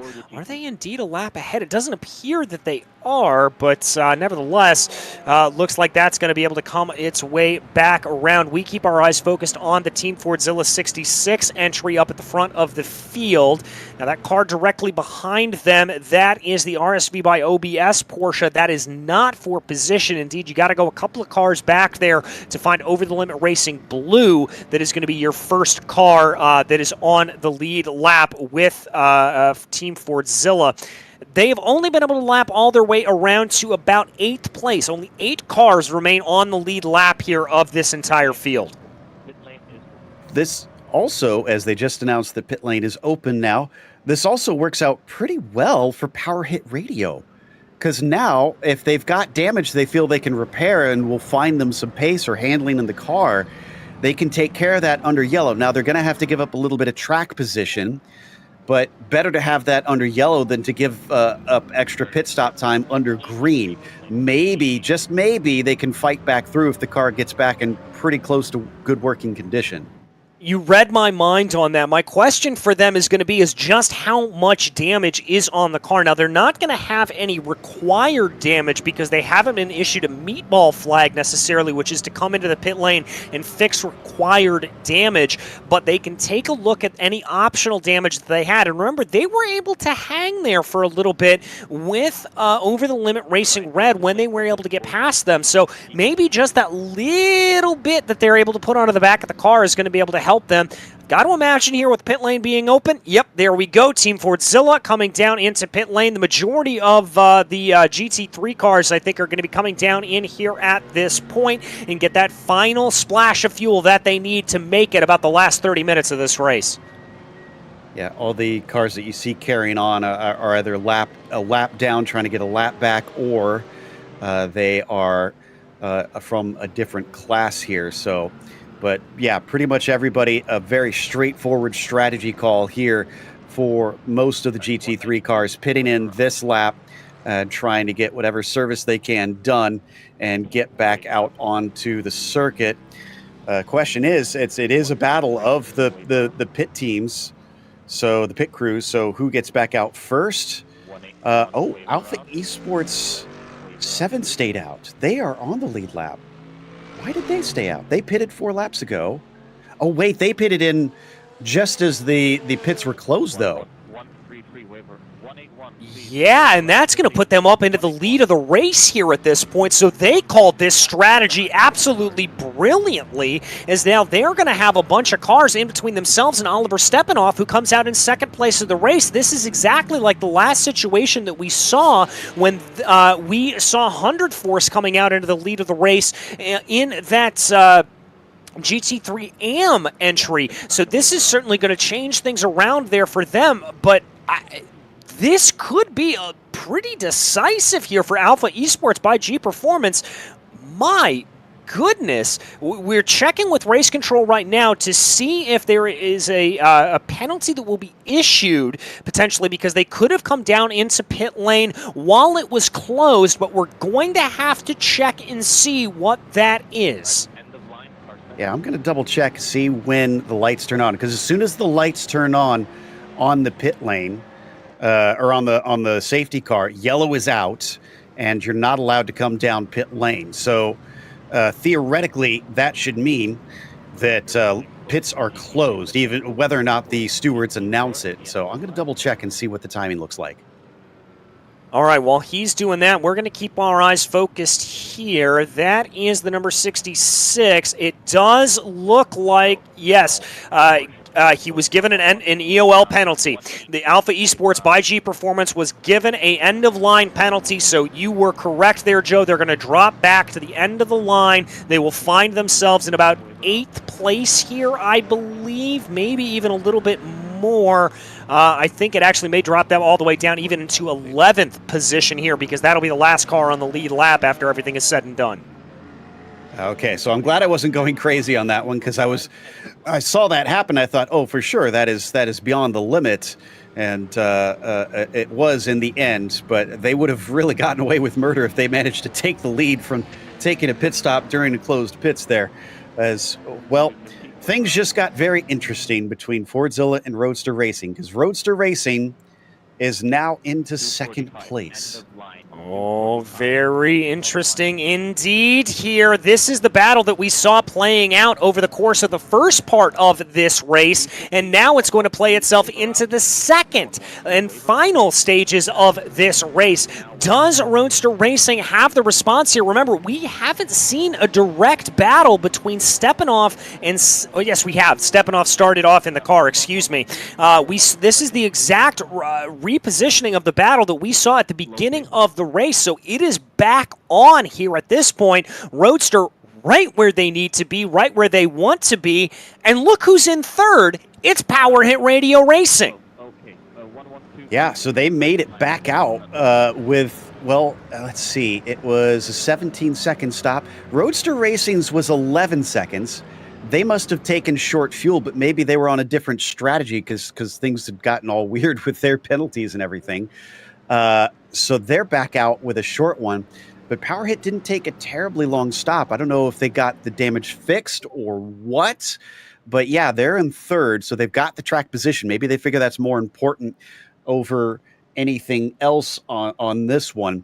But man, ring the bell. It is round 2 between these two titans up at the front. Yeah, and I mean, we saw just lap after lap a virtual grudge match out on the circuit when they were battling earlier on in the race. I can't wait to see what is going to happen now that this turns on its head and that it is going to be a rematch here going into the end. It's going to be absolutely fantastic to see. This is what we come here for racing for. This is what it is all about, Joe. Lights are still on, but we have seen them turn them off a little bit late in the lap. We've got two cars, it looks like, that are trying to, three cars that are trying to play catch up here to the leader that got waved by to get their lap back to the finish here. And we've got 10 cars in the GT class that are on the lead lap. So 10 cars that could try and maybe do something with this, but realistically, we know that it is two main contenders looking for the victory in the GT Pro class between Stepanov and Sanchez, unless something wild happens between them. And I mean, throwing it out into the universe, manifesting, I don't know. What if something happened to Fordzilla and Roadster Racing? They came together and Power Hit took the win.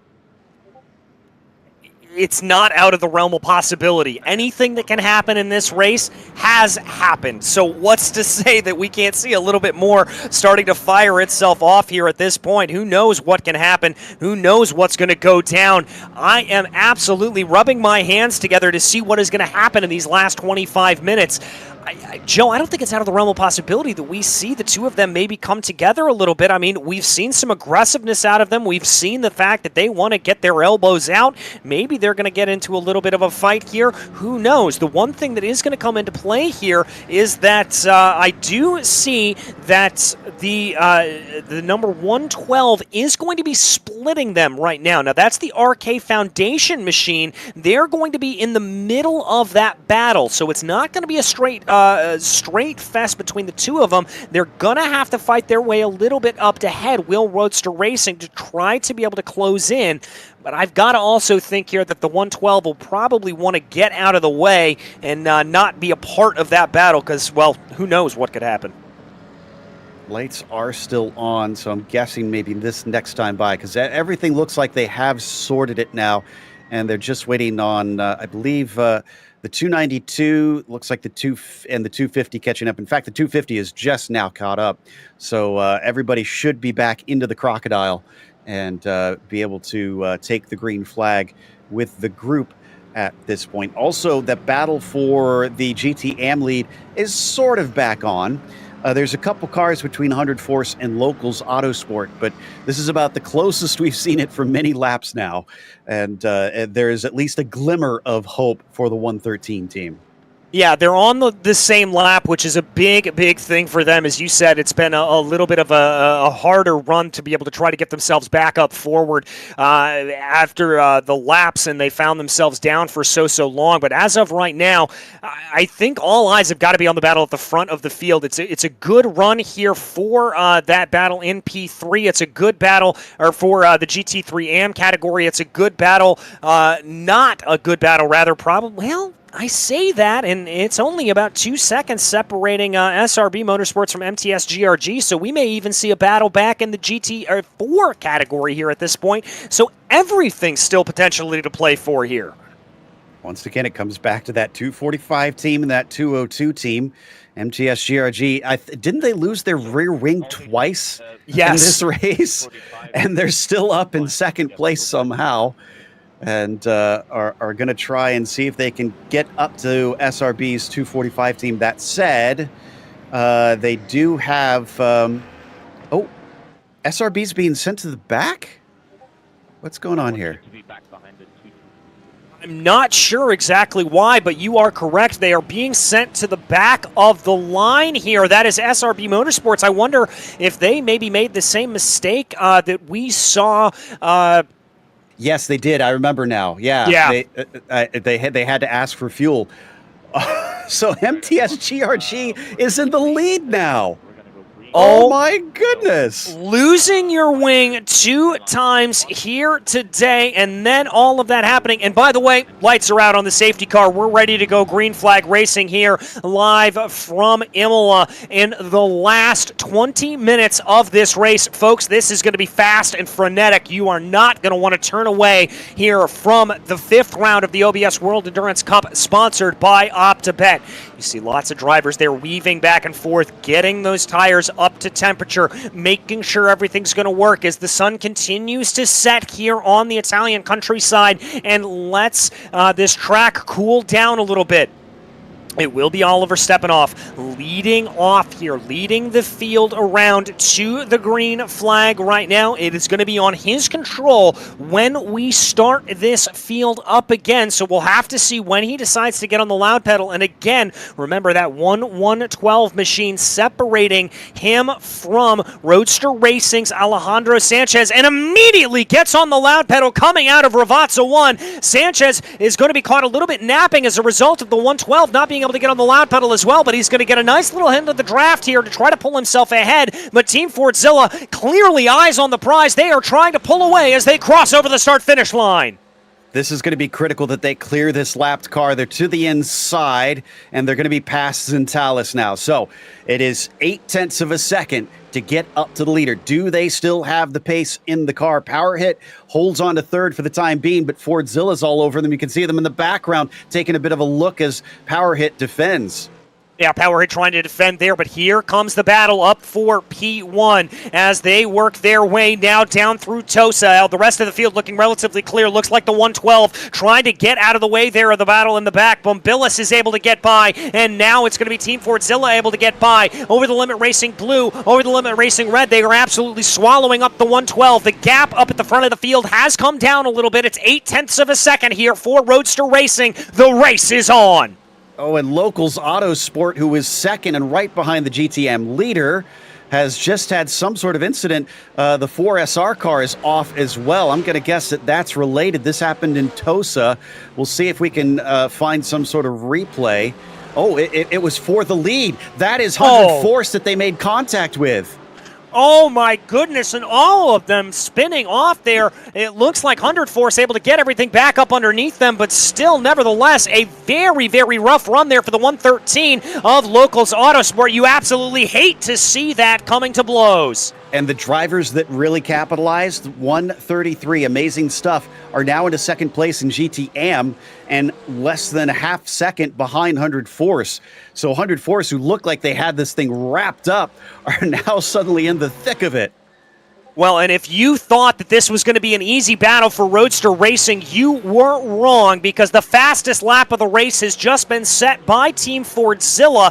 Actually, Alejandro Sanchez went faster on that last lap, but he picked up an off track as a result of it, so the lap did not count. But both drivers doing 140s up at the front of the field. Everybody else back down in the 142s.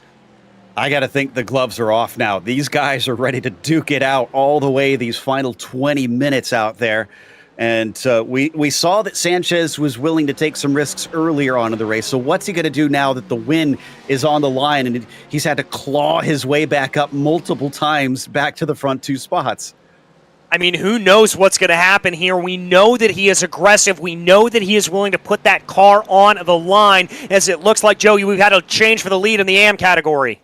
And once again, it was in Tosa. Amazing stuff, managing to get by the 100 Force team, sneaking it up the inside through that hairpin.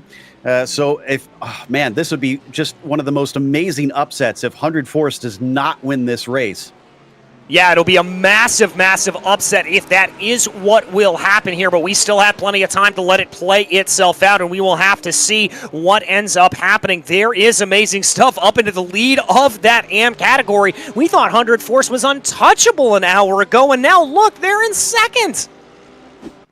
A whole lap ahead of every other car in their class. And so there they are going by the accident. So that was the lap prior, and then it was the next lap where they managed to just find a little bit of an opening right here. Almost looks like he caught him napping. He didn't even defend it.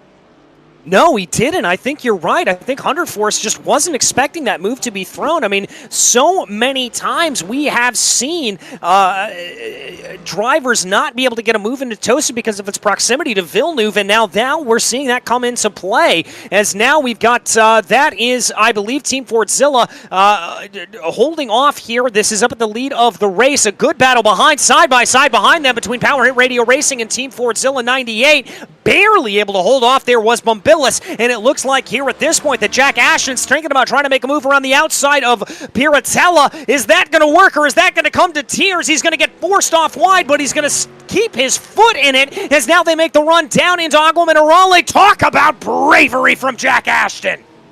Woo! They won a double podium for Team Fordzilla again, and he's not taking no for an answer, but Power Hit is back on his bumper, looking for it up into Alta. Just not going to quite work this time. Didn't have the speed. Is that car still experiencing some pace disadvantage from damage? I'm looking at the rear wing, and I can't tell if there's a crinkle or not, but let's take a look back at this replay. The little bit of a double juke there for Ashton, forced around the outside there of Tosa, tucks back behind in the draft on the run up to Piratella, going to try to be able to pull as much speed as he can, now pokes his nose to the outside, moves his way around here, gets forced off track, but doesn't say no. That is exactly the kind of racing you want to see here when you come to see GT racing. Brilliant stuff. So as we come back live, you can see Power Hit still is there or thereabouts, but Fordzilla has stretched it by a couple car lengths, so they're going to have to really get up on the wheel as we switch over to Stepanov and Sanchez. Similar situation there. Okay. Oh, and we got another yellow. 244 car. That's Traumos GT4. They had what looks like a very big wreck in Villeneuve. Yeah, car just could not go anywhere. They were chasing behind our leader. It was a battle for the lead, and they just lost control. So from hero to zero, quite literally, in just a matter of seconds. And we'll see if we can get a replay pulled up on that here in just a short amount of time. But I think this shouldn't be too long of a caution period because the field is relatively sorted out here at this point. We haven't seen any cars go a lap down, so this should be relatively straightforward here when it comes to getting everything back up underneath. But this is just going to amp up the pressure here on all of these drivers. And I've got to think here, if I'm Oliver Stepanov, I am ruining this opportunity because remember, on that last restart, he was able to catch the field napping a little bit coming down through Ravazza 2, and now I think Sanchez is going to be watching for that same move, and he's going to be ready for it. And now he doesn't have a buffer of a lapped car in between himself. Well, I don't know what sort of oval experience the Austrian has, but hopefully he's had a few times to get practice like this, where it's not typical that you get situations on the roadside where you just keep getting these yellows, especially towards the end. And you have to try and keep making those good jumps, those good restarts to ditch the field. So he's going to have to try and get a little tricky because this time Sanchez is going to be directly behind him instead of having that buffer. Yeah, exactly, and he's going to have to try to play that out to the best of his abilities. He's not going to be able to use that buffer, and he's got to figure out where he wants to get going. And the other thing now that's going to change around in all of this is going to be the fact that Team Fordzilla number 98 is going to be directly behind him. But we're going to go to a quick commercial break as we get sorted. OPTIBET. Dalyvavimas azartiniuose lošimuose gali sukelti priklausomybę. The passion for automobiles is what unites us. Enter the OBS world, the metaverse for true petrol heads. The world is changing now. It's high time to be part of this momentous transformation. The metaverse is the technology's next big thing, and it seems like it will stick with us for good. Finally, a new digital world emerges, giving us endless possibilities to fulfill ourselves, meet like-minded people, play games, and earn money. The OBS world is a place for everyone, where all automotive enthusiasts can live their passion in diverse ways. Build your garage. Spend time with friends, display your car collection and other NFTs, and host free or paid events in your garage. Enjoy using cars. Collect, customize, and sell cars, and use them in games and sim racing events. Host and join events. From private garage meetups to world-renowned car shows, everything is possible in the OBS world. Enter the NFT gallery and marketplace. Buy, sell, and trade unique NFT assets, from cars, garages, and car elements to art and digital avatars. Play games. Dive into an exciting world of automotive games. Use your NFTs to play and earn money. Train and race. Improve your racing skills. Climb up the leaderboard, join sponsored teams, and go for the podiums. Enter the expo and event area. Promote your business's products and services. Organize events to boost brand awareness and attract customers. Join the Founders and Investors Club. Become a member of the exclusive club with 911 seats only and enjoy its perks. Each seat is backed by a particular founder's or investor's NFT with robust benefits and opportunities. Take a metaverse ride with the OBS world. Pursue your automotive passion, thrive, and make money.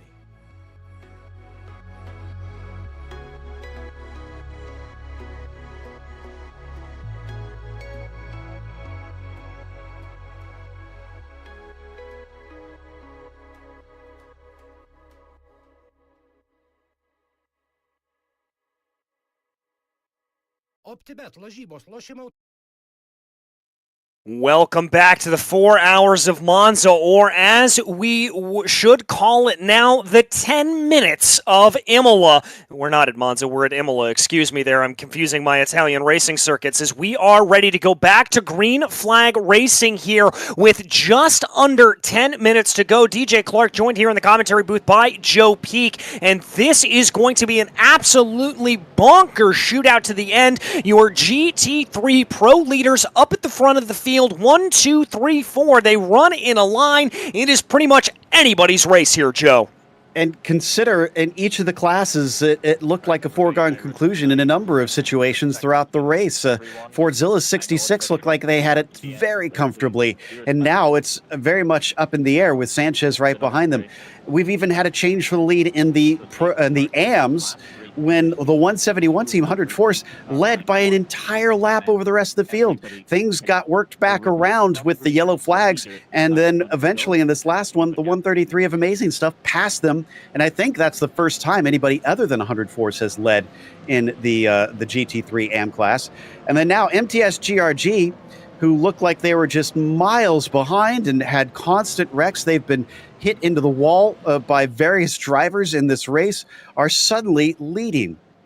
It is absolutely crazy. Absolutely anything that could happen here in this race most certainly has. But I think as of right now, all eyes are going to be focused on this battle up for the lead. Team Fordzilla 66, Roadster Racing, Team Fordzilla 98, Power Hit Radio Racing. 4 drivers all within a shot to be able to win this race in the GT3 Pro category. We're also going to try to keep you focused in on that battle for the GT3 AM category as well, because Amazing Stuff and 100 Force are next to each other as well. This is going to be a very, very crazy final, let's call it 7.5 minutes to the end of this race, but we're going to be with you through to the end as they go. Here comes Stepanov down through the corner. He will control the restart. When does he decide to get on the loud pedal? He got on it early last time around. He's going to wait this time, holding up the field, trying to get the jump over Alejandro Sanchez. Let's see what he is able to do. He's going to hold this field for a very long time. It looks like a big stack up behind him there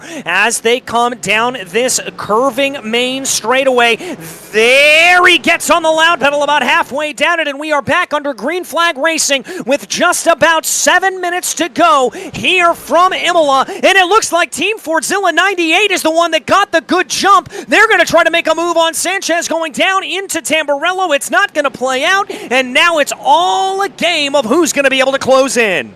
That was very smart by the 66. Stepanov basically was ensuring that he didn't give a slipstream down the straight as much as possible to Sanchez. And on top of it, like you said, I wonder if there was communication between the teams, just making sure that Ashton knew he was going to hold a long time, get the jump on Sanchez. He didn't quite make the pass, but he did hassle him, and that gave a little bit more breathing room. It's only going to be about 5 laps here to the finish, so every little inch counts. Exactly. Every little inch, every millimeter is going to count in this race, and there is the view from Oliver Stepanoff up at the front of the field. He has no one in front of him and will undoubtedly probably not come up against any lap traffic here at this point. So he has just got to try to keep his way ahead. Meanwhile, Sanchez there is going to try to close down 0.6 of a second here in these final races. 100 Force is looking like they're trying to close in on Amazing Stuff, but Amazing Stuff has the lead at this point in the race. You also saw on your screen that MTS GRG has been able to hold off Shipsy Racing for the moment here as they come down into the corner. But it does look like here that Sanchez is losing a little bit of time, unfortunately. He is not looking like he's within touching distance on this lap, and as this lap ticks by, that means chances are going by the wayside. And the funny thing about MTS GRG's 202, that car is an outright mess. I just took a closer look at it because we still have headlights on it, and it's looking good right now as it looks like the 7 team is coming in pit lane, I think serving a black flag penalty. But yeah, the leader of the race looks more like we're at a short track race at Bristol.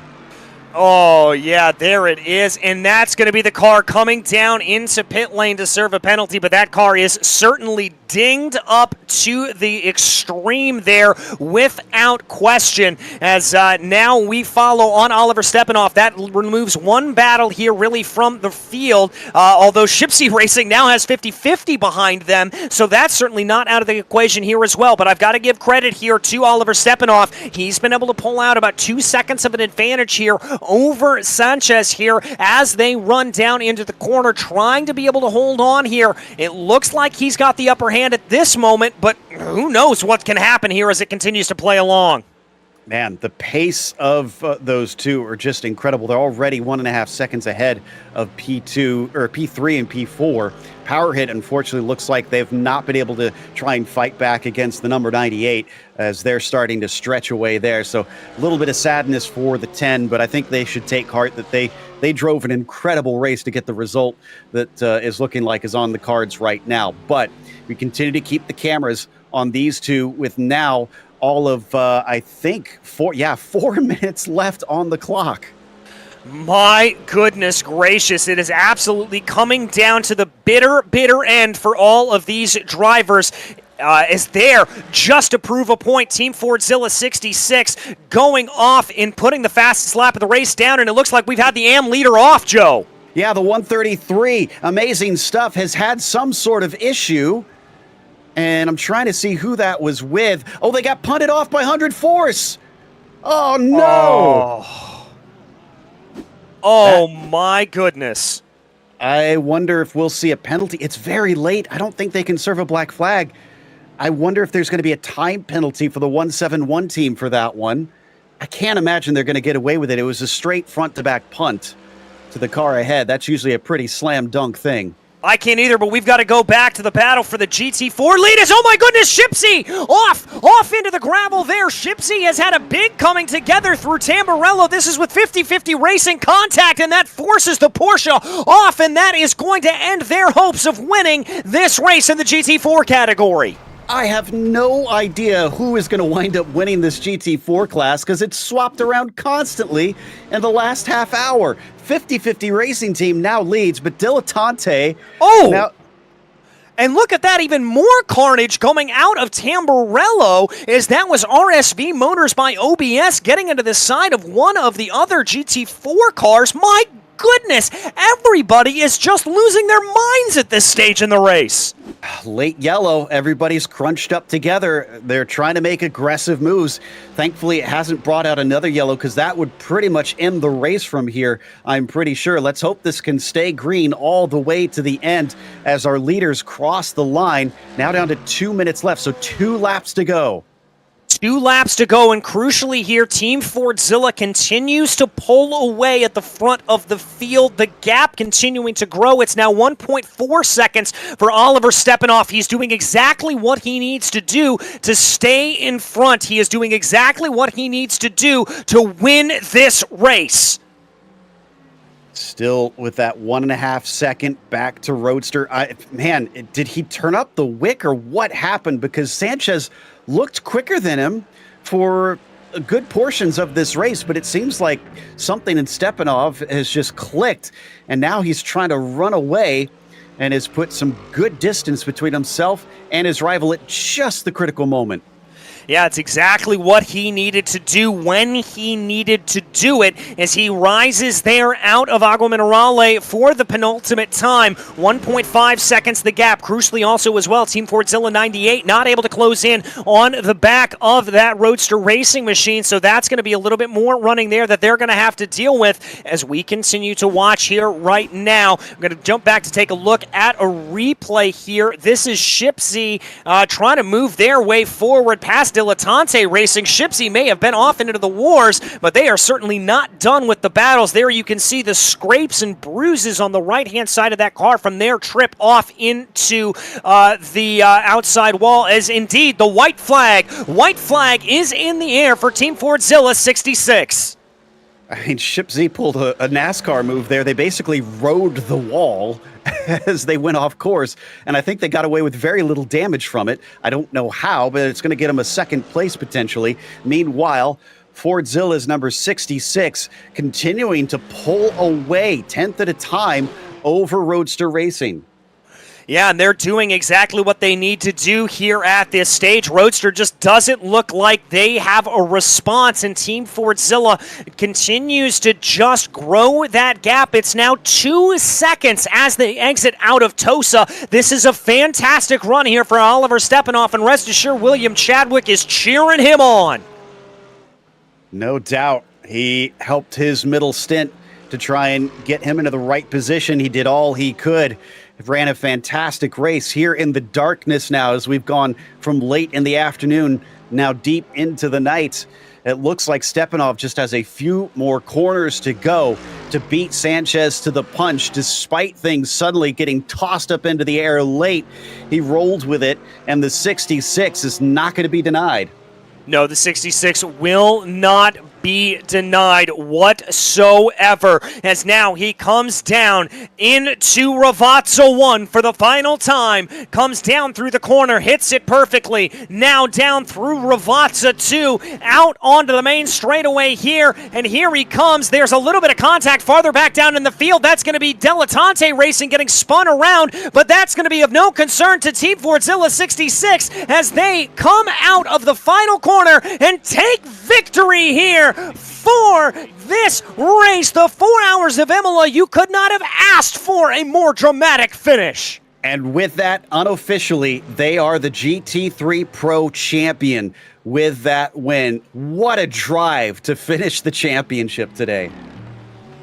What an absolute drive. What an absolute race. Joe, I need about 18 cups of tea with lemon in it to be able to get my voice back together after this race. Also want to give massive credit to 100 Force. They were able to hold on to that victory in the GT3 AM category. These results are all provisional, mind you, but they are provisionally the winners of GT3 AM, and 50-50 Racing Team, it looks like they will provisionally take the victory in the GT4 category. They got to cross the line first. They've got a couple seconds ahead of those chasing them. But unless something happens out of the final corner, which it does not, does look like a 50-50 Racing Team is going to, as you said, take the win there in GT4. And look at this, drivers celebrating what is no doubt an incredible drive. I think that's appreciation from the 48 of what he just witnessed from Stepanov and Chadwick. Yeah, I think so as well. That was an absolutely remarkable run there as we wait for the last couple of drivers here to cross over the line. A little bit of wiggles there, a little bit of how you doing, a little bit of a congratulations there from the number 98 Fordzilla machine, as there everybody just coming along to pay their respects to what we can provisionally call the champions of the OBS World Endurance Cup powered by OPTIBET. Absolutely incredible racing here today, as it looks like everyone has finished up, and I believe in just a few moments time we will have a quick video here commending our championship victors, Team Fordzilla 66.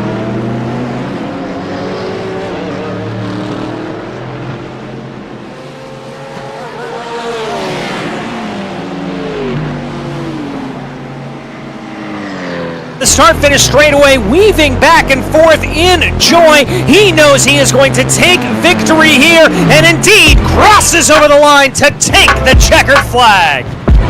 And Stepanov, as he crosses around the 66, will take a very slow victory lap here at the Red Bull Ring. Unbelievable stuff. As they come out of the final corner, weaving across the yard of bricks, it is William Chadwick taking victory here in Indianapolis.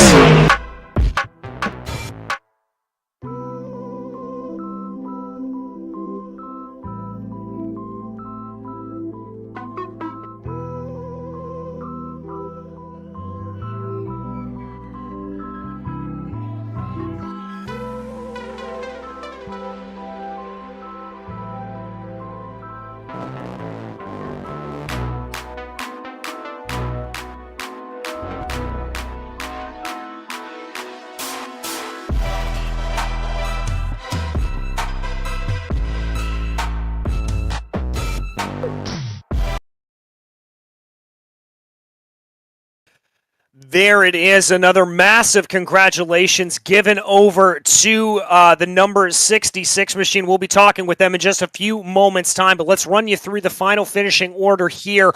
These results are provisional, by the way. 100 Force provisionally taking the victory in the GT3 AM category over Locals Autosport, and amazing stuff. The only three drivers there in the GT3 AM category that finished on the lead lap. Up at the front of the field, though, it was Team Fordzilla, Roadster Racing, and Team Fordzilla 98 to round out your podium in the GT3 Pro category. Then it was Power Hit Radio Racing, Over the Limit Racing Blue, and Over the Limit Racing Red, who will round out your pros to finish up in the order. Then it was 100 Force Local Autosport, and amazing stuff. Your podium there in the GT3 AM class with Alpha Esport by MDS rounding out your top 10, Joe.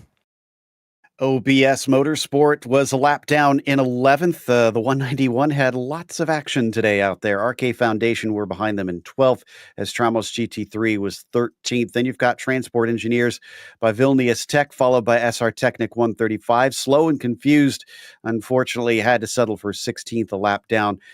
2 laps down for riding high behind them. 4SR Racing, RSV Motors by OBS, and SRB Motorsports by Linvega rounds out your top 20.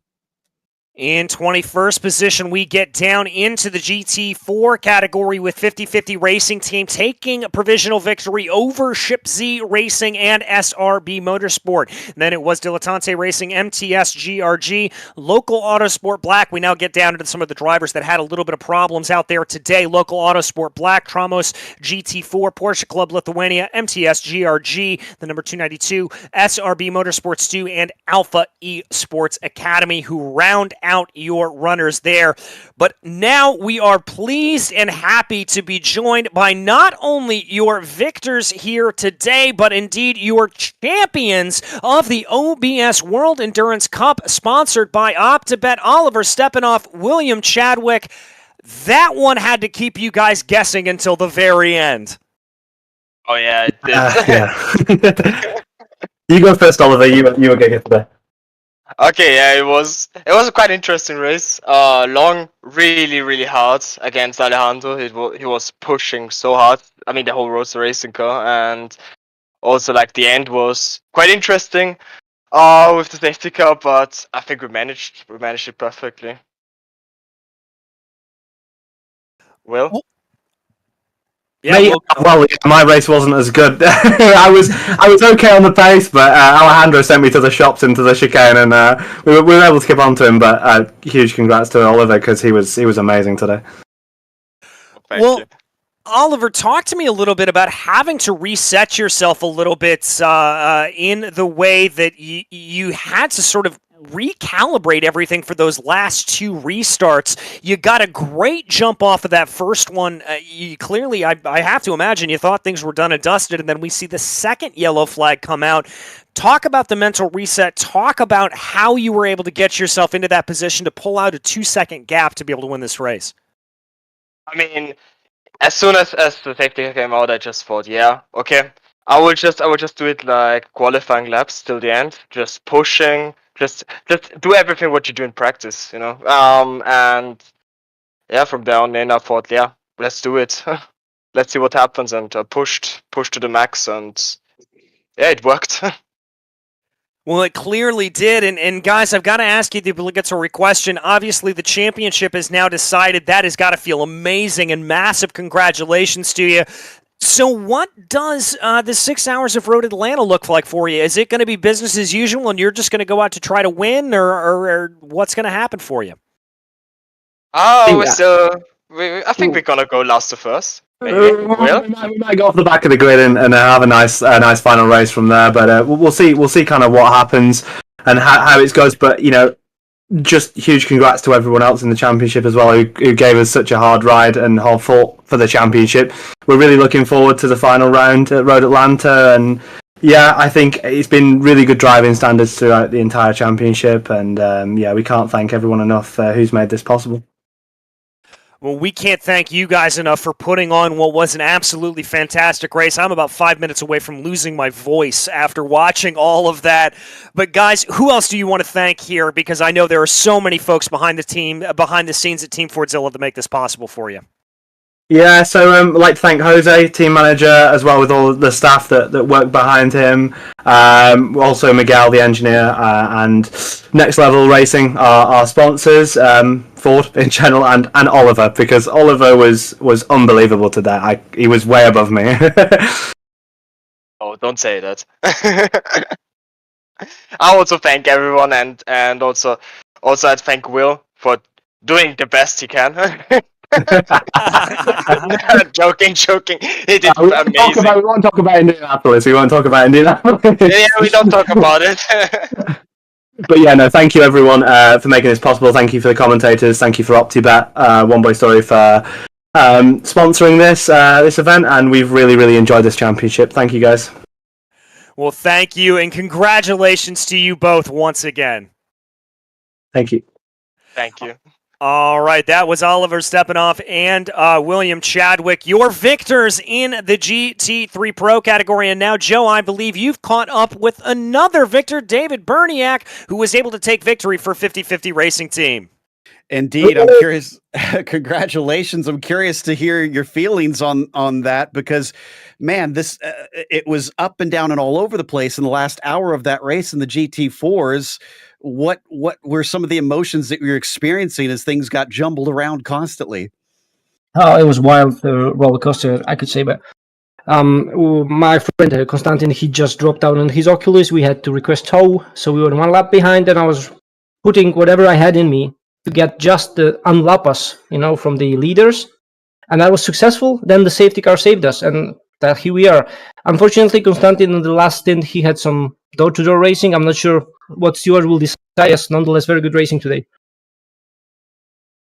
Yeah, the stewards have got their hands full from what we can see behind the scenes. I can tell you that. But with a little bit of a smaller GT4 field today, obviously it was always going to be a little bit more wide open, just maybe not in this fashion. With things coming down to the last race of the season, you being so far behind now that you've taken the win, what's the goal for the next race? Try to go back to back to close it off, or what? Always the goal is to win, right? It's like we're not trying to compete just to be last, but it is 50-50 with us. It's like maybe statistics is not on our side, but we'll still hope that it'll be even in the end, which is not possible because, right, there's not one race coming. But yeah, jokes aside, we want to race and we would like to be on a podium. We'll see what we can do next race.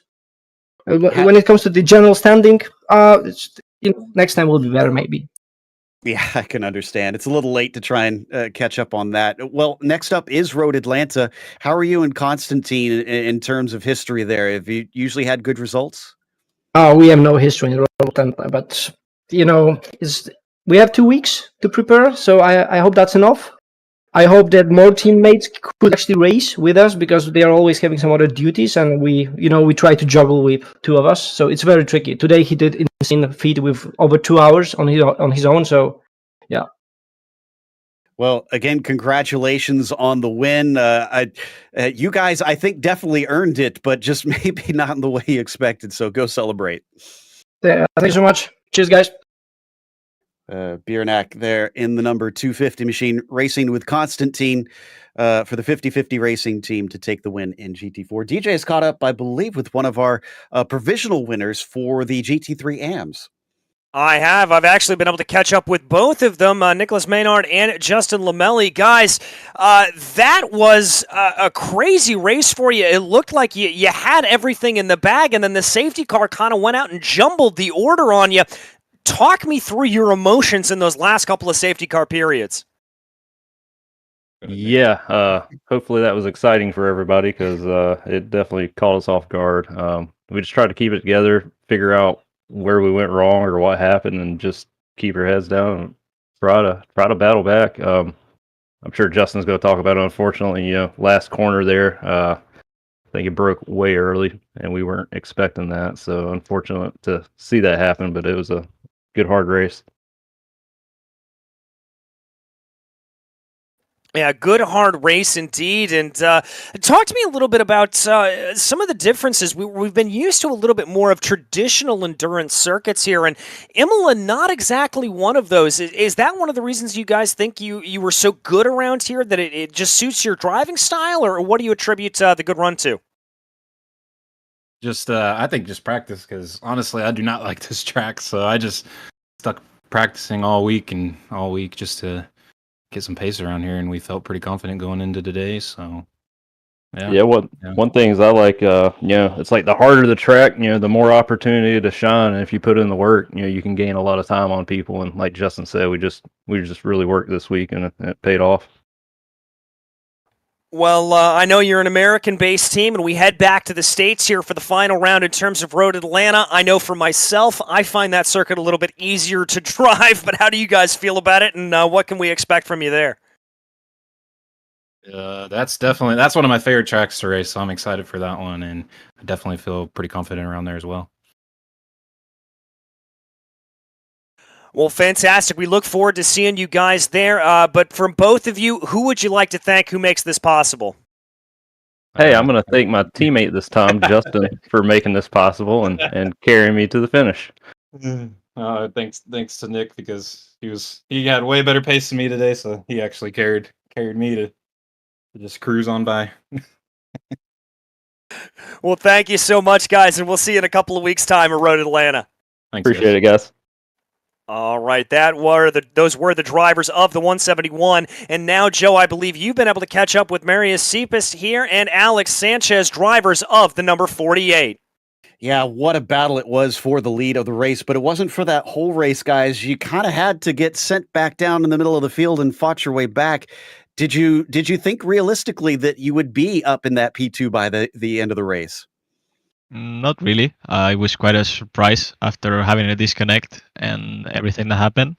To see ourselves back in P2, we just gambled with the fuel, and we thought it would be like 2 or 3 laps only of safety cars. So we jumped a couple of cars on the pits. I think there was no chance of maybe having jumped into P1. We would have to taken a big risk. But yeah, overall pretty happy. But yeah, didn't expect to finish P2 after all that happened, for sure.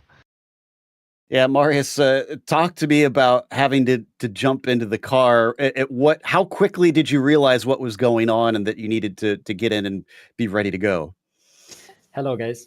We had the same issues before. So I was sitting with my shoes, at least, when he disconnected, so it was good. And I started to realize when he just disappeared from the screen. Then I just straightly put my gloves on and was ready for press towing.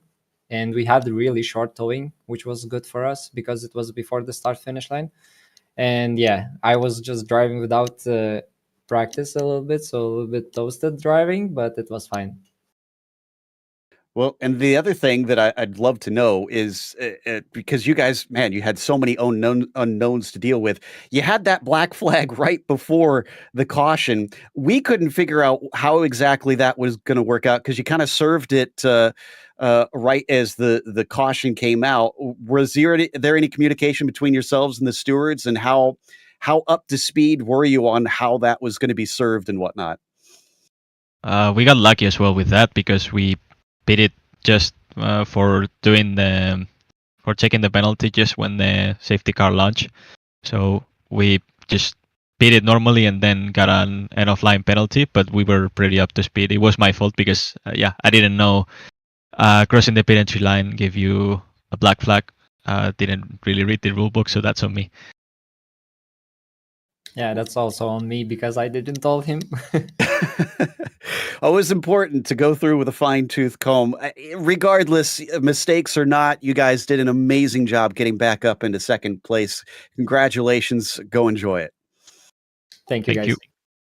That was Sanchez and Cepas, P2 for Roadster Racing. And then DJ's got, I think, the last of our podium for the pros.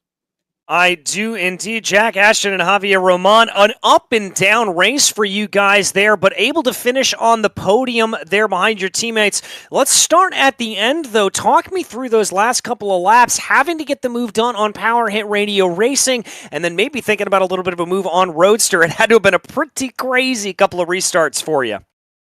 Yeah, I mean, I knew our main goal really was try and get top 4 with the fact that we know Power Hitter got a good pace, and we knew that Roadster were going to be really fast this today. So, and plus our teammates are just weapons, which is pretty obvious. But we felt like we had good pace on Power Hit, so we thought let's try and get that podium. It would be really good for us in the champ. And yeah, I pushed quite hard, managed to get the position. Safety car came out again, which was a bit like, oh no, not again, but it really actually helped us. I was never going to go for it on Alex. Alex had great pace. It probably just slowed me down more trying to get past him and then caused me to lose another place. It's pointless doing something like that. Held that P3 and yeah, job's a good one. Well, job done indeed. And I mean, talk me through a little bit of the mid race in terms of all of this, trying to be with the pit stop strategy. How much was that really thrown out of whack by the safety car? How much were you guys able to stick to your original strategy and keep that on point? Well, I think the safety cars in the middle of the race didn't affect us too much because the critical part is definitely the end of the race. And in that regard, the last 2 safety cars were more critical because we didn't know how long they will be. So putting fuel in the last lap, on the last stop, was a bit difficult. So we were like a bit pessimistic. So we put a lot of fuel just in case. But in the middle of the race was only try to adapt ourselves. Well, you certainly were able to adapt yourselves well, and I've got to ask you about adaptation. We head to a different circuit entirely in the form of Road Atlanta next time out. Do you guys like that circuit? How do you think the number 98 is going to fare around there? I'm okay with it. I've done fair amounts of racing there in the past, so it's not like I'm alien to the track. I'm fairly confident, so I obviously have to do some laps first, see how the car feels around there. But I think if we can again aim for these podium positions that we're doing, hopefully you can really secure that P3 position in the championship as well. Well, we certainly wish you guys all the luck in the world when you get there. But in the meantime, as for today, another podium, a great feather in your cap. Who makes this possible for you? I would say, I mean, Team Fordzilla, absolute boss mans. They really do support us quite well from behind the scenes. And again, I think the biggest part of this is Oliver and Will. If it weren't for them, we probably wouldn't be pushing ourselves as much because we can really see what pace is available when they're around on track. So yeah, big thanks to them guys. All right, well, a big thanks and a big congratulations to you as well, and we'll see you in a couple of weeks at Road Atlanta. Thank you very much. Thank you. See you. All righty, thank you guys. That was Javier Roman and Jack Ashton, and that unfortunately is going to finish up our coverage here of the OBS World Endurance Cup, sponsored by OPTIBET and the 4 Hours of Imola. Thank you so much for joining us through this topsy-turvy race. It was as crazy could be, but we loved bringing you the action. And on behalf of myself, DJ Clark, as well as Joe Peak, as well as everybody else behind the scenes at the OBS World Endurance Cup, it has been an absolute pleasure here today, and until we see you on the track, thanks for watching.